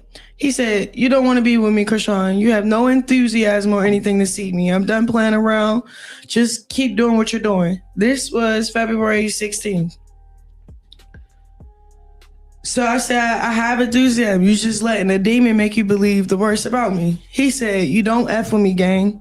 I ain't gonna force it. I said, your pride is the problem. You need to align yourself with your actions, not tell me or you want me while drunk out your mind and in other people's faces. Like, you saying all these things. They say I do things to show you I F with you while you do nothing but complain and makes shit difficult for no reason. I'm straight. If you ain't mutual, I was in prison. You chose to go stream instead of waiting at home for me. I don't know what this has to do with like anything. Like, he just doesn't make sense to me. I said, I'm not competing with your single lifestyle. If you want me back, that requires a different version of you. I'm not asking for perfection, but I need consistency, sobriety, and intentional behavior. Detox from the single mindset first. When your actions match what you are saying, then. And a lot of times when I see him, he says no, he doesn't want to drink, so he's not drinking. I don't see him drinking. We could talk about us. First, I don't have to convince a grown man to convince himself till he loves me. Love isn't confusion, nightlife, plus alcohol, plus chaos. If you still want the streets, the drinks, the attention, and the single energy, that's your choice. But access to me is serious. He said, you be hanging up on me all type of kid shit, bro. Like, I'm over all that. If you don't want to be around me, make me feel good, I'm straight. Don't gotta come around me. I said, you are literally my whole heart. I give everything up to have you as our family day to day. He said, you literally mean to me. Expect me to want to fix them or change. You don't know my love language. So then I start babying him. But then he said, all right, I'm gonna just move on with a new family, and don't try to come stop me either. Had a chance to get your family back. Oh man! And you played. I said, Blue, stop talking to me like that, please. You already was doing what you was doing. Nobody was trying to stop you. He's something else. He delusional. Now he's delusional. He's been delusional. Shoot. But that's what it is. So then boom. That was like February. It's March. So I kept being consistent with that type of vibe. Oh, that's not my baby. Good. Shit. I'm glad you making it easier for me to stay consistent with myself and my son. Like trying to have you as his dad, knowing you his dad. And then it's like you over here saying I'm only gonna be his dad if I can have you. Yeah. Well, baby, you can't have neither one of us. It's okay. And then it's like, go ahead and embarrass yourself in front of the whole world. That puts it in way better context now, seeing what he said, because it's like, yeah, that's why he said it. Obviously, you don't fuck with me, so fuck it. No, because he booked that's how he's out. He booked the flight. I swear. He booked the flight. Y'all see it? Don't show the number. It's okay. You can book it. So there's no number. So I need him to know that these are receipts for her. He said, "What's up with you? You alright?" I put a broken heart because it's like I'm going to be honest because I don't have the energy to pretend. A part of me does want us to start over. But I've been doing real work with myself. But start over can't mean accepting more pain. You feel me? And then I go in on what's going on for real. And then I ended with, you don't gotta respond, just delete my number, cancel the flight, I'm not coming. He said, okay, cool. I was kind of nervous about it anyway. Doesn't feel genuine anyway. I'm good now. Don't need nothing to fuck up the emotion. Appreciate you communicating instead of showing up and being a problem. I said, stop texting, LOL. Like, he just... Yeah. But this is receipts. I'm not making none of this up. Nah. Like, these are messages that's real. Like, It's just real muddy water. I recognize some of the manipulation hadn't been you in want to see the relationships number to make myself. sure it's him? I believe you. Okay, cool. Yeah, I know that internet shit is out there, but I believe you. like even with NLA Chopper or Blueface and Ryan, I was handling them like Accordingly, directly. yeah. I wasn't going to the internet. Straight up, I was being a grown woman. Let me ask you this: the people in your corner, because you do have a circle right Oh now. yeah, that they hold me strongly accountable. supports you. They don't want me doing and looking like that. And if I'm going to handle it. Do they know that you're messaging him like this, and you Who? say you do like this? Your circle, the people that Calvin, care about yes, he know everything. Like I be trying. How does he like feel he about like a counselor, like a good counsel of mine. Him and Pastor Mike. He just be like, stay focused. We on a mission. It's okay. Yeah, we're gonna move forward a lot a bit.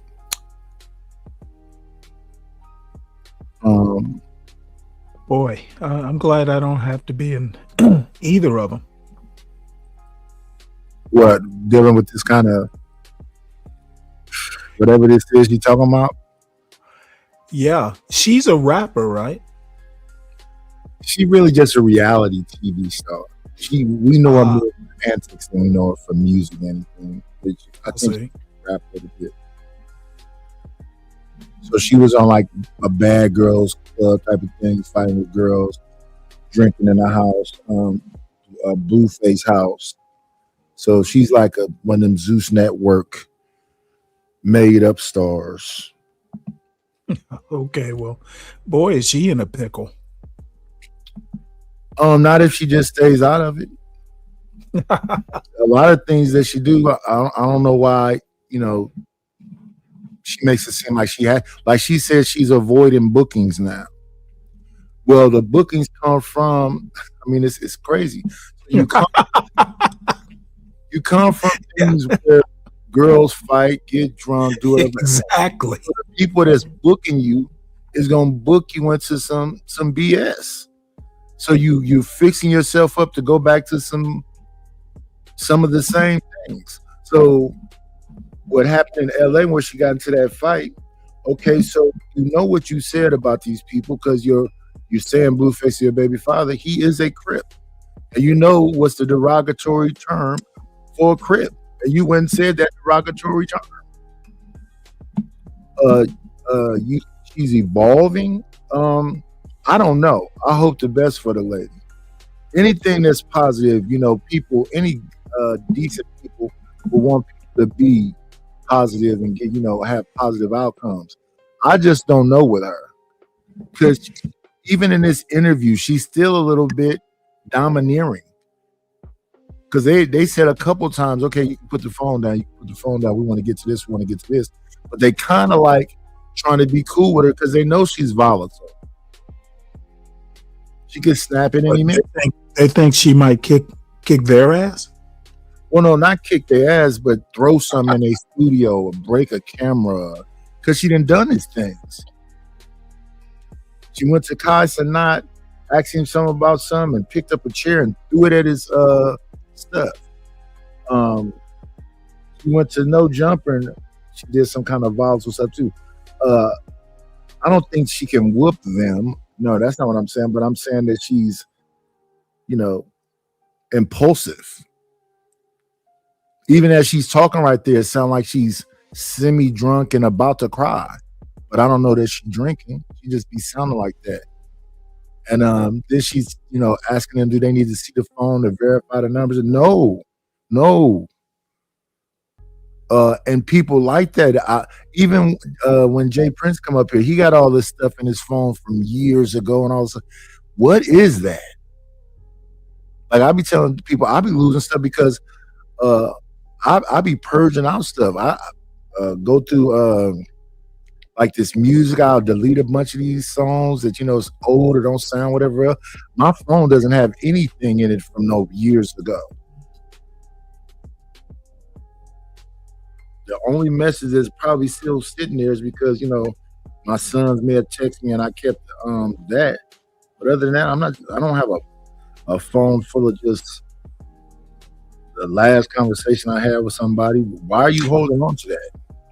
Well, there are people who go who talk about they call them the archives.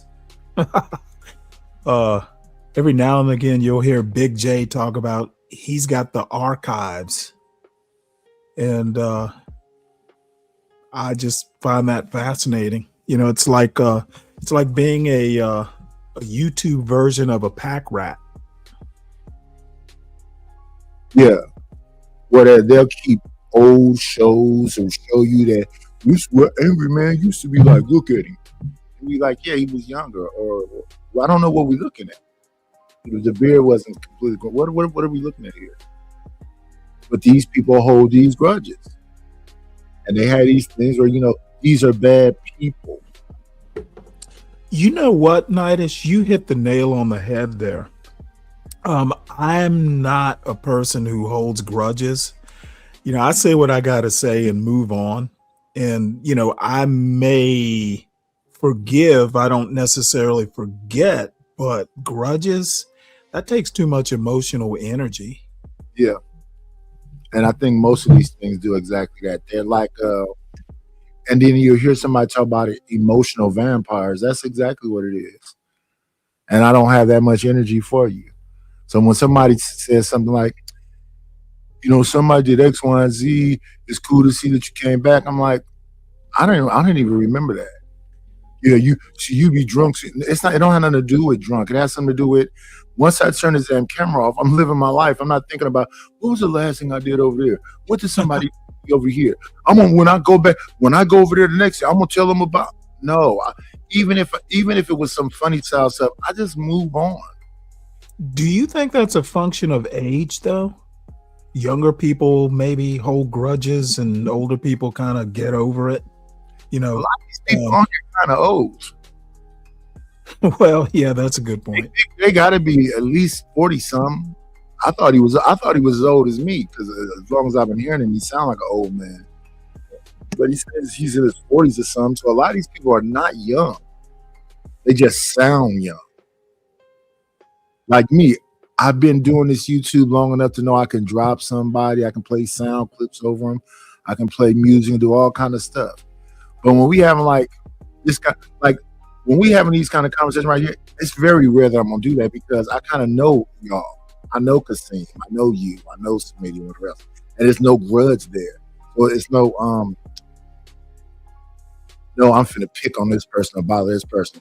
And typically when I'm doing this stuff, it's with people that I hope that they understand that this is a joke. I don't want to have to explain it, but I hope they understand it's a joke because listen to what clip I may be playing or whatever else. Like, the clip where it says it got you in your feelings. I hope you understand this as a joke. There's no grown person should be in their feeling about these topics that's going on up here. And when people try to make it seem like, we got such a serious show, we're breaking through, we're making differences. That Wi-Fi activism stuff, I'd be like, hey, okay, man. I get it. I get it. I don't believe that, but I get it. You think you're making differences. Okay. You're making men better men by calling them rims and lovers. That's a sight to behold. The women feel good because they get to call dudes all out their name and drop them and do all the. So the dudes that go over there and actually get upset, it's kind of interesting to me because you know what you're walking into. So why are you getting enraged about it? And then you come back for more abuse. Or even better, you go over to bombs. And you think they ain't gonna get on you over there? You're lying to yourself. She called herself the bomb squad. It's a bunch of ladies. And if you come over there with the I'm an alpha, I'm a real man, blah, blah, blah, blah, all the stuff. And they're gonna teach you exactly what you're not. do their best. I'll be in the conversation, but I'm not going nowhere talking about I'm no damn alpha. I'm not going nowhere trying Well, to if you talk. have to say it, you're not. Yeah, and just all of the chest beating. Well, we're the intellectual standard over here. I said, ooh, we gotta get Stanley over there to these intellectual standard places. Have you ever met Beans? Who? No, I don't think so. Oh yeah. He has the intellectual standard. He's one of them. Does he really? Or Taz. Taz is another one of them. I was up on a panel with him. I've heard Taz. He has his moments, but what can I say? I don't really have interest in most of what he talks about.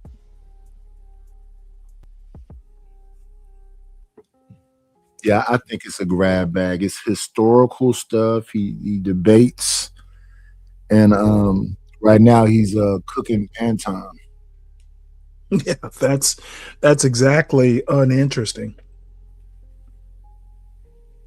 Yeah, but I think it has a place if you can benefit from it, because a lot of us on here. Oh yeah, it's content. Yeah, of course. Yeah, I think folks is making bread off the Anton stuff. To me, it's a little boring. But if you got to do it, then you got to do it. Like I said, I talked about it in January when it jumped off. I really haven't talked about it. I more so entertained the people who are talking about it. So I say show number 60, show 64. I said it started January 13th. We're in March. So it's 2 months straight. Let's see how long. And they're going to squeeze it because it's an audience. So maybe I'm doing something wrong because I'm talking about these things, which are, I think, in a similar vein. It's, we want to see people do good things. The other thing is, like, I think that people like the F more than they like this. This is boring them. Ain't nobody over here yelling. We not over here talking about pulling up to, I'm coming to Georgia to get you, Frederick Douglass Avatar. And what these old cats talking about? And they try to do that too. They try to do, you guys aren't that much younger though. I think Sharon is 40-something, right? Brownsville's in his 40s. We the man. I think all these people are not all that young. So it always cracks me up when they do the old young thing. And it's just about getting back to where I was. And it's crazy because they just took the show, it's been a month now? In a month, folks have forgotten who I am. It's crazy work. But yeah, let's hope that everything she's saying is the case. And what's going to happen when she get back to work, because all her jobs they come from a different place. So when she keeps talking about people want to pull me back to a place I don't want to be, but you're going back to that job eventually. That's what you're known for. They're not going to create something different. I don't know what you're expecting when you go back to work, when you take these bookings. Which is, Yeah, and business is business. If you got a check, shoot. Yeah. Holla at your girl. Yeah, but this is not what's going to happen. And if it do, it's not, because I'm not. Yeah. Yeah. Are you placing certain expectations now on people, saying you don't like? I'm willing to do something. No, it's more so like the way I show up. They already expect that when I show up with them. Like he told me, he was like, I know you're not gonna fight. You in camp, and you got your team here. You focus, but what if they try you? There's something about when you like have authority over certain rooms. They ain't gonna try you. Yeah, they can feel it. Real. Like the one girl, she was like, cause she was saying stuff online. I guess I think I seen it, but I don't really push play and hear it. Like, I don't really tune into stuff. I just be blocking it out. So if it do come in my face, I won't have a reaction because I don't even know what was really said. Good. But I did see the caption of stuff, but whatever. Just long as you don't get in my bubble. Right. You in my face. Where now I have to react. Yeah. So I had my headphones on the whole reunion.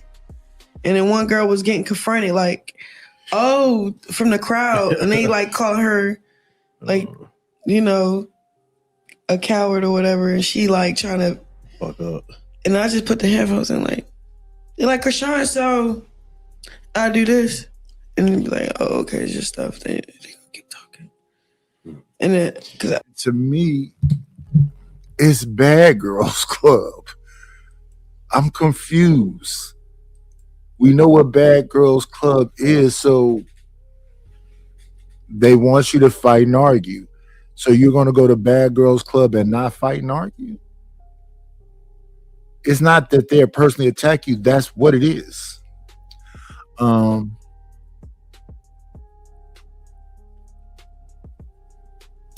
I think these people, I don't know.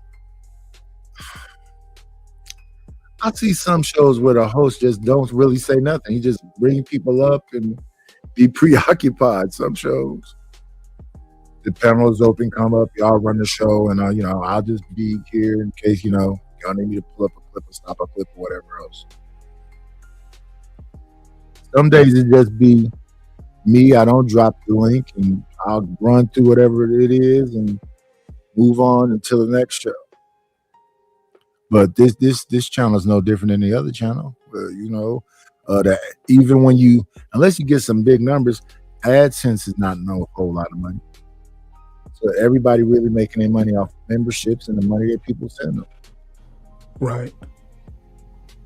So if you want the show to survive, and all these people, majority of these people you didn't see came and got in my IG and all this other stuff and see me on other panels and be like, man, where's the show? When are you coming back? Now, when y'all say that, y'all got to support the show.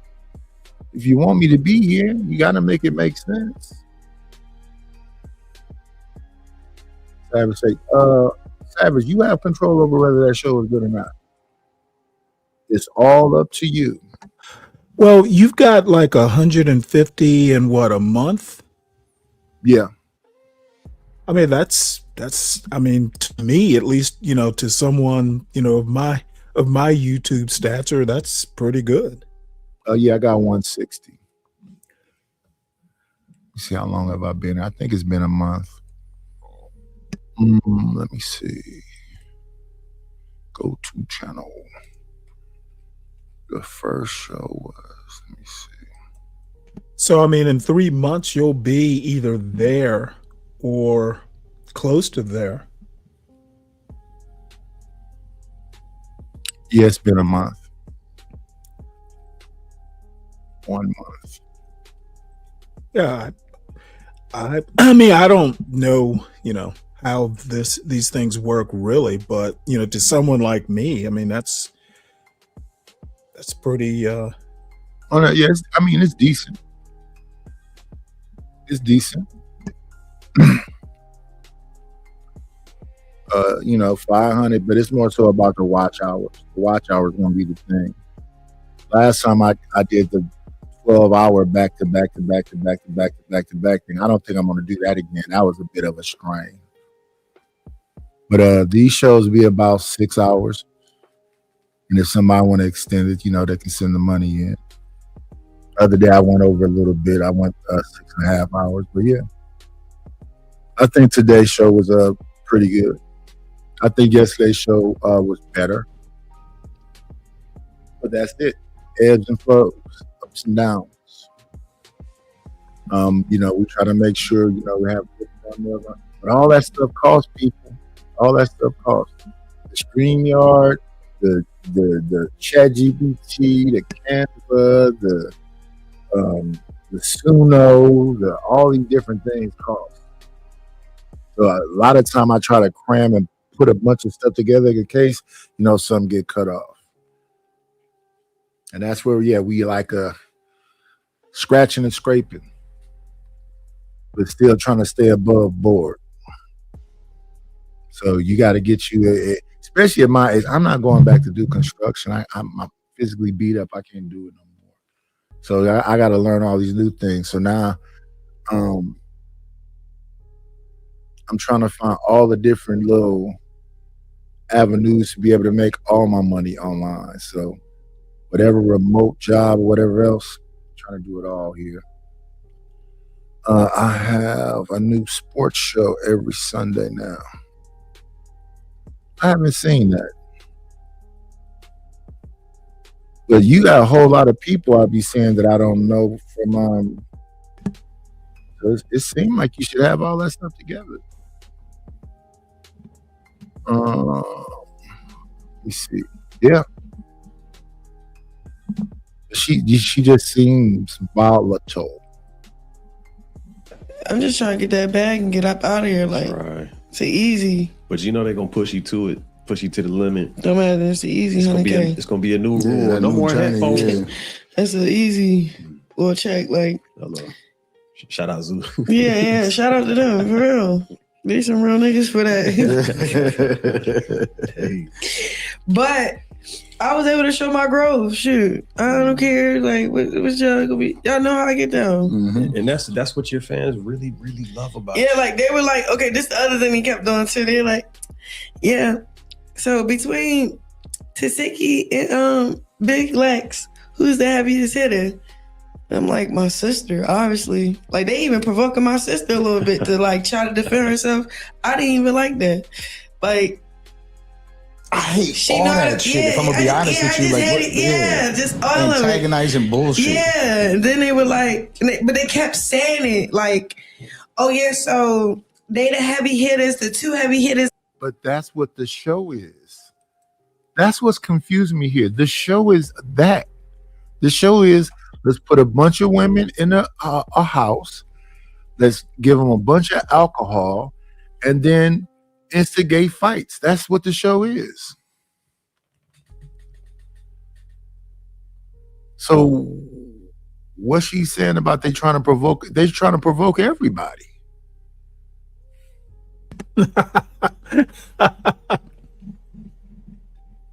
I mean, has anybody ever seen the Bad Girls Club? I haven't. Yeah. But I think you could just know by the name. It's not going to be a prayer meeting. Exactly. So what she said, the bag is 100,000. So they paying y'all 100,000 to fight each other and argue. That's all I've ever seen on it, and I don't watch it. The original season with, I think her name is Natalie Nunn, I saw that, and then Blueface made a version of it. I saw that, but I don't watch that stuff. It's too toxic. Some baddies, they wait for me to say something. I ain't saying nothing. Be a heavy hitter in the ring. You don't get no respect or no props over here, bro. It's just dysfunctional, and now you got kids thinking like, it's just the wrong message. Yeah. So it's like they was trying, and just it was rolling off my back like a duck's back, Like, well, listen, now that you're in this celebrity boxing space, this boxing space in general, you just got to tell yourself, listen, I get paid to fight. So if y'all want to see a fight, I already said that. I said I was like, trick me out my position. And then Satano was like, so why you come? Boy, I know I got paid more than you to come. Why I ain't come? I could really just sit in the corner. I could be the fly on the wall. That's how valuable I am. Yeah. I don't have to do nothing. I know my value, bro. If they gonna pay a bag and put me in this $10,000 little suite for a couple of days for me and Coach to get out of Baltimore for what? Run it. Yeah. I don't know what he's talking about. Yeah. He's so stuck on what he's stuck on. God bless his heart. Yeah. But let me clear up that statement for you, right? Because we went to a celebrity boxing event with Benzino. All right, I'm gonna break this down for you brief because I've spoken about this. Celebrity boxing is celebrity boxing, all right? And then there's boxing. Celebrity boxing with Benzino, we pull up with him and they're like, who's your cornerman? He's like, Danza and Cato. And I was like, huh? I'm not. I don't know what he's talking about. It's the You know day what I of the mean? fight. And he's like, no, you're in the corner. So now we're walking to him. They're like, what about Where's what your about gloves? warming up? They're like, you gonna warm up? He's like, oh, all right. He's like, Danza, you got me? I'm like, I have no idea what. Like, what? I don't know. And I just put my hands up with pads. I'm like, left. Well, beyond You know what I that- mean? And he's I just mean, like, I feel like it could go like that. yeah, though. no. So what I'm trying to explain to you is when he said celebrity boxing and real boxing are two completely different things. You are really boxing. You're not doing celebrity boxing. You are really boxing. You're not taking this for play. This isn't something that is just, oh, look, it's Krishan. She's a superstar. It's going to go in the ring. You're really boxing. You're taking it seriously. And I don't want to disrespect that by sitting there saying, oh, well, let's minimize it. No, let's talk about what it really is. I mean, shoot, I don't know, shoot. I don't care what you say. I still got to get in that ring. That's the real. What? Yeah, for real. But you walk through, we've seen you scrap, right? So we know that you're fearless. And that is what most people are most terrified of most. They don't want to catch no hands by nobody. You know, people just. Yeah, celebrity boxing is completely different from boxing. Even though we see Blueface training a lot, sparring a lot. We saw in that celebrity boxing match that, yeah, that's clearly not boxing. That was just a sloppy mess. I didn't see him really keep form. He had his mouth open by the third round, so that means his cardio was off. And he should have not been there for that guy to hold on to him. The guy was 70 pounds heavier than him, so he definitely didn't want that guy laying on his back like he was laying on his back. It was just a sloppy mess. Yeah, it's like hit and move, and that is not what happened. He was hitting and standing there. He should have never been there for that guy to hit him. Run their mouth all day and run it and run it and run it. And as soon as somebody really is like, okay, let's get it. Yeah, the one part I don't get is the crap talk. Like, you know, people got crap talk to promote the fight. Yeah, you got to get people invested. That's because it's you. Or just come up with a better way. Well, that's because it's you. Like, you don't have to worry about the crap talk to sell a fight because it's Krishan, right? So now people are going to watch it because it's Krishan. The other people, there's a lot of other people that actually have to. They don't have to do that. They need to get in their word. But we can't. It's you gotta get in your no word. disrespect. You but gotta it's gonna get in be your really word. You tough gotta to see believe. two people preaching to each No, other. it's to be like, according man, to. I can't wait to it watch stays this. in the word. A man is what they think of. So it's whatever you think of yourself, you will be. If you think you need to crap talk for a fight, you're gonna need to crap talk for a fight. No, you have to crap talk for a fight because people may be bored with the idea of you fighting. They got to know who you are. You got to big up who you are. So, at some point, they understood exactly who Floyd Mayweather was, but he decided at some point to stop being Pretty Boy and become Money May. And when he became Money May, he had already proven who he was when he was Pretty Boy. But Money May had to talk up fights. I would have liked Terrence Crawford to talk up more fights. Although he went in there and, did what he did, I would have preferred him to talk up fights because, yeah, the people will be bored with you. A part of the fighting is, the build-up, the face-off, and the talking crazy. One of the biggest parts about Mike Tyson was talking crazy. That's a part of his whole thing. Yes, he's big and strong and he can do whatever, but one of the biggest parts was him talking. The other people that didn't talk was like, what is this guy doing? So yeah, Krishan, you can just go in there and just say you're just Krishan, but yeah, you're gonna have to be well-rounded. Tank has to talk crazy. Even though Tank got that knockout power, he still got to talk crazy. It's a part of it. Even on these panels, I don't want to be bored up here. I don't want to talk myself to sleep. I don't want a bunch of people agreeing with me either, and I don't want to abuse, the person that disagrees with me. Let's make this not only entertaining. Hopefully somebody can get something out of it. Let's also have a little bit of fun. If you work on your relationship with God and gain divine wisdom, strategy, and favor, that's different. Word. I guess I can't complain with that because then there's Bud. Right? Yeah. Bud Crawford usually don't even he really don't even waste much time talking unless somebody pulls it out of him. You know what I mean? Yeah. And then he's just like, shit, let's get And that bores people. That was one of the things against him. So you had to go in there and kick behind because the buildup is like nothing. So,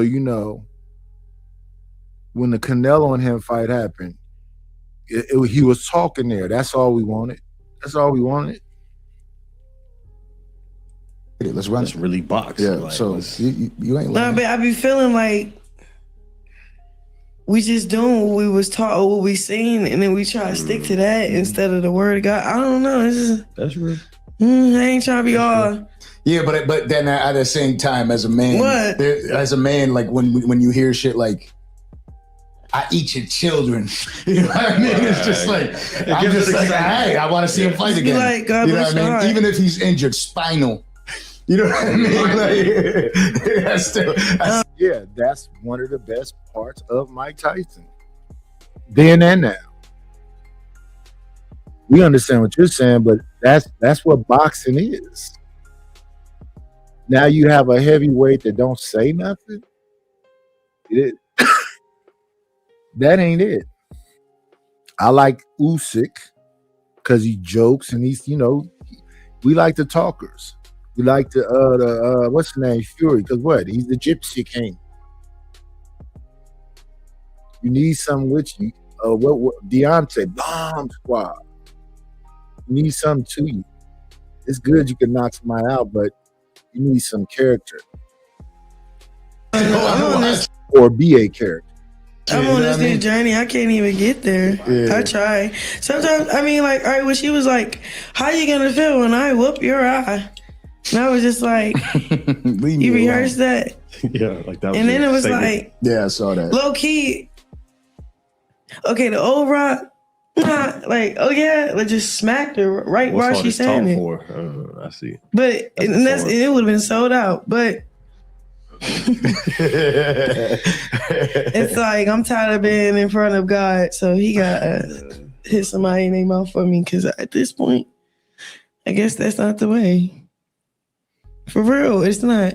You probably like, Nah, I'm with you. It I'm with you. isn't. I just know there's another thing too that happens too. Some people don't feel like they're gonna win, so they try to show as if they are confident in themselves and that they maybe will. No, when I'm I gonna beat felt your ass, when I felt her, when I seen her, I felt like she a mom like I am. She trying to figure out like I'm trying to figure it out. Is fear there? She just hopes she can shake it off. Yeah. Yeah. And that's what he was saying. See? But Like, that's that's a what I- fucked up comment to make to somebody though. Why? Did you rehearse that? Because that's Takes it all like the way, That was real. Yes, I Yeah. did. Fuck, yes, I did. Yeah, because that's just like sitting there like, shit. It wasn't genuine. It wasn't I genuine. thought it was gonna roll off. It wasn't the top a little bit genuine. better. It wasn't Yeah. genuine. Yeah. She could have just been herself. She probably a sweet girl. Be sweet. People don't want to see that. I'm they want to see sweet. two pit bulls. Like that's what they want to see. Yeah, but you gotta also know how to balance what you believe in, with your career. Like you can't let Fake what the you funk. believe in, like, compromise due to the atmosphere. Because at the end of the day, now you got to deal with that. Still got to get in that ring. Yeah. The punchline you should have hit her with, like people say it's belt to ass. I'm the buckle.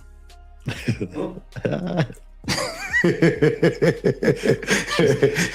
see, she would have fucked you up. She would have fucked. Let me That's guess. what You Buck rehearsed Crawford that. said, yeah. She would have fucked you up with that one. But Nah, because but he wants to I buckle. try to put my feet in her shoes. Like, all right, say if I was her and I'm fighting Krishan, I'm like, damn, that's a hell of a confident person.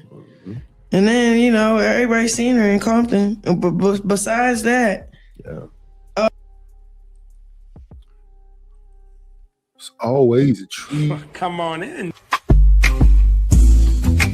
Plan, it's always a treat. What's up, brother? How you doing? It's me. Shush.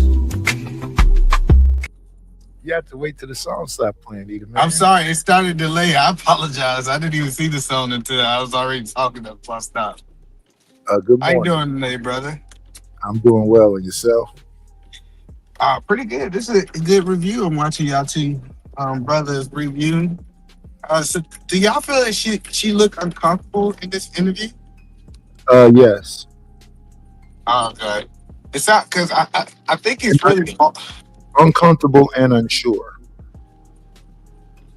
okay. I just think that when it really comes down to it, a lot of people, it's almost like the whole actor thing. It's like we can never see some actors in a different light. When you go through kind of these social media upbringings or through a certain industry, we have this light for them. I think she's just trying to recreate her image. I think she's maturing. I think her having a baby make her say, hey, man, I just can't be crashing out, which is a whole bunch of men that way too. They be crashing out until they start having kids, but some of them just be crash out dummies forever. But I just think that she's maturing and people keep trying to pull her back into that toxicity. But she's on Zeus, on Bad Girls Club. Yeah, but that's what I'm saying is that when I'm talking about from the interview, so I think a lot of this Bad Girls Clubs is scripted. You kind of know what I'm saying? Like even like Kai said that to the point that her crashing out on his show, they asked her to crash out. Right? That was supposed to be the promotion for his new jail. Remember he did this whole little jail thing. That was her crash out was supposed to be for the jail thing, right? And that's why they invited her back. So I think sometimes people have this expectation of who you're gonna be, Nightish. And sometimes you like even now she don't even wanna live up to talking about this girl, but they keep trying to force her to still stay in that toxic role. How old is the baby? Club is. So see what I'm saying? So I can understand she's having a spiritual journey and she's something different now. So how does that work in that Zeus universe? That all that Zeus stuff is toxicity. It's not like they're trying to pick on her. That's the industry that you're in. Natalie Nunn wants you to get drunk, argue with girls, and fight. That's what Bad Girls Club is. And this is the only thing that's to me that's staged about it. These people would never be in this house and they would never be drinking like this. So that's the part that I think is staged. They putting you around people that they know you're gonna clash with. What else is Saucy Santana gonna do but talk crazy? Everybody that's gonna be around her in that house, staged or no, that's what that is. So it's not like you're gonna go there and walk around like Kwai Chang Kang like you in Kung Fu and meditate to fight. But I thought she wasn't on that show no more. Like Yeah, they that's what she just got to talking about. That's where she getting this $100,000 from. Zeus. To be on yeah. Girls Club. Yeah, I just think when it really come down to it is, I really think she don't even want to do the Bad Girls Club no more. I just think she got to pay these bills, man.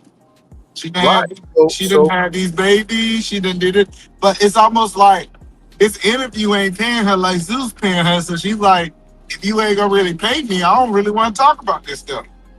And then there's the rub. What is it about you? Because what you are to us is toxic. So now that you're not toxic no more, what is there to talk to you about? So, but do you think that this woman might have been a loyal, good woman until Blueface got her? No. I think so. I think that she was a good woman. She was corrupted. I think he corrupted this woman. Like, if you really like follow her story, She wasn't doing all this chaotic stuff, and then she fell in love with a man who thrived off chaos.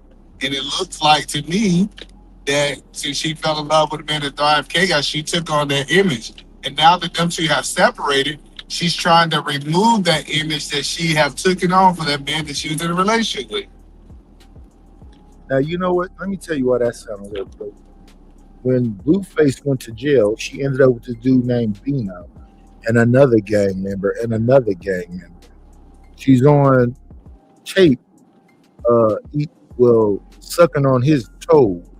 And he just was on the show recently saying she is crazy.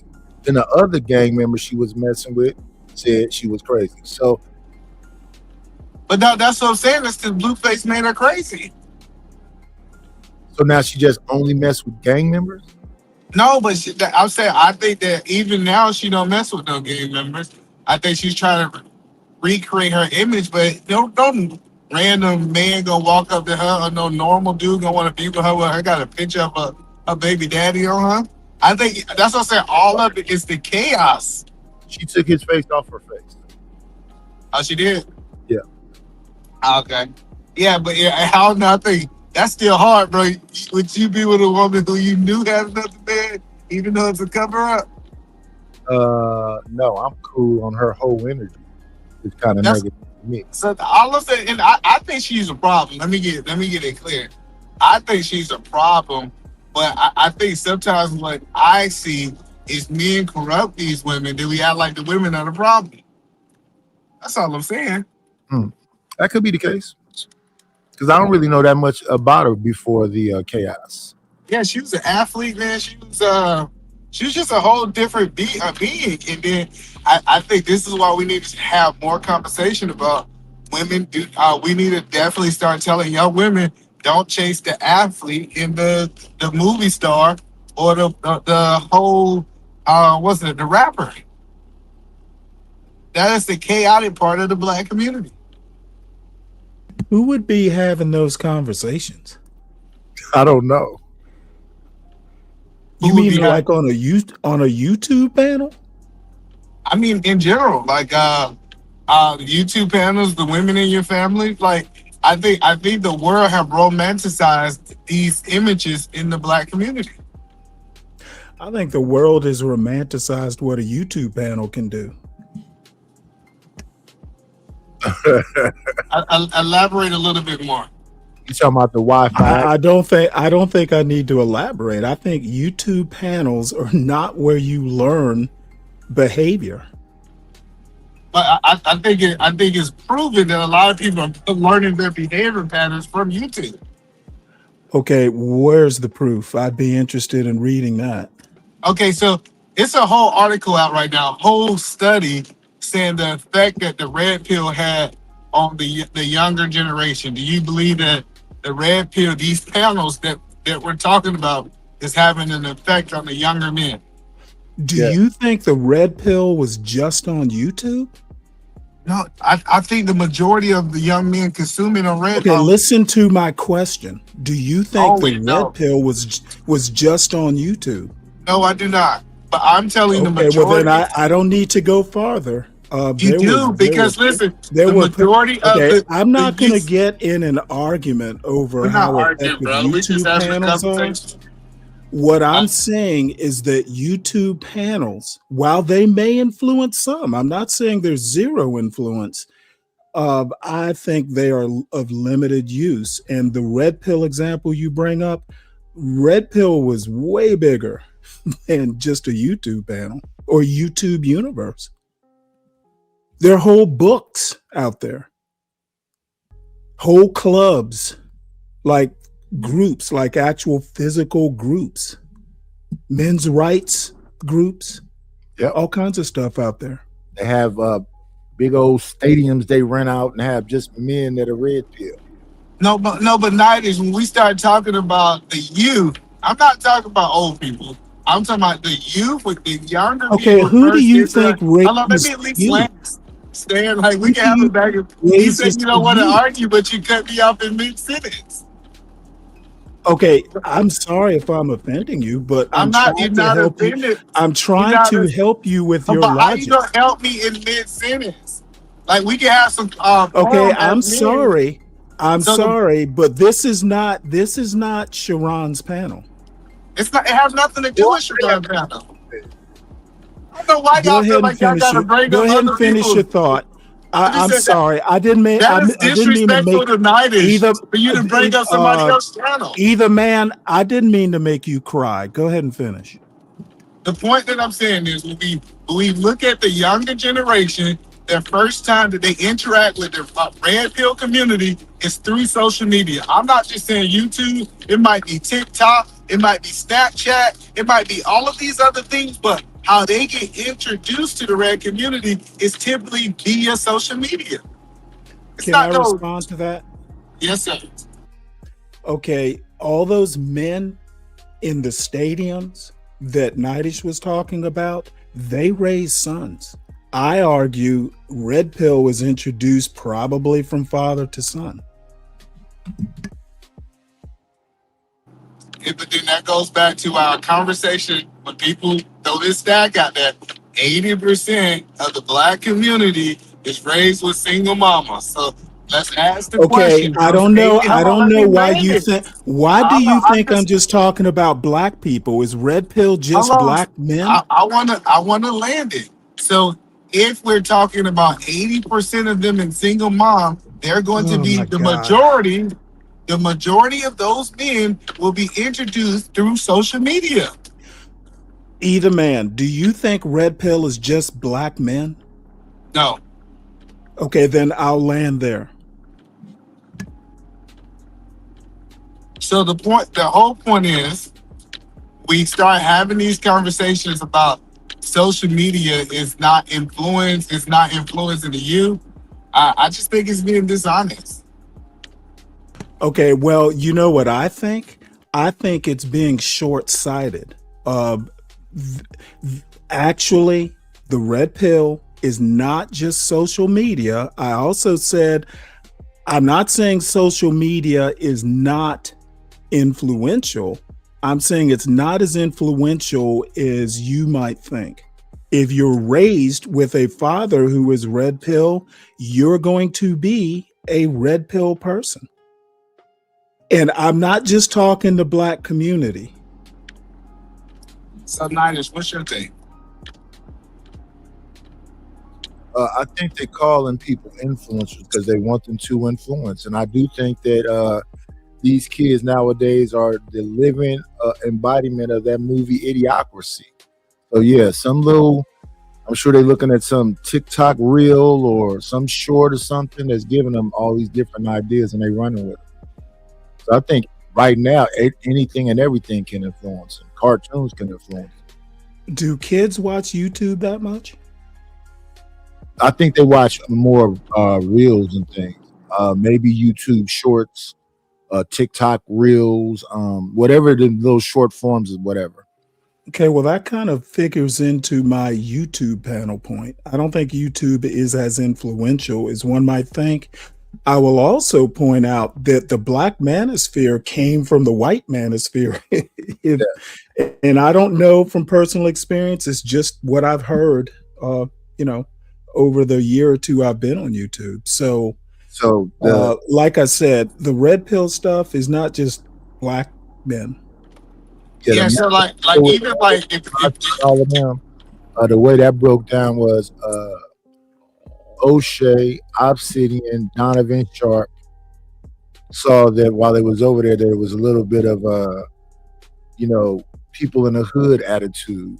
So they was like, well, it's kind of clansy over here. So that's why they supposedly broke away. So that was O'Shea, Obsidian, and Donovan Sharp, and then Angry Man. That's supposed to be the four-headed horseman right there. Right, but my point is that they weren't original with No, they came from the manosphere itself. Right.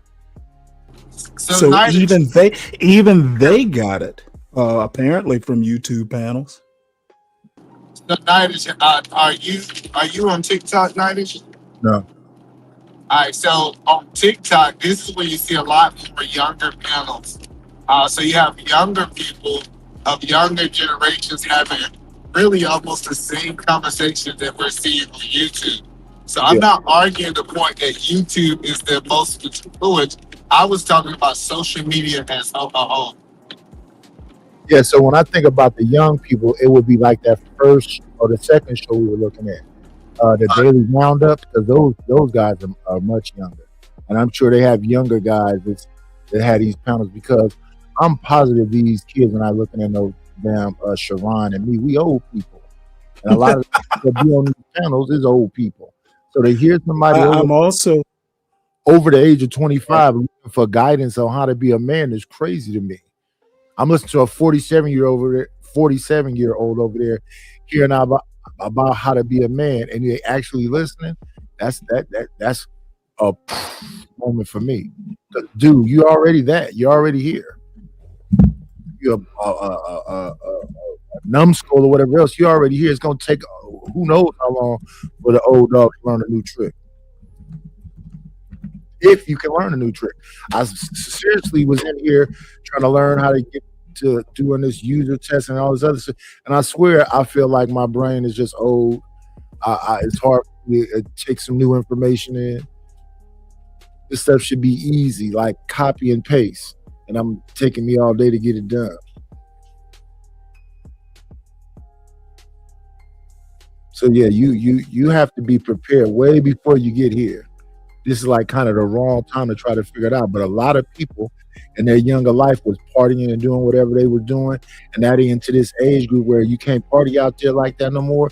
So how are you going to be able to fit into this new so-called gig economy? Well, I'm trying to figure out when he said we have to have the conversation. I did ask who. And, if the young people are talking amongst themselves on, TikTok or wherever, they're not necessarily learning. I don't know. I guess they're influencing themselves. Yes. That's what I think, because the way I'm receiving a lot of young people when I listen to them, they don't want to listen to no old folks. The way my sons talk to me is if they're grown men now and they're doing their thing, and respect that. That's how interesting. They're adults.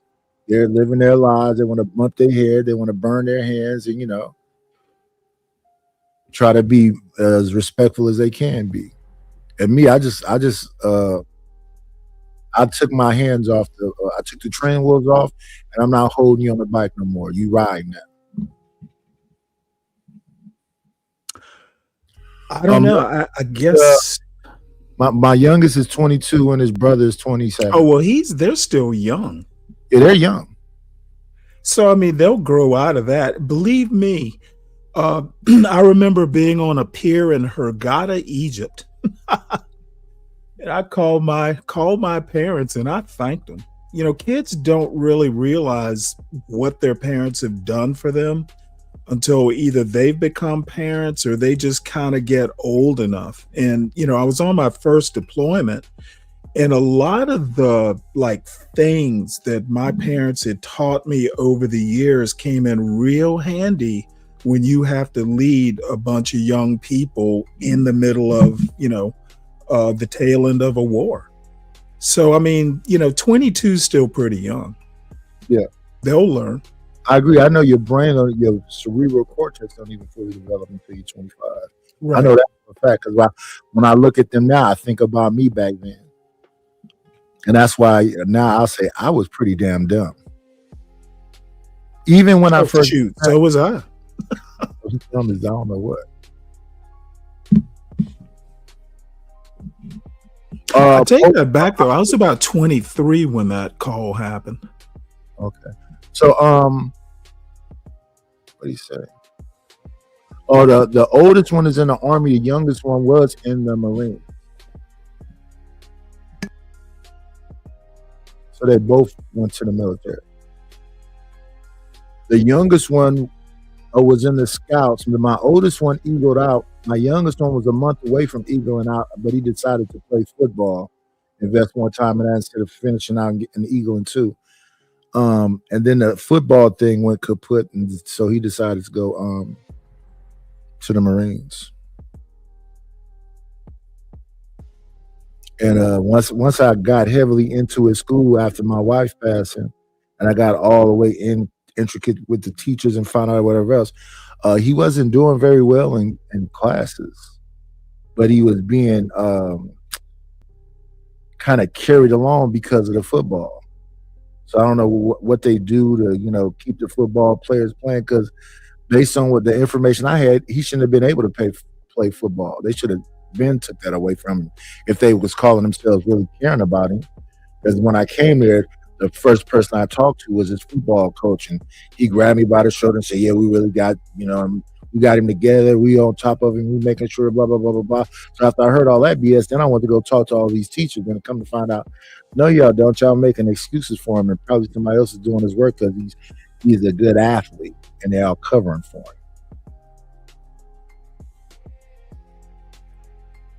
him. No, I know a lot of people that the military changed them, and a lot of them say it made them better people. The thing I see interesting about a lot of the people I see that come out of the military, they don't tend to keep that regimen when they get out. Like every now and then, Scam will come up here. You can see Scam was in the military. He still has it, and the way he talks about it. He talks positively about it. Mandrill talks positively about the situation, and you can see they still are athletic and all that other stuff. And they talk about all the benefits they got from it from a financial standpoint, also.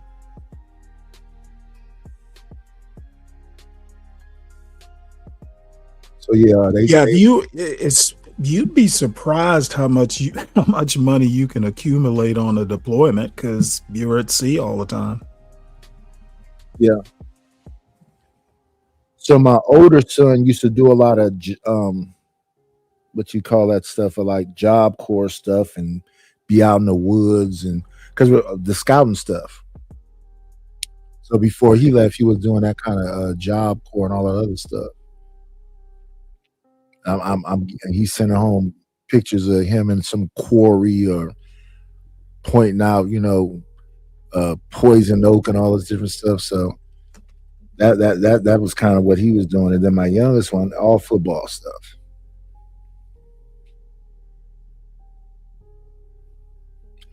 A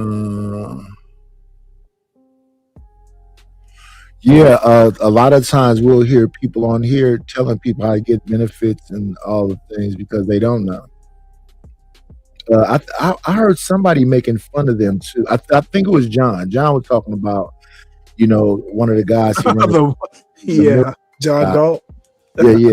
He said that guy's all fat and the house is all nasty. He said, "What kind of military guy is this?" He said, "See, this is an example of a dummy. He needs somebody to lead him." Yeah, John is a piece of work.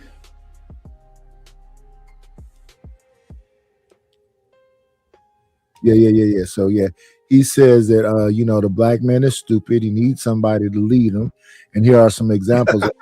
And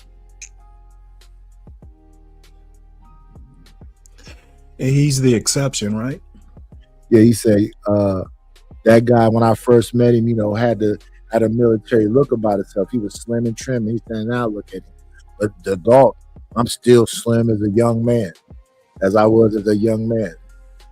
So John has a lot of things about himself that, it's interesting. So he prides himself in being dark, because he always wanted to call me a white boy. He talks about his hair. The things he talks about, they're pretty funny, while at the same time sad.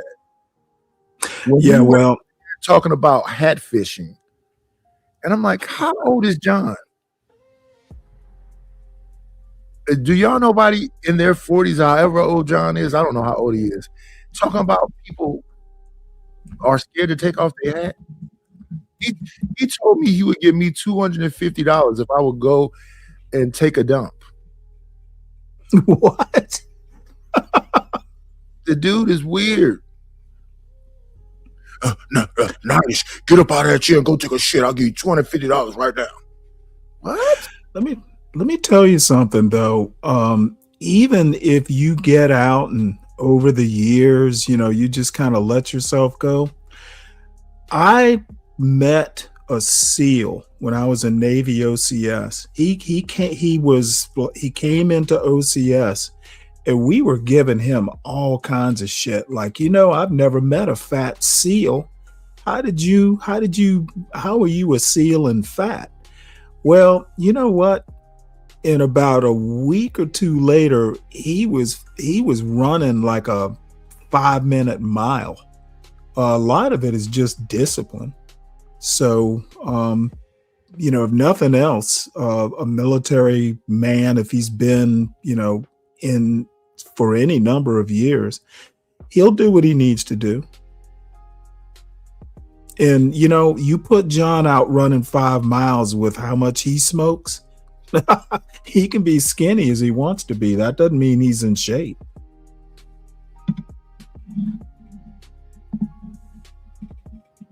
Am I mistaken, or does he smoke cigarettes and weed? No, I think it's just weed. But look, a 50-some-year-old can do what a 50-year-old wants to do. I'm not casting aspersions, but what I am saying is slim is not necessarily the measure of being fit. I understand that. You can be slim and unhealthy. Yeah, dude, I guarantee you, if I put him out through any paces of physical exertion, he will look like an old man. Yeah, my thing about him though, and he can't do what he want to do, is that he chain smokes and chain drinks. It's always like back-to-back cans of whatever that is he drinking and back-to-back joints. It's like he's lighting up another joint as this other joint goes out.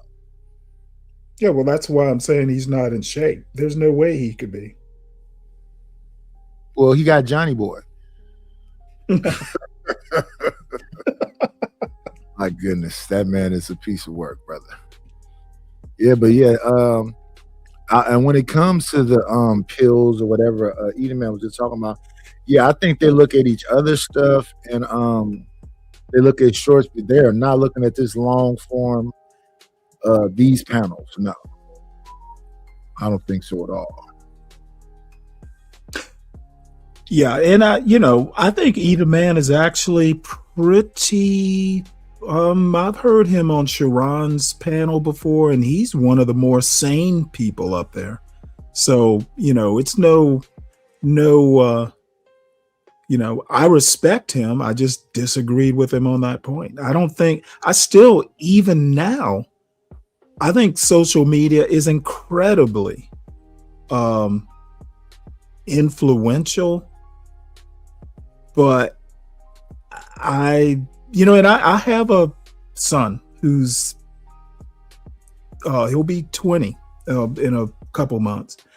I don't know. I just don't know that it's that influential that if we get together and talk about it, it's going to teach young girls not to do this, that, or the other. I just doubt that it's that influential. Yeah, it's up to the individual. It's about what these people are doing inside their own home. People inside their own homes thinking about something that was said on some YouTube panel.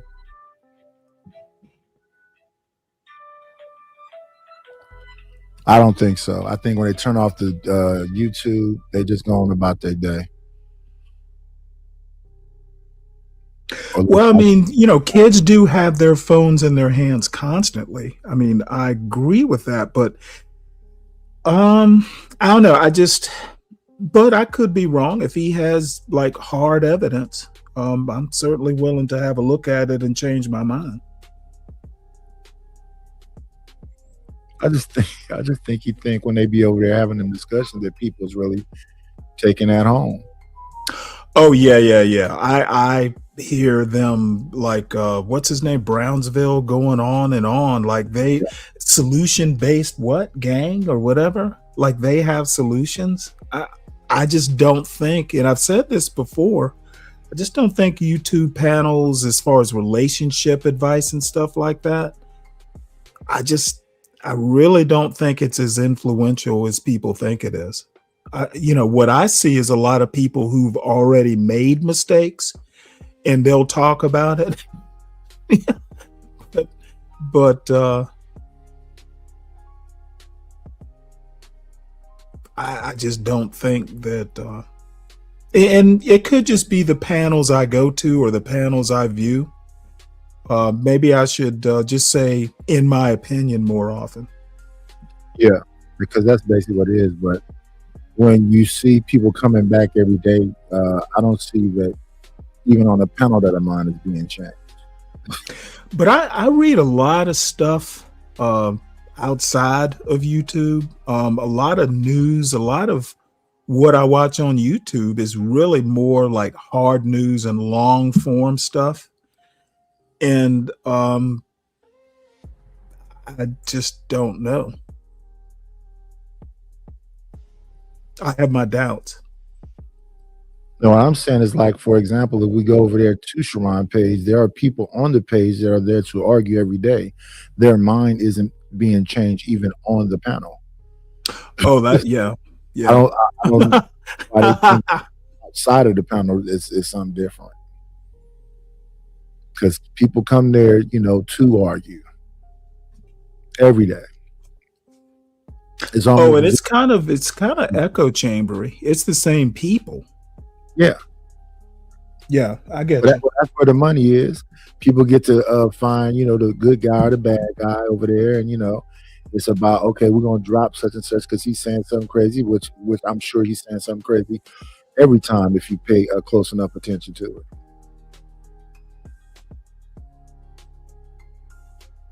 So to me, it's about the individuals, what they want to hear. If you giving them what they want to hear, this is what the outcome is. Because I listen to it and I go, that's interesting. What you don't understand? No, I understand completely what I'm understanding. You don't understand what I'm understanding, I think. Like when I say yesterday was a good show. Why? Because, we had one of the people that's one of the biggest bandits come through and try to dominate this show like he does everywhere else. Only difference is you say that we're losers, let us lose. If that's the case, let us lose. But I get some support. I'd like to get more, but let us lose. Because you are allowed to do your thing your way, and the Knight will do his thing his way, and we shall proceed. These numbers fluctuate. People kind of got their, they want me up early in the morning. They want me from midnight to 6. And I don't even know if I'm doing that really either. It's probably going to be from 3 to 6, if anything. Probably. Were you the other morning you were on it, on the East Coast, it was like maybe 7. So it would have been about what, 3 or 4 your time? Maybe you were on earlier than I woke up. Last night I started the show at like because let me see, I think that was a 6.5 hour show. Let me look right quick.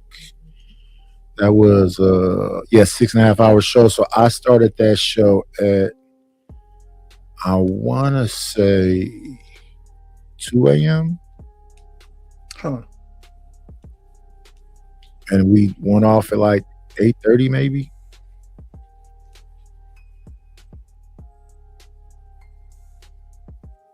Yeah, 8:30. I was going to do another show, but I don't think I'm even doing that anymore either. I used to do like multiple shows in a day, which people don't really know about them. So they want me to be on, between midnight and 6. Well, those are your hours. Yeah. Because some people are night owls. Yeah. I am usually a night owl. I haven't really been lately. Yeah, so that's what they're saying. They were saying, we need you to come back on during them hours because those are the hours we're looking for. They were saying, I'm messing up the morning. Well, what's going on over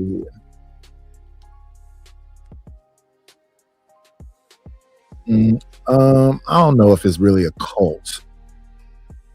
I think cults go a little bit deeper than it.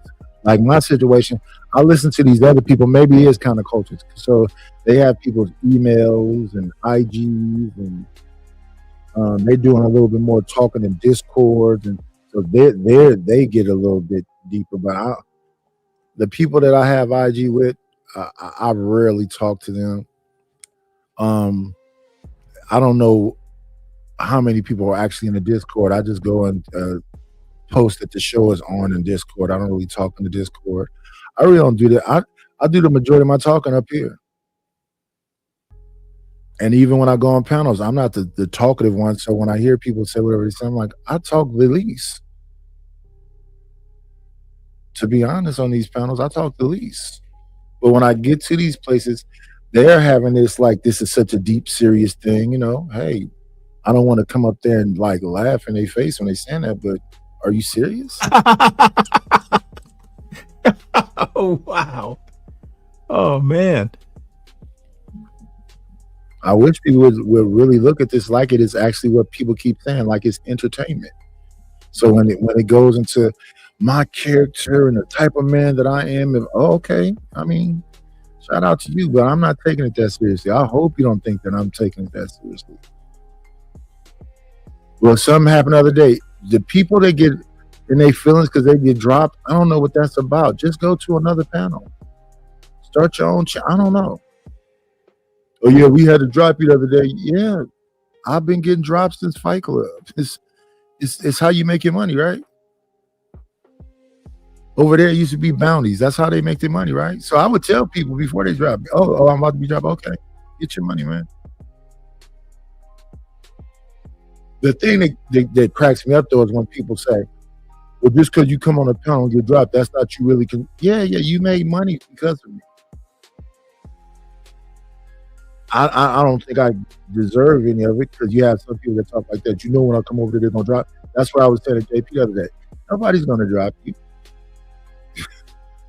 So you say when you come to a panel, you add so much value, you're going to drop you or you bring in some. None of that is going to happen. You're just up here, bloviate.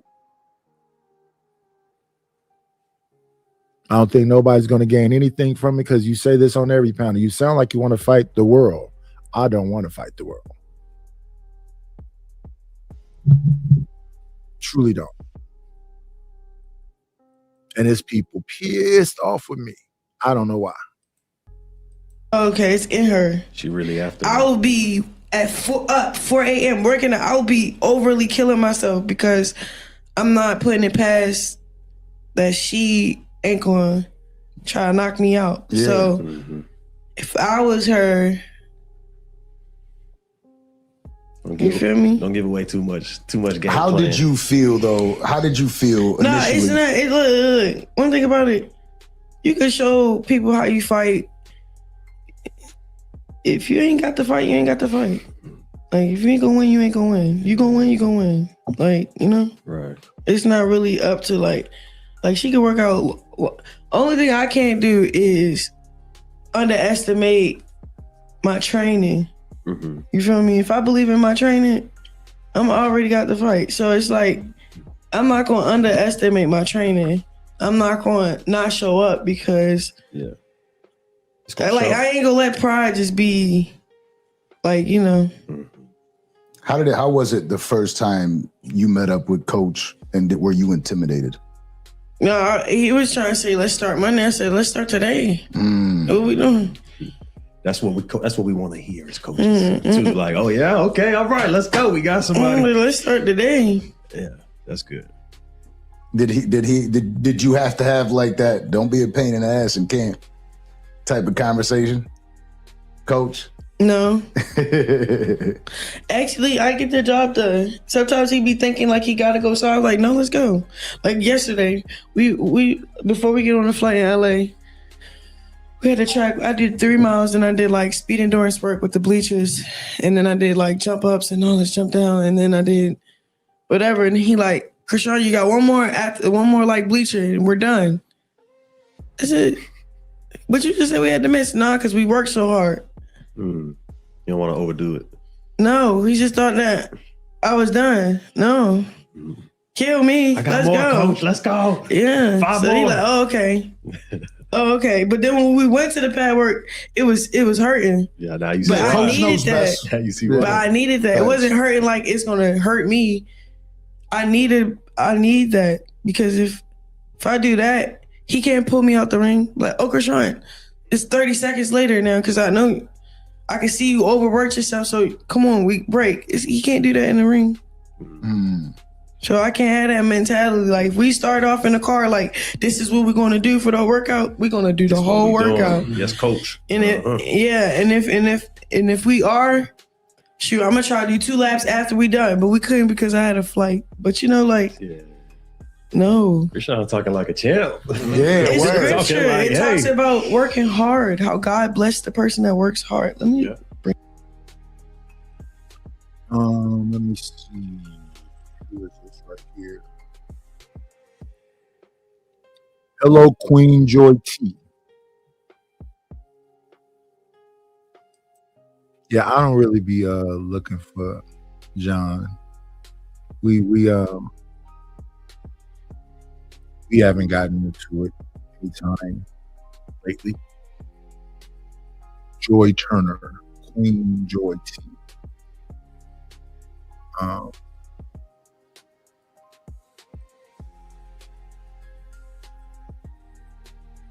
My name is Earl. Yeah, she keep jumping all over the place though. Rocky Balboa inspiration. Do you know approximately how old she is? I think she's 25. Huh. Interesting. Yeah, she's young. They're young. And that's why I say it looked like she had a hard life. Yeah. But knowing that, her earlier life, you see all them pictures of her playing football and whatever else, she looked like she was a sweet, innocent child. And then Edelman said that Blueface turned her out. I find that interesting. If she's that young, I could probably see that. If depending on when they met, I guess. But I mean, the 20s. If you had kind of a now, I think childhood. I think Blueface went to jail for probably about 2 years, so that would put her at about 23. So so he was gone for 2 years. So he's 25 now, so that would have been she'd have been 23 then, and she was probably actively on that show a year or so before that.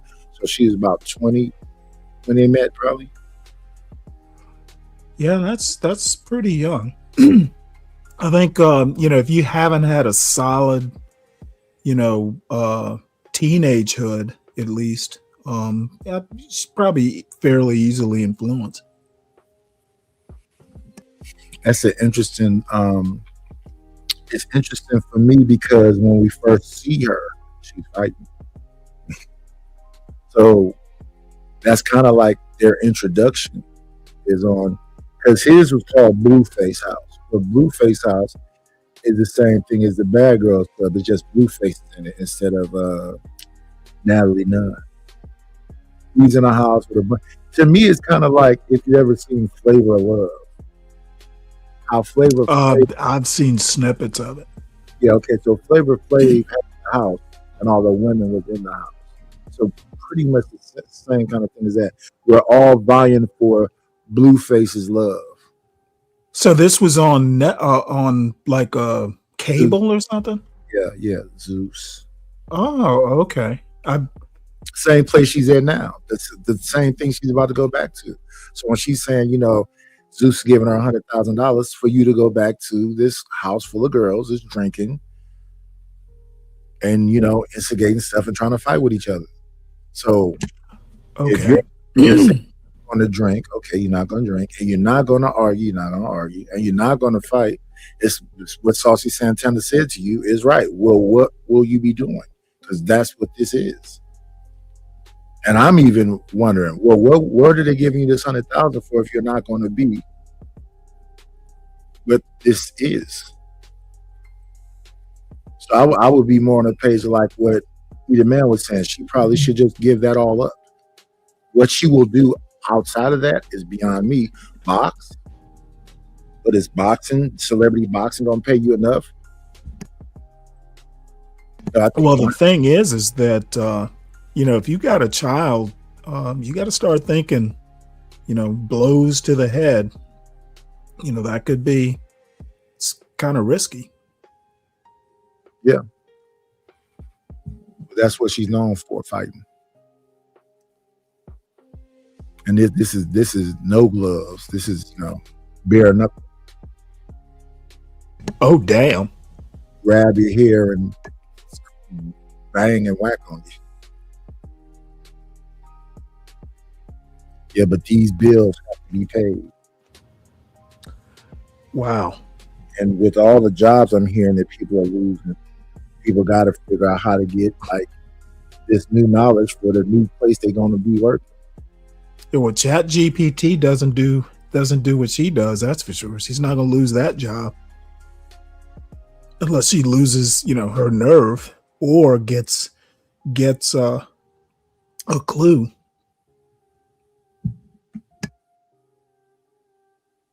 Temporary reward, risky reward. Yeah, and see, like what I'm saying, if she's having this spiritual journey, she can't be on only. She can't do all the stuff that these people do, because a lot of them don't have any talent. Because what does the Kardashians do besides ruin black men? That's their reputation. Besides that, yeah. So like people have seen me on panels and like when I used to go over there to Chaotic Clubhouse, Mufasa and Sporties would be like, Naj, why do you think because you got 100 people in the building you're supposed to get some money? I'm like, I'm asking for support like everybody else asks for support. Why wouldn't you ask your audience that? Everybody does. And you guys even say the show is fun. You guys even get it. You guys came in with royalty. So why would it be different for the new people? Let's play the game. I mean, this month we got 2 royalty people, but that thing should be filled up. Yeah, but Nightish, there's a reason why there's monetization. So I mean, that's kind of, I don't know why that would be such a big deal. I think they just be picking on, messing with me. I see. Oh yeah, matter of fact, it's 3 people royalty. Yeah, I forgot. It's Rapid, Maurice, and Hear Me Out. 3 people royalty. I forgot. This is Rapid last month though. And that's because Rapid gave up so much money in super chats last month. Well, it does add up. Oh yeah, it add up. But that's the thing. People, I don't know what it is. Well, they get something out of the emoji and the super chat. They want their money to be lit up. So you will see people doing that. That even though YouTube is going to take 30%, you will see people doing that, send 2s and 5s and 10s, whatever else. It does add up over the month because you can't touch it for 30 days. So yeah, it will be something. The majority of the money made here was made from super chat, so that is a blow. Because usually on the 21st, I would be expecting a check. But we just got to get back there. So. I know you're gonna think this is a nerdy question. Do you? Because you're from California. Do you remember Cesar Chavez? The revolutionary? Yeah, the farm worker guy. Yes. So apparently there are troubling allegations. It's like, damn. No civil rights leader is safe Oh no, in 2026. none of them are. And that'll be a talking point, for somebody soon. That'll give what's her name? B. Simone, another person to talk bad about. Wow. How could Martin Luther King be a great leader if he didn't treat his women right? Yeah, girl. Same way Donald Trump can. Oh yeah, they really don't believe in him. I said, did y'all not hear what the white women said? What they said? They said they'd rather be grabbed by the pussy than vote for one. So there goes Kamala. And that was women talking. We vote with our husbands. That's the white woman. So a lot of conservative ladies. And the conservative ladies sound tougher than me than the men do. To keep it 1,000. Okay, she said Krishan was 19. Yeah, I said like 20 or something like that. Yeah. I just don't really believe in the damsel in distress thing very much. I believe when a girl go find the gangbanger, she know what she want to find. And dad can tell her what he want to tell her, but her body wants what her body wants.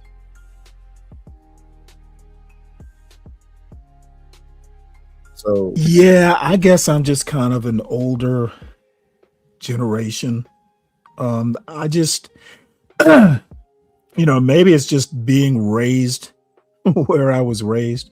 The South still thinks chivalry, at least when I was a kid. You always open the door for, a woman. As a matter of fact, when I was in high school, sometimes I used to catch the city bus from school to home.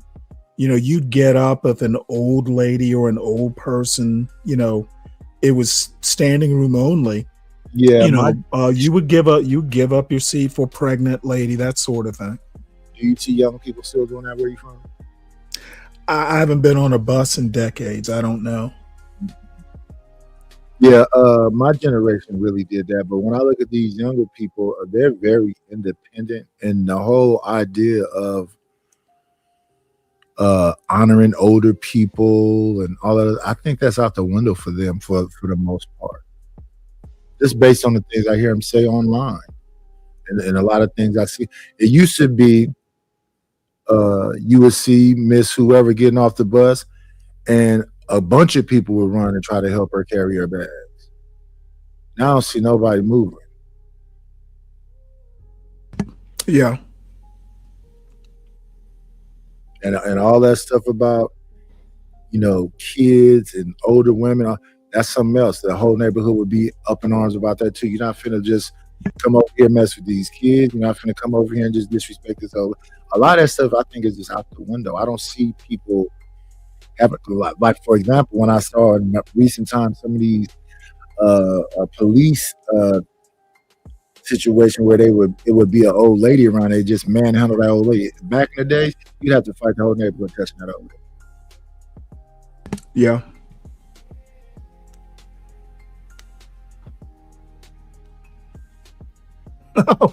One thing's for sure, you're not going to fix that on a YouTube panel. But they think they are. And bless their heart. I don't believe that. I said to people forever, I'm not giving advice, I'm just giving my opinion. When I first got here, it was a couple of groups of young folks. They kind of went away now. I think Granville is the only one of them. I see Cheeky every now and then, but it used to be Sway and Cheeky, Granville, Jonathan, Barronville, a bunch of young cats. They was calling themselves GBG. That was all on old folks' heads. Those were the one I gave the YouTube apology to my generation, because they generation back. Yeah, y'all generation made the baby mamas and the stealing crack and all this other stuff. And I said, oh yeah, I could see apologizing for that, whatever. But what I want you to understand is that say those years again, because y'all can look at generations on a 15-minute YouTube clip. This is what the boomers were in a 15-minute clip. This is what Gen X. Yeah. So I would say if anything, I want you to understand dates and then understand I was born January 25th, 19. And they would say, well, what does that mean? You said 80, you said the crack. Oh, that's funny. Right. So 84, I was 14. So yes, I was involved when I was 14. And 84, I guess I would have been old enough. I was 18. Yeah, but see, for me, an 18-year-old is a little bit closer to being really clear about exactly what that was versus a 14-year-old. So yes, exactly what crack can do to somebody, but we didn't see it at first.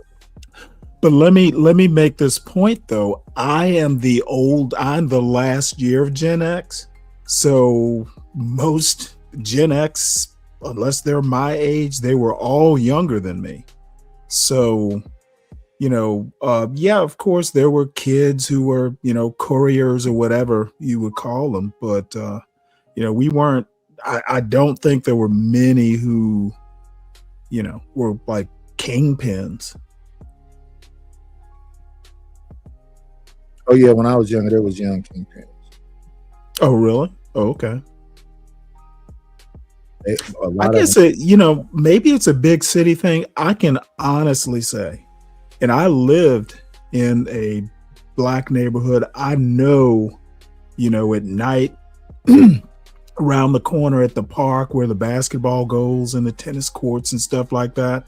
Yeah, I'm sure there were things, going on there, but those were mostly older kids, and you pretty much knew, to like not be hanging out with them unless you wanted an ass whipping, because somebody was going to say, oh, hey, I saw so-and-so with so-and-so. Yeah.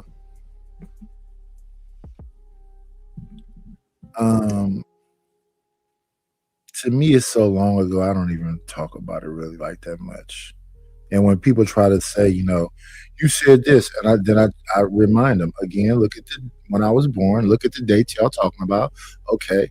I said you could say something wild about me as far as it goes to that from the ages of 14 to 22. 22, my wife got pregnant. I went to jail at the end of 22. When I came home from jail, I got married a year after I came home. So all the crime stuff here, we'd be talking about somebody 22 to 14 to 22. Right now, I wouldn't sell a drug, use a drug. I mean, I don't want to do anything illegal. Well, I think a lot of those young people who, and some of them are not so young, to be honest. I think that's just a cop-out. I don't buy into these generational arguments. In a broad way, I can go, well, it's time. Say we're talking political leadership, like Jim Clyburn. He's a Black Congress member from South Carolina. He has been in office for 40 years or something like that. At 85, he has decided to run for Congress again, which I think is just ridiculous. So in broad, context, yeah, the generational argument might work. But when you start saying that, hey, Generation X is why, quote, we don't have, or boomers are why we don't have something, dude, you don't earn wealth as a group. You earn wealth individually, and the group dynamic is something that appears in a data table somewhere. Okay, implying that a whole generation has affected you personally, that's a bit of a stretch. There's nothing in 2026 holding, anybody who's capable of earning a living and a decent living at that. Yeah, I guess. Can you learn CompTIA? Can you learn any of these certificates? I just think I'm not that smart. Well, most you'd be surprised. I don't know about the big companies like Google, but I know a lot of companies don't even, as long as you can do the work, a lot of companies don't care that much about certifications. That's been my experience, and I worked in IT for 10 years. Well, it's getting in the door, I think, because I hear people say that they and they kind of learned on the job, learned as they went. Yeah, absolutely. A lot of time that's about getting in the door, and who do you know? Yeah, because coming out of school, every company does things slightly differently. Companies, if they think you can learn, will train you on their software. That was my experience. Yeah.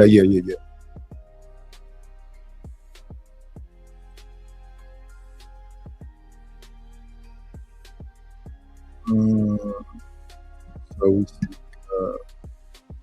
see kids still there with us, and we almost at that mark. It's almost at the 6-hour mark. We're about 9 minutes away, 8 minutes away. So I hope y'all had a good time today. I hope me and Stanley didn't bore you. Well, we certainly didn't bore Savage. I think Savage been gone. I'm gonna have a bite. Oh yeah, he was just here a minute ago. Okay. He says he hates. Damn.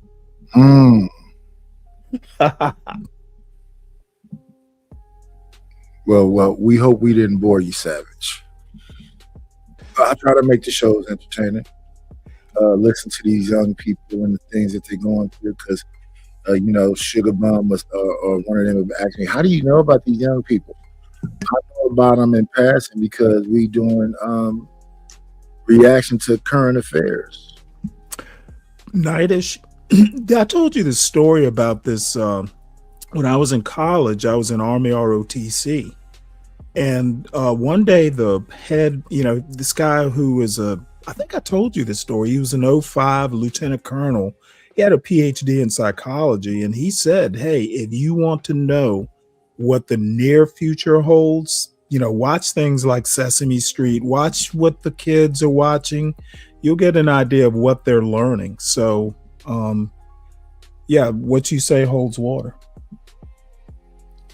Yeah, I remember Sesame Street also. We didn't ever look at Ernie and Bert as a gay couple, but now since it's in woke time, they're a gay couple. So I recognize the Odd Couple. That's Oscar and Felix. They're probably a gay couple. When we do all these flashbacks, I never thought that. Well, I remember the original. Both of them were divorced. Yeah, but that's latent homosexuality. they were married. They got all together. So now, just me and you, because they never was trying to get married again. I remember Oscar. In real life, I cannot remember. I remember Jack Klugman. Can't remember the other guy's name. He was fairly famous though. The one who was really effeminate. Yeah, in real life, man, he had like a woman who was like 30 years younger and a knockout. I think he got her pregnant. I think he had a kid in his 70s. So, there's that. Yeah. But it was a lot of that stuff around because we had soap. Yeah, I remember. and I always forget the comedian's name that did all those comedy things with him, Robin Williams, and Whoopi Goldberg. What is that man? Billy Crystal. Billy Crystal. Billy Crystal was a gay guy on Soap. Yeah, I remember that. I didn't watch Soap much, but yeah. Yeah, but they had a lot of shit. They had Bosom Buddies. They had Soap. Yeah. Well, and then people kept saying that Jack wasn't gay on 3. Yeah, I didn't say he was gay. I said he was pretending to be gay. So he could live with the 2 girls. He clearly on the show was dating women and whatever else, but he had to keep it a secret from Mr. Furley and then Mr. Roper. Yeah, you know, whatever, floats people's boat. Just, make sure you come through. If you don't mind, be a royalty member. And listen, don't be royalty like all the other royalty. I appreciate them. I think they just are supporting the show. But you actually have some power as a royalty. The king is supposed to be like shaping shows. Then everybody is supposed to have 2 shows. TMKC never did her 2 shows. Talk about your subject matter, make a thumbnail with you, the whole get down. You can time our people on the panel with us. You can time our people in the chat. It's some perks that come along with that royalty spot. Yeah, I might just do it just to wreak havoc. Well, that's what folks are supposed to do. I'm tempted. Like I was saying to people about the wrenches. The wrenches is like $10 a month for the small wrench. And why is that, Nidus? Well, that's how I make my money. That breaks down to probably what, 30 cents a day to have a wrench. How much is a kingship? It's $100. Okay. You don't have to be a king, you can be a bishop. Those are 50. Everything else is 50. Okay. Well, you know what? That might be some that might be worth it. Yeah, Sal, he gonna get you now if he become royalty. You better pony up. We had some people that had fun with their, like here, when Granville was here and Thanos was here. Oh man, they and Jalen. Oh my goodness, Jalen was cool. Like, in fact, that's how we first really met Maurice. Maurice was doing, because he's a mortician, or he picks up bodies or something like that. He has that big old car. A hearse. He was going through a little bit of something when he came up here, and it was a serious situation. I'm feeling for the brother, and the queen said, "Drop him." I'm like, "Drop him for what?" But she was the queen. So then he bought her queendom. That caused some confusion. Man, Sherelle was a king. Yeah, they flipped out about that. So only a woman can be a queen. Only a woman can buy the queen spot. We will not have no man queens. But yeah, that's how we first met him. He spent some bread to take that royalty back. That's when they was battling. And the other person that battled over the kingdom was Ruthless and a brother named J Hub. J Hub bought it. Ruthless bought it back from J Hub. J Hub bought it again. Ruthless bought it back. And then J Hub came at the last end. So that back and forth was $1,000 right there. At the end of it. Wow. So that's the kind of stuff that used to happen over here. So far, there ain't been nobody trying to buy out royalties. The last thing that happened was Anthony came up here to take Sugar Bomb's royalty spot from the chat, because it's chat royalty also. So that's B Love and Big Bad Bull.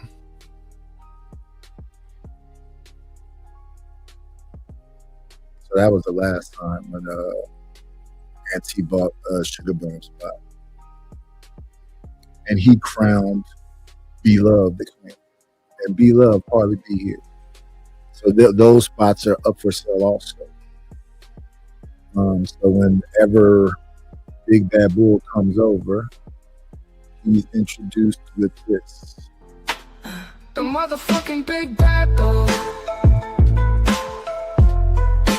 Motherfucking Big Bad Bull. The motherfucking Big Bad Bull. The motherfucking Big Bad Bull. And then Be Love when she comes over.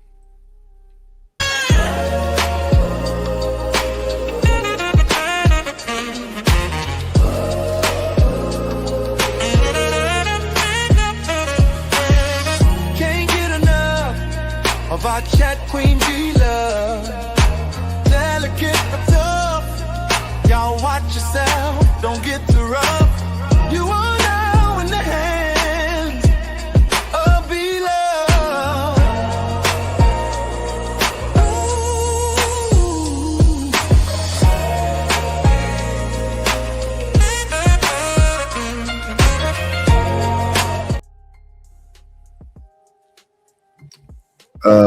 One thing I want y'all to not forget.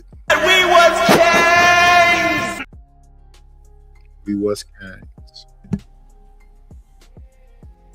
Let me hit y'all with this one also. That ain't it, y'all. Nigga, fuck you! Holy. This nigga did something I have wet dreams of doing. Shout out to everybody.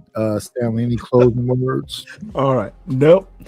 Just wishing Savage all the best. Yes, Savage. We wish the best for you. Hope you have a great show. And with that being said, y'all, I always say, be great.